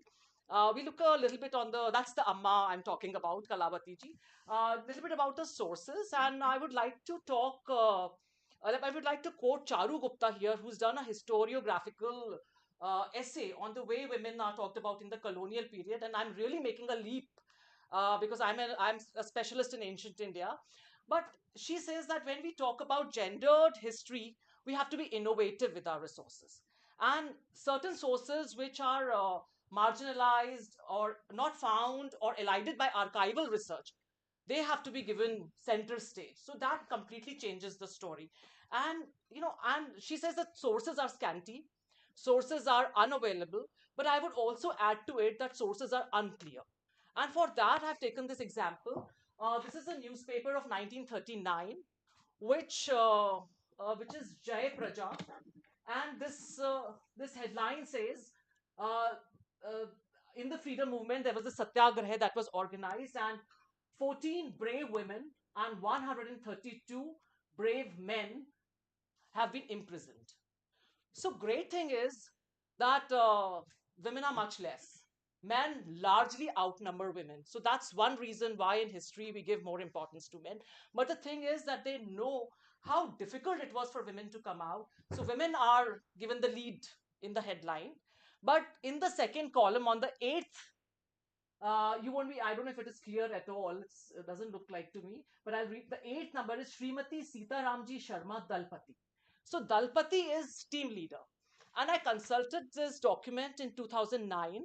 I wrote a paper on mobilization of women in Rajasthan for the freedom movement. And I completely missed that on number 8, Srimati Sitaramji Sharma is my own great grandmother. So her name was not found worthy of mention. She was just wife of Sitaramji Sharma. And there is this whole argument by Meenal Srivastav, who's worked on the same area with her. I'll talk about her a little bit. That, Meenal Srivastav says that all the editors of these nationalist newspapers were men. So it's the male production of knowledge. But there is also this one thing that they were trying to protect the identities of these women. And that is why only the leaders get mentioned and the anonymized foot soldiers are not mentioned. But Srimati Sitaramji Sharma is clearly mentioned as a team leader. But her name is not found worthy of mention. So that is why this recognition in public also results, lack of recognition rather, also results in lack of recognition in history. There was this very recently in 2017-18, the government of Rajasthan decided to publish biographies of freedom fighters from Rajasthan. And till now, they have published around 60 biographies of freedom fighters from Rajasthan, and not a single one is of a woman. So that's the way we are approaching it even now. That's the editor of 1939. I'm talking about 2022. And this is also the recognition is the public recognition, the historical recognition is one thing, but on in the 25th year of independence, the government of India decided to honor the freedom fighters. And Sitaramji Sharma, if you read in this corner, his name is written. Sitaramji Sharma is husband of Kalavati Devi, that is clear now. He was awarded this plaque, and nobody in the family ever thought that why Kalavati Devi was not given the plaque. So now I ask, when I'm working on it as late as last year, and I'm asking the grandchildren, one daughter is surviving, and I'm asking them that why did you not ever think that she was not honored? So they say, no, he was a bigger freedom fighter. So the families don't value it so much. And then I probed further. I was asking this question again and again. So this one thing that came was that Amma herself did not consider herself a big freedom fighter. She would always say, no, I had to do it, so I did. But she didn't have that consciousness. So her contribution gets undermined for so many reasons. And she herself did not recognize her contribution because women, and that comes in a lot of studies. Some people have done the studies in Hindi heartland. Suruchi Thapar has done it there. And there they say that women don't consider themselves to be contributing to the nationalist cause if they are not going out on the streets or organizing a public event. So that is the kind of thing that comes. And what I'll try to propose here is that if you have to understand the interplay of gender and nationalism, then we have to get into intimate, mundane spaces also. We have to get into the households also, how they are supporting and playing a key role in supporting the kind of civil and political life that the men are playing out in the public. So these are so history may not be kind to the grandmothers and mothers, but grandchildren have been now making an effort. So I feel that the memories are there. Like I got triggered by one phrase that we are using in the family, but there is this first photograph. There is this engineer, Rakshit Sambarta Rakshit, who writes about his radical, she was an extremist grandmother. And he writes very sweetly that, she would one day talk about bombing and while she was frying the fritters. So that's the way she would recall. And he said, I would take it so ordinarily and routine. And one day I was going through the family album and I saw this reunion of hers with Beena Das. Beena Das actually got caught for bombing. So she is recognized in the historical annals, but his grandmother isn't. So he decided to write this article on her. Then there is, of course, Kelkar writes a fictional account based on the story of her grandmother who took part in the Quit India movement. And Meenal Srivastava is a historian. She writes Amma's Daughters.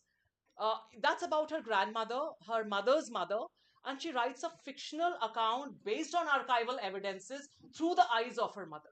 So that's a very creative way to remember the story of this. Suruchi Thapar is challenging. We should also look at history, but we should also look at how women were negotiating. What was the real ways in which they were trying to negotiate? So there were certain methodological problems here with me, which I thought, as a steeped into traditional history, I thought that writing about somebody so intimate would be a problem. And then I looked at some people who were writing about qualitative history, narrative history, and they would say that it gives you an advantage, that you're already familiar with the subject. You've already heard those stories without a research setting. So people are talking about it without any pressure. But one needs to defamiliarize. My other fear was that it should not become anecdotal. I mean, so I had to triangulate. I had to ask the same question to different family members. I had to ask I had to repeatedly ask the same person same question. So see the difference and what comes out of it. But then I was also wondering that I think I'm already too late in doing this, because 3 of her 4 daughters are no more, my grandmother including. But I have included her stories, what I'd heard from her, because that's the clearest memory I have. Those are all what I interviewed. So that was thing, and then I realized that we should preserve, as Shahid Amin says in Event Metaphor in History, that we should preserve whatever is left before it is dead to the historian. So some notions of what is verifiable will be challenged, and but I just think that memories are also not made at random. there is some basis for that. So a little bit about Indian national movement in Rajputana. And I think Professor Suri has left because her specialization is on princely states, so she would have been able to put this further because it came very late. The nationalist consciousness and the freedom movement comes very late to Rajputana states, which Rajasthan was formerly divided into these princely states. That was because Indian National Congress decided that we'll be out of it. We'll not be a part of the will not intervene in the princely states because of the princes ruling there. They're not the British we are opposing there. So in 1938, in the Haripura Congress, this decision is taken that now they will Congress will take part and will also launch the freedom movement here. Now this was completely Congress did not have a structure there, did not have an organization there. So it was the local leadership that was carrying on the movement with its whatever limited organization that they had created. They were, of course, inspired by Gandhi.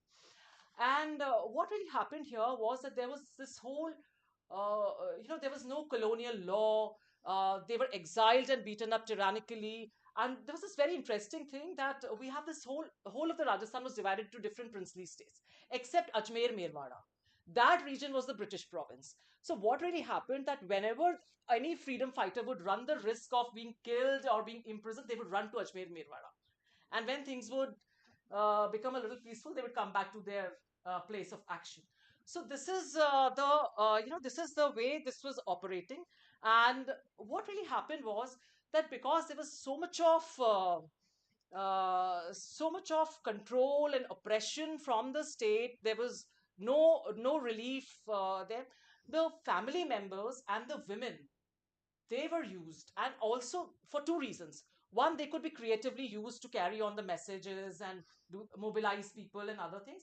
And the other thing is that there are certain very they were unlike the British India, there was still the restriction of communication between men and women. It's still not so simple in rural Rajasthan. So at that time it was really very strict. So only women could go and talk to the women and mobilize them. A male leader going to them would just not cut the ice. So this is how the space is being created for women, and that is how the space is creating for the wives. So it is, by 1942, of course, a lot of women, schoolgirls, they take part in the freedom movement. But at this time, it is through the husbands that a lot of women dawn the mobilization of other women into the freedom movement. So this stories like these, if we have to collect them, then we have to go beyond the mainstream methods. We have to collect oral histories. That's the only way. We have to go beyond the papers. We have to go beyond. We have to take into account the private activities. The kind of if the children of the women are coming along, how are they being taken care of? So this kind of a whole binary that we create into private sphere and public sphere, that needs to be overrun, and we need to override that to understand. The other thing that we need to do is that we don't have to talk about some cataclysmic event or some andolan, some movement that happened, but we also have to say the day to day taking care, winning the trust of the, say, tribal women or other women, that they can be mobilized into this. So I've taken this picture of Padmavati with no controversies around, but I just want to say that the value system that existed in Rajputana, we have this whole notion that the British created the discourse on colonial masculinity. But the ethos in Rajputana were already that of a warrior, and we are martial people. So they had that. The honor of men lay in going to the battlefield, and the honor of women lay in protecting the honor of the men. So what really happens is these are the ideals. Meera is an ideal, Padmavati is an ideal. For men, it is Maharana Pratap. He'll go in the battlefield and do whatever this. So what was normative and desirable for women was that they have to protect the honor of their men. So even when they wear many rituals, there are like hundreds of rituals like that. But when they wear these ivory bangles, so ivory bangles, the number of ivory bangles are directly related to the valor of their husband. So that is the position of the husband. And so many things. But women have to be in parda. No man can trespass on in their area. So that is what was normative and desirable. And of course, this happened I've given the photograph of a queen from a 17th century manuscript, but it was more rigorous for royal families and upper echelons, but it was also aspirational for other people. That was what was normative and desirable in Rajputana, that no man can touch you. So this participation of women in nationalist movement, that changed what was normative and desirable for women. So this is also one thing that comes through the participation of Kalavati's participation. And there are three locations. The first, I mean, I showed you a very old picture of her. If she would be alive, she would kill me, because Amma was very presentable always. She would always ask us all to be presentable. But this is the young woman, and I remember my grandmother telling us that when she got married, the only thing she realized that the only thing that mattered to her husband was Bharat ki Azadi. So her husband was in the throes of freedom movement completely, and because of that, there was always this threat of arrest looming large on him. So he would just vanish. When he would think he would get arrested, he would just vanish. And as a young woman with young children, she would just not know where he has gone.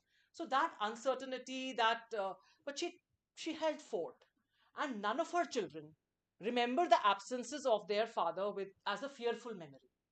It was just a joke. Said, Baba would go, and we would just not know that he would come back or not. So that was seen very jocularly in the family, and that shows that the kind of role she must have played. So and they had to. I mean, they didn't have extended family because they had to flee to Jaipur because of the threat of arrest. So they came from a village to Jaipur city. So this is where I see we have to see these intertwined modes of participation and creation of memories. There is a memory that father is creating, but there is a memory of taking pride in what he is doing that the mother is creating. So it is, that kind of thing. And of course, there are also many stories which say that this was a political, many households, they supported nationalists. So I came to know very recently that there is one person which my father called Uncle Beni Prasad Chachaji, and he would come, and I always thought he was my father's Chachaji. I mean, he was related to us. And then I came to know, no, he was part of the freedom movement family. And he could, anytime he was in danger in his area, he would come and hide in our household.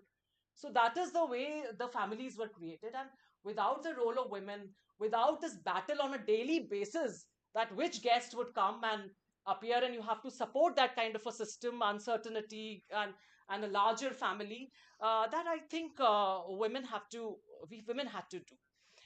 But then what really happened in 1939, when a lot of satyagrahas, she took part in a lot of other, what should I say, as foot soldier. There were big processions and all. But this one episode happened in Chomu. Chomu is a place where I worked, and I'll talk about a little bit about it later on also. So in Chomu, there was this procession that had to happen, and suddenly the government realized, the police realized that we have to stop them. This is going too far, and Sitaramji was arrested, and the whole group came. He must have been a respected leader, or they wanted a substitute for him only, and they said, Kalavati ji, you have to lead us. And Kalavati ji found herself in a role that she had never envisioned for herself. So she went, and she went with her youngest daughter in the picture. Sitaramji is already in jail.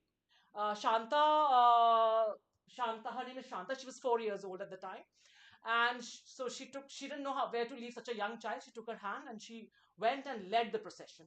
Her imprisonment, her arrest was kind of certain, and this is a time where crossing the threshold of the household was very difficult in Rajputana. But this was considered as a sacrifice for the country. So that, I think, a lot of it comes from Gandhi. A lot of it comes from the women participation in the rest of the country. Kasturba visits Jaipur in 1938 and motivates women to participate in national movement. So must have been many factors that a person like Kalavati is being dragged by the police people, and she would recall कि मैंने गांधी बाबा की जय तो बोल ही दिया. I did say, I mean, that was like a slap in their face that I did say Gandhi Baba ki jai. So there are many ways in which Gandhiji inspired them, but not much on that. I want to talk a little bit about the kind of legacy such nationalist women created for their progeny. And this is my grandmother with a school friend of hers. This is how they went to school. And this is Banasthali Vidyapeeth. She's sitting in the lawns of Banasthali Vidyapeeth. So I have this picture of her. And this is a residential school. All four of her daughters, all four of Kalavati's daughters were sent to study in Banasthali Vidyapeeth, which was a really, really big step. And my grandmother's enrollment number was 5. So she was the 5th student enrolled in Banasthali Vidyapeeth. So this, I think, was the kind of space they took part in Prabhat fairies. My grandmother always wore khadi till she was there. She once saw something, the how silk is produced, so she gave up silk, she gave up leather. So she always had that, the freedom has to be with a purpose. So that kind of a agentive space, that kind of a thing that they created, that is important. And when I was working in Chomu, now I come to my first job was in a city called Chomu, which is very close to Jaipur. There's this old person who came and he asked me that, are you the granddaughter of Lakshmi ji? I said, yes, I am. So he said, we were very young and we all went to attend, to see her being wed. I said, why would you were all invited? So no, nobody was invited. It was a very close, intimate affair, but we all went because she married without a veil. So I asked my dadi is no more. I mean, but at that time she was alive. And I said, you married without a veil? So she said, yeah, because in Banasthali, we were given lectures against the Parda system. And I used to go to different villages to give talk against Parda system. So I could not be a hypocrite. So there was this whole, ethos. And Banasthali Vidyapeeth was again started by somebody, a woman from Rajasthan, Ratan Devi Shastri. That's another story. She lost her daughter. And in her memory, she decided to open Banasthali Vidyapeeth. But that's another thing. So Banasthali Vidyapeeth itself created a whole, a sisterhood. Yeah, I still remember that around my grandmother must have been around 60, and this is another 60-year-old woman who came and rang the bell. I was in school at that time, and I opened and I said, she's not at home. So she said, no, I'll come back after half an hour. So what should I tell her? She said, just tell her scientific halwa hai come. So I was like, okay. So I told my dadi that somebody came to meet you, will come after half an hour, and that's scientific halwa. So oh, that girl. So they had these hostel nicknames. And my grandmother was called Kaptan Saab. She was the captain of something. And she could ride a bicycle with 8 girls on the bicycle. Her sister could ride a horse, 2 horses together. So that was the kind of education. And I think there are many such individual stories. Are you showing me the time? No, I didn't. I was Okay. just doing voluntary. No, but I'll just come to the conclusion only in a bit. So there are certain individual stories, and I'll not get into the detail of all of these, but I just want to mention that Kalavati ji entered this freedom movement through her marriage. But Prakashvati, who's Meenal Srivastava's grandmother, who wrote Amma's Daughters that I mentioned in the beginning, Meenal Srivastav tells that Prakashvati was already as a child got involved in the freedom struggle. She went to Wardha, worked with Gandhiji, but Gandhiji asked her to get married to get respectability. So marriage can play a very, very different role. And this is Geeta Devi Bajaj, who was married to nephew of Jamna Lal Bajaj, who's more famous. Geeta Devi Bajaj got widowed at a very young age. And what is very interesting is that she got, she was working with some extremist groups. And this whole story also was told to me by a senior journalist that she was widowed, and widows have to dress up a certain way. But she was very young. She would dress up as a newly wedded bride in all the finery. She would bring her trousseau from one city to Jaipur, and under all the fineries of jewelry and the lehengas and the ghagras would be weapons. So they would not be checked, that a new bride cannot. So those were the kind of feminine strategies that we haven't brought to fore at all in history or wherever. So there are, so in closing, I would just say that we have to pay attention to certain small episodes of involvement also. They might have a broader contribution to make. And of course, the role that supporting wives and mothers have played, they have to be given due credence. And the family memories they intertwine with nationalist memories that we have to take in credence. And within the patriarchal and feudalism in Rajputana, that kind of a construction, that there was a regressive mindset in Rajputana every time, has also affected historical scholarship, other than, of course, the dependence on archival research. So, this is what I want to say. One thing that I haven't explored in this paper, and I'm looking at Jyotika ji for that, that caste privilege of Kalavati should also be explored. And I did come across one episode of, because I was looking at certain police reports and everything. So there was these two Dalit women who were no, not Dalit women. They were two courtesans. They're mentioned as courtesans in the reports, and they're not even mentioned by name, and they are mentioned quite derogatorily. But I didn't explore that further. So somewhere, if we explore these stories, then of course caste privilege also needs to be explored. So thank you. Thank you very much. You have ended very timely, I think. I had the watch. Yeah.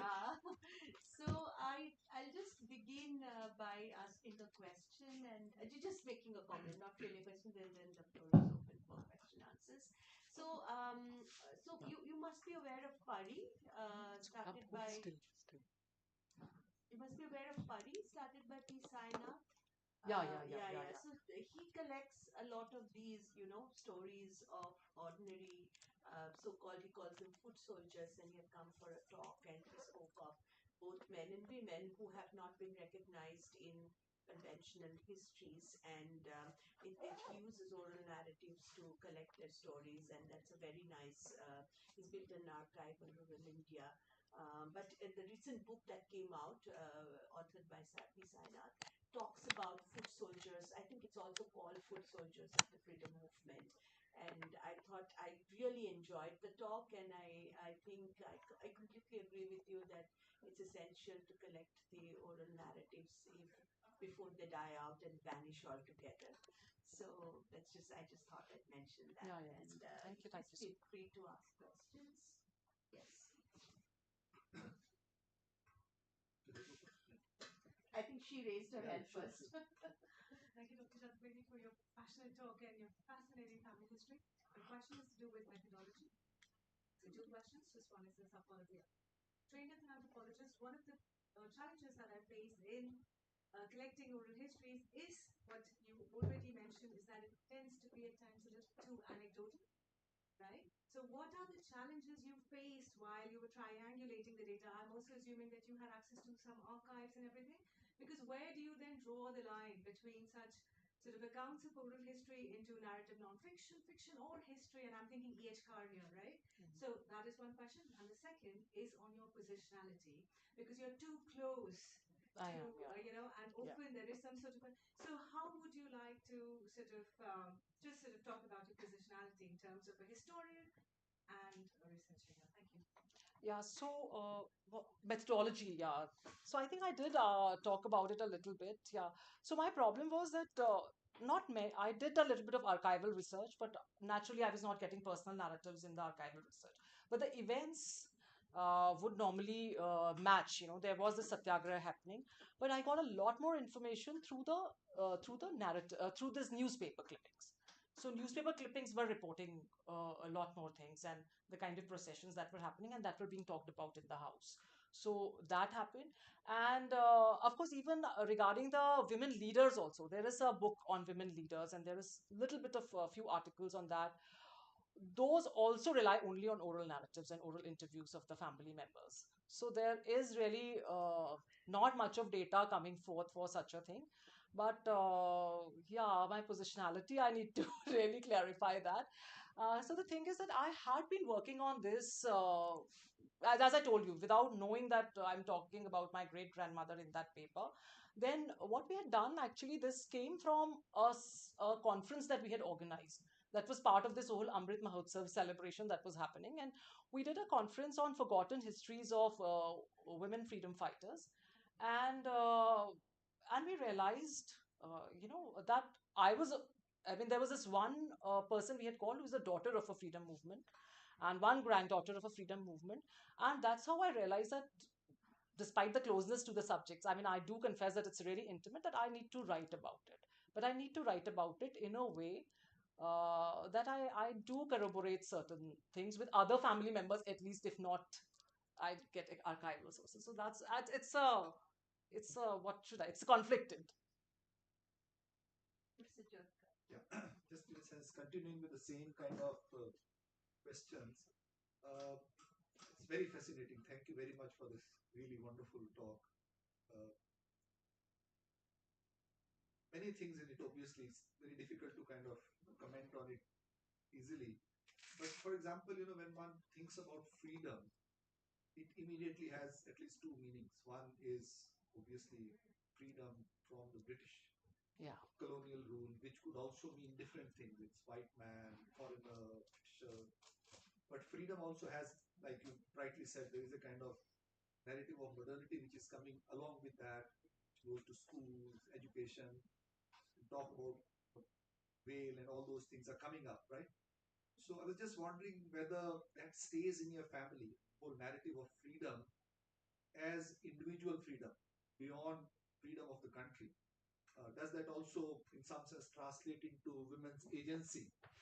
And the related question is about reimagining of tradition. Again, something on which you can conceptually, if you were to kind of take her question seriously. The other people, for example, in case of Bengal, Partha Chatterjee's famous work on Gare Baire and stuff like that. So if you were to compare the context of Rajputana, which is sociologically and historically a very interesting and very different context, Yeah. it would make a very interesting story if you were to compare, say, how a kind of privileged upper caste family reimagines its past tradition.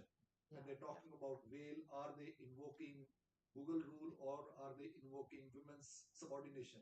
So, what kind of language is being kind of used to articulate those issues which are obviously being talked about in some way or the other? It's not like they would not be talking about. If she marries without a parda, it would be a big thing. It would be a big scandal within the kinship. Yeah. It's not only other people came out, your uncles and cousin uncles, they would have all bounced on your family. Yeah. So they would have defended it through some language. Yeah. So what was that language? Was that language of agency? Was that language of... So I think there's a lot in it. What Yeah, perhaps can come out. Yeah. So this is one thing which I missed because of the time constraint. But from your question, it comes that Chatterjee gives this argument that Indian households were, when the women went to the national movement and they came back, then they again became subjected to patriarchy and they forgot all about it. So what I'm trying to counter here is that at one individual level, they are trying to.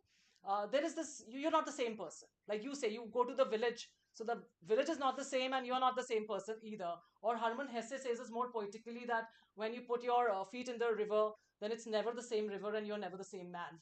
So once you come back and you do the same traditional roles, you're not the same person. So you will do something else for your daughters. That can be one that's been observed.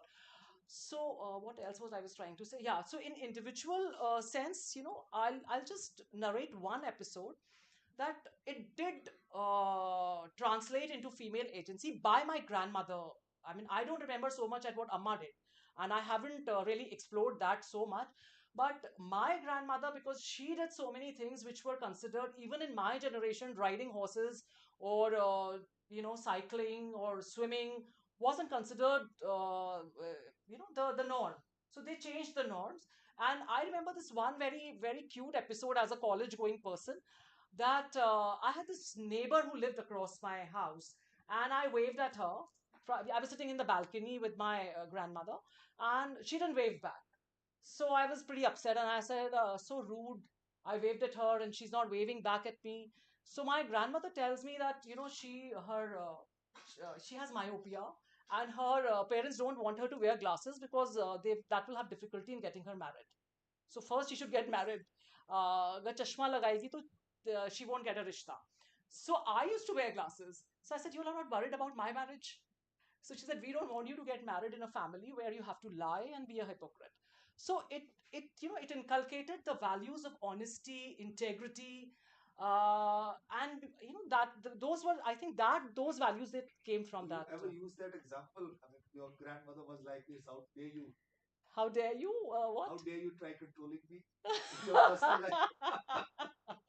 No, we have not been controlled because I used to laugh very loudly, and I remember that, and I used to argue. I don't remember arguing a lot, but there were people in the family who would come and tell my grandmother that she argues a lot, not just for me but for my younger cousin also. So she would always say we are Chaturvedi. So she would say Chaturvedi, the girls of the Chaturvedi family will argue and will laugh. If you can answer their arguments, it's good. Otherwise, keep quiet. So she was our wall of. She was actually the Kaptan Sahab of the family. Wasn't captain only in the Banastali University. Does it become So, a normative for the community, larger community? yeah, it did because see, it's an extended family. These were four sisters who studied in Banastali. Then I have these aunts, and then their daughters. So you just see, and it's not that we are, we are having this whole flag bearers of rebellion or radicalism, but we have seen that you can break certain stereotypes. You can get out of your comfort zone. So that kind of a spirit is pretty much prevalent there. And of course there is and Meenal, I took an interview with Meenal Srivastava, very extensive interview. So she said that we got that freedom, but we always thought that that freedom has to be used for a purpose. It's not like freedom for the sake of freedom.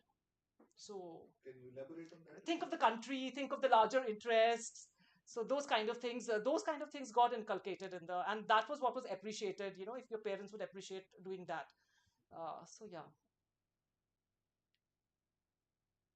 Yeah, sure. I think that should be the last. Smita is Sorry, for a long time she's been. I didn't notice. Yeah, for a long Sorry time about she's it. because your angle is such. So I thought. Yeah. Two questions as an outsider to the discipline. One is it? I mean, it's a very very interesting story, right? So the question is, why is the intergenerational effect which you're describing not, in a way, it could be the starting question or the kind of iterative starting question, right? Because for the point that Professor has just raised, it's clear that there are some effects. Whether those effects can be challenged methodologically through arguments about other people preventing this change or not, there's clearly, at least in this one instance, a generational effect. And it seems to me, at least just for that reason, these stories must be documented, because you're basically telling some kind of story with a 2 or 3 generational dramatic shift. I could have, for example, I'll give you a very different kind of story where that shift is visible very fast. In Bangalore, where I'm from, we are seeing a transition of middle class family ownership and house ownership, gardeners, cooks, whose children now work for the defense establishment and space research, right? So these are dramatic generational differences, 2 generations. You cannot imagine believing from an economic transition story that you necessarily see this dramatic shift. So I'm saying that these kinds of very rapid born changing are fascinating for their own sake. So I would say keep at it. But the second related question is sort of a meta question, which is, if you are not supposed, if somehow it is contentious in a discipline to take on a methodology which is not kind of fully formed, people not sure about it, or the rest. In your case, you're saying something about an oral history. It's also a bit of a family history. Not quite sure of it as a established methodology. What is the alternative? Who else is supposed to document these cases? So I just want to ask. No, we have, as a discipline, we are warming up to that. We haven't, I wouldn't say that we've done it completely, but we are warming up to that. And that is why, I mean, a lot of, we have this whole Oral History Association of India working on different aspects of that. So we're working on photographs and so many, but the thing is that we still call them non-conventional sources, non-mainstream methods. So that's a bit of a glitch there. Yeah. But we need more solid work on it, perhaps. So. Yeah, hi. Thanks so much for that. I just wanted to ask, within the nationalist movement of the Gandhian variety also, there's been this unease with the autonomous woman, the woman who's not attached to a man, so you have Gandhi telling this woman that, get married, right? And in fact, there have been many instances where Gandhi rebuked prostitutes who came out in, in protests and so on. So I'm just wondering if you've come across these sort of tensions from the oral histories that you've been collecting of these women who are active, but also part of these larger familial, and kin networks towards these women who are supposedly, autonomous, independent, or not under the protection of men. Yeah, no, not really. I mean, except Prakashwati, whose story, of course, I already mentioned that she didn't want to get married at all, and her marriage was also a problem. I mean, there's a whole tale of the troubles that she had to go through because of that. Because she had two children, she was tied up. The husband was already a freedom fighter.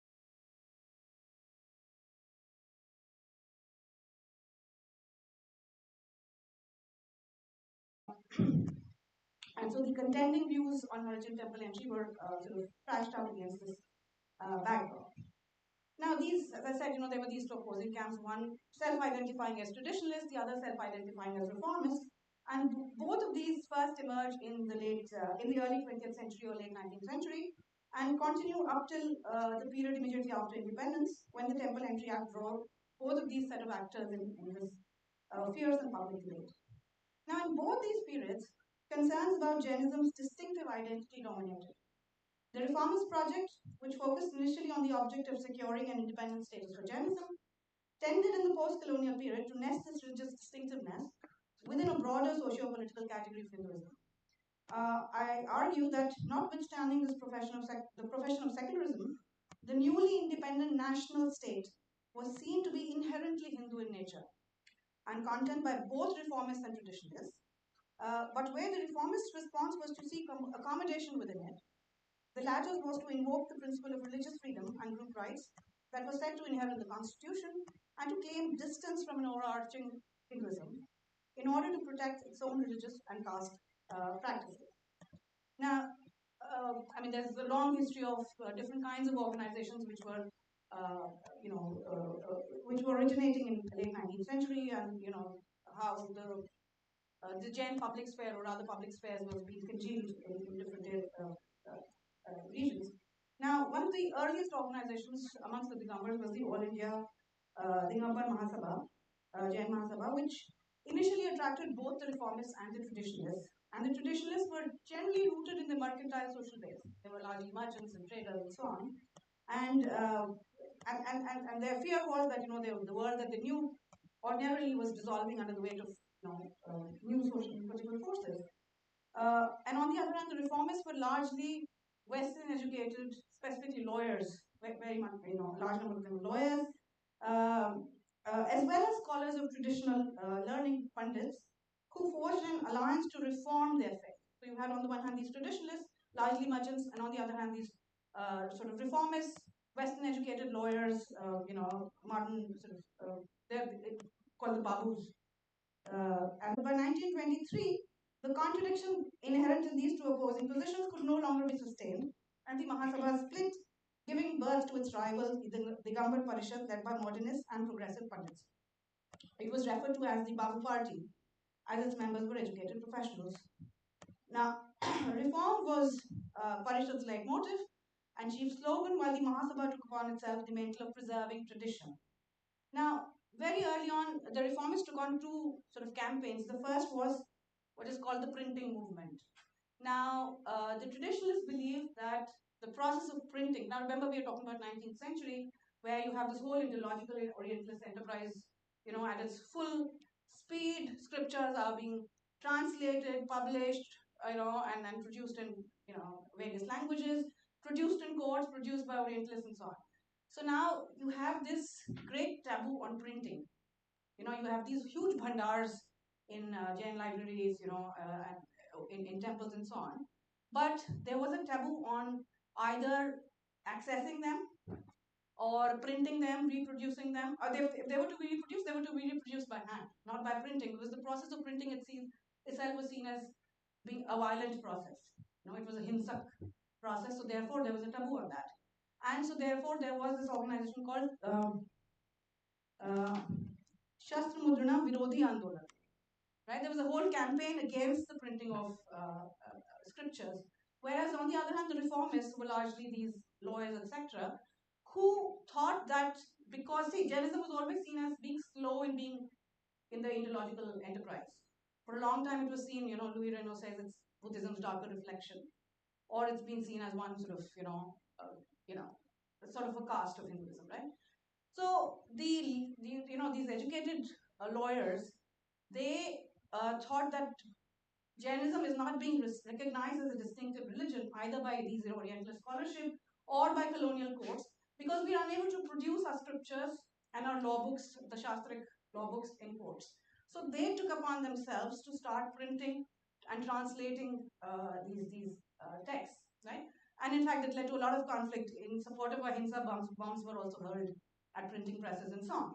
So this was the printing movement was the first sort of moment when the traditionalists come to be pitted against the orthodoxy. Now,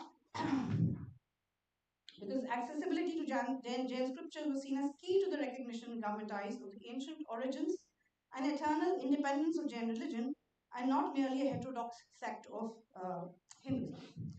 Now, these Digambar lawyers who were at the forefront of it were operating in a world where a model of legislative lobbying had already been established, first by Parsis. Mitra Sharafi's work on the Parsi community shows us how they were actually the first movers in terms of lobbying for the community. And thereafter by Muslim and Hindu lawyers and elites. Remember, Jinnah himself was a lawyer.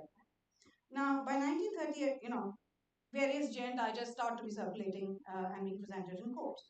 Now, the other issue was the census. Now, the introduction of census and the low numbers of Jains reported therein presented another symptom of Jain it was seen as a symptom of Jain degeneration and decline. So it was a moral decline, but it was also a numerical decline. Now, remember, this is the time when you have, all of these UN Mukherjee's Hindus are dying race has been published. Concerns and anxieties about dwindling numbers and so on is very much part of public discourse. And it enters, the Jain public discussions as well. So now, so the reduced numbers or the low numbers being returned in census was seen as something which was seen as a symptom of Jain degeneration. So incorrect enumeration blighted the population figures of the Jains, it was argued, and enumerators were directed to enter Jains strictly as Jains and not as Hindus, even though they may themselves regard themselves as such. So even if they are, reporting that, they shouldn't be entered as Jains. Now, the anxiety about diminishing numbers was reflected in the campaigns launched by Jain associations, urging Jains to strictly register themselves as Jains. The fact that many continue to return themselves stubbornly as Jain Hindus, and that's a curious category that you find, especially in Punjab census in the 1930s. Jain Hindus, they keep returning themselves as Jain Hindus. So this indicated the gap between elite discourse and the categories that Jains commonly employed in their everyday social interaction. Now, sorry, as we draw nearer to the Harijan temple entry controversy, some peculiarities of this period may be listed. Firstly, till the early decades of the 20th century, the Digambar intellectual leadership lay firmly in the hands of lay scholars rather than monks. The situation began to change with the arrival of Muni Shanti Sagar, who is also the key figure in the traditionalist camp, as we'll see. He is credited with reviving and revitalizing the naked Muni tradition after an intergenum of centuries. He really is seen as this great figure who's revived the Muni tradition, who is the traditional authority par excellence. He represents, in his figure is sort of embodied traditional authority and traditional charismatic authority as well. Now, rallying behind Shanti Sagar in the disputation over Harijan temple entry in Jain temples was the Digambar Mahasabha and its organ, the Jain Gazette, and its numerous contributors and editors, including Indralal Shastri and so on. These are figures that we will frequently meet. The other side was led, the reformist side was led by Ganesh Prasad Varni, who robustly advocated the Jain temple entry for Harijans was scripturally sanctioned. Varni was not a full mendicant, although he was a lifelong celibate. And he had mentored many progressives, and all of these people were writing all these polemical tracts in support of Harijan temple entry, and their argument was that Jainism does not scripturally sanction untouchability and caste system, etc. Were all mentored by him. Now, the temple entry controversy saw the coalescing of many social and political processes. The rise of a Muni Sangha led by the increasingly influential Shanti Sagar, who emerged as the preeminent symbol of traditional authority, the availability of a new language of social reform and its implication in the project of nationalist modernity, a repertoire of political actions bequeathed by anti-colonial struggle, and the emergence of a supra-local Digambar public sphere. Now, now returning to the opposition to the bill or to the law, in their communication to the government and general public, opposition to Harijan temple entry into Jain temples was very carefully couched in the language of independence and distinctiveness of Jainism from Hinduism, and not as a resistance to the uplift of lower castes. Internally, however, so there is a distinction between the way in which it is publicly addressed and the way in which, if you look at the internal sort of debates happening within the, in the periodicals and journals, or the kind of polemics that are going on, there are two sort of different registers we can see. So, internally, however, the question of validity of caste hierarchies was addressed much more frontally. Orthodox pundits endeavored to demonstrate that caste hierarchy was scripturally enjoined in Jainism, and in people like Indulal Shastri, for example, laid out very fulsome defense of caste distinctions and the urgency of maintaining the boundaries. The public narrative, however, followed a very different track. So, Shanti Sagar's biographer and close aide, for example, who himself played a very leading role in negotiations with the government and political leaders, invoked the memory of appropriation of a minority religion by a dominant majority. So this was the public sort of angle which was taken. Tracing an unpleasant history of persecution and plunder, he recalls how hundreds of historical Jain temples in Faltan, Kolhapur, Mysore, and indeed all over southern India slipped out of the control of Jains into Hindu hands, and how Jain scriptures were systematically destroyed.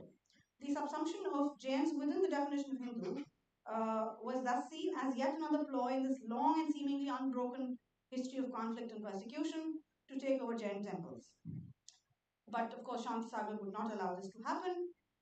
He undertook a vow to give up all cereals, not a full fast, but only giving up cereals, till the Jains were excluded from the purview of the definition of Hindus. Now, Gandhi, of course, already established, fasting as a moral weapon of resistance during the struggle of independence, and it was at the same time also a mode of everyday religious practice for Jain ascetics. So this restricted fasting was thus both a political, ethical, and religious act offered as a powerful challenge to those who, in Shanti Sagar's eyes, wished to extinguish Jain Dharma, etc. Now, of course, there were other examples. For example, at the same time, the Satsangis declared that they were not Hindus, right?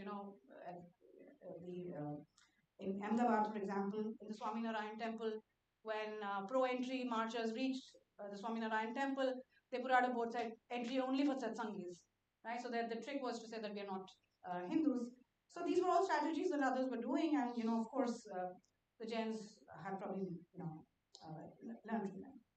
Now, Shanti Sagar's biographer also claims that a majority of the Digambar Jain community rallied behind the Muni, with opposition comprising only a handful of so-called reformists. Now, however, the voice of the opposition can hardly be discounted. Varni and his followers attacked the Orthodox pundits for misinterpreting, the Jain understanding of jati. Now, denying its association with birth, they yoked it instead to merit and occupation. So, giving a very non-divine, making caste as a social rather than, a religious category. Now, they too marshaled textual evidence to assert that Jainism allows for redemption of all without discrimination, and that Shudras were capable of undertaking. I'm just using Harijan and Shudras as because these are the terms that are being used in the debates. Were capable of undertaking religious vows. Now, these writers sought to establish the caste order, though created by the first Tirthankar, lacked the divine basis. Now, the story, the usual Jain story about origins of caste is that Rishabh is the first Tirthankar, that he created the caste system, but he created it while he was still a human, before he had pre-enlightenment, right? So, it did not have a divine basis. It was simply a social arrangement that he had, made. So, and it was on the basis of your qualities and your occupation and so on and so forth, right? Now, there were several other critiques of the caste system from a very unique Jain vantage. So the Jain critique of caste crystallized most cogently in Phoolchand Shastri's magnum opus Varna, Jati or Dharma, which is a huge big volume. At the heart of this refutation is the split between Lokik, which is worldly, and Parlokik, which is otherworldly, aspects of religious duty incumbent upon a householder. So the Lokik is the realm of the social arrangements, and the caste duty is flowing explicitly from Vedas and Manusmritis, whereas the Parlokik, which alone is the moksha marg, which alone is the true Jain path, that is the otherworldly path. So this derived from the teachings of Tirthankar. So many of these these are all these non-orthodox pundits who are creating these justifications for Harijan temple entry in Jain temples. Now there were several other. Okay, so anyhow, in magazines, no polemic was allowed to be passed. It was a very polemical and very bitter sort of debate. We don't have the time to go into it. But the Jain Digambar Parishad kept on passing resolution after resolution. Every single convention that we should allow untouchables to enter into the Jain temples.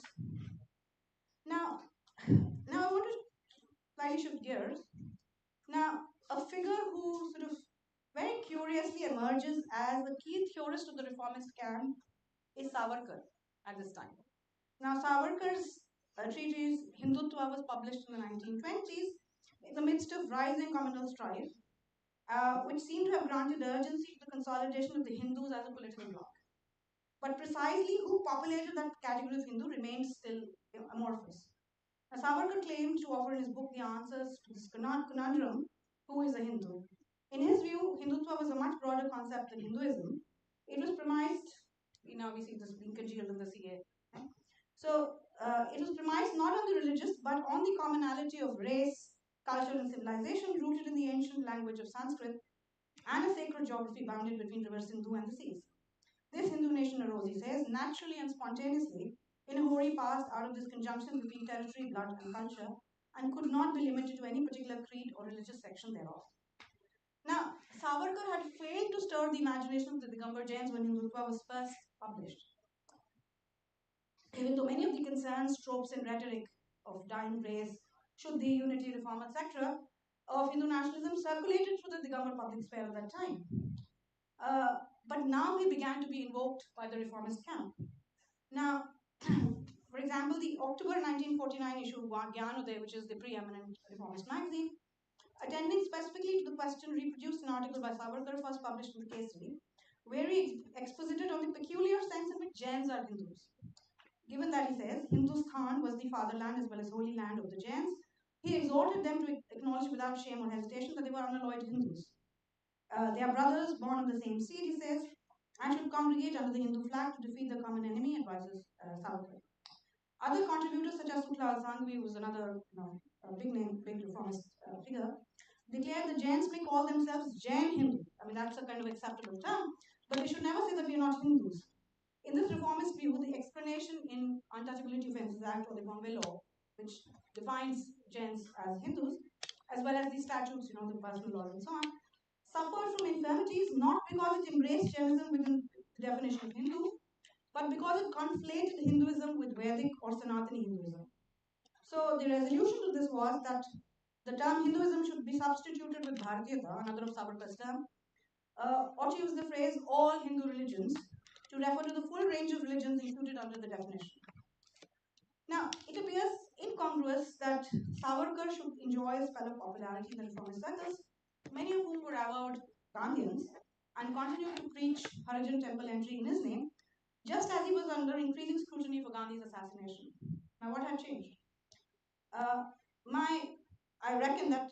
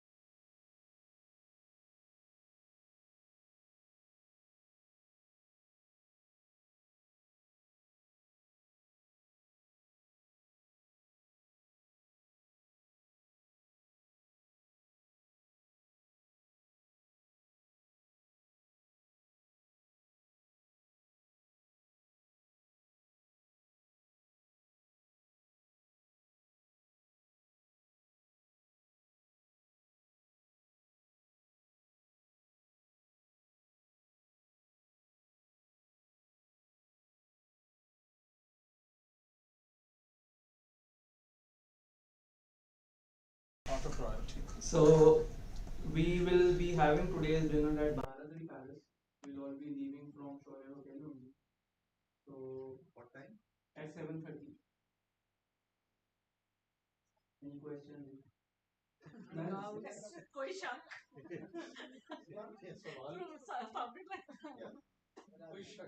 कोई शक के सवाल I was expecting another talk. Yeah, I was actually. Because in the second session tomorrow we have had one cancellation. So we have sort of postponed Madhumita's talk for tomorrow. Because I guess it has already been a long day. We must be tired, so let's wind down for the day. Yeah, it was cognitively demanding. Very honest. Yeah. So, excellent session. I deliberately didn't use the word challenge.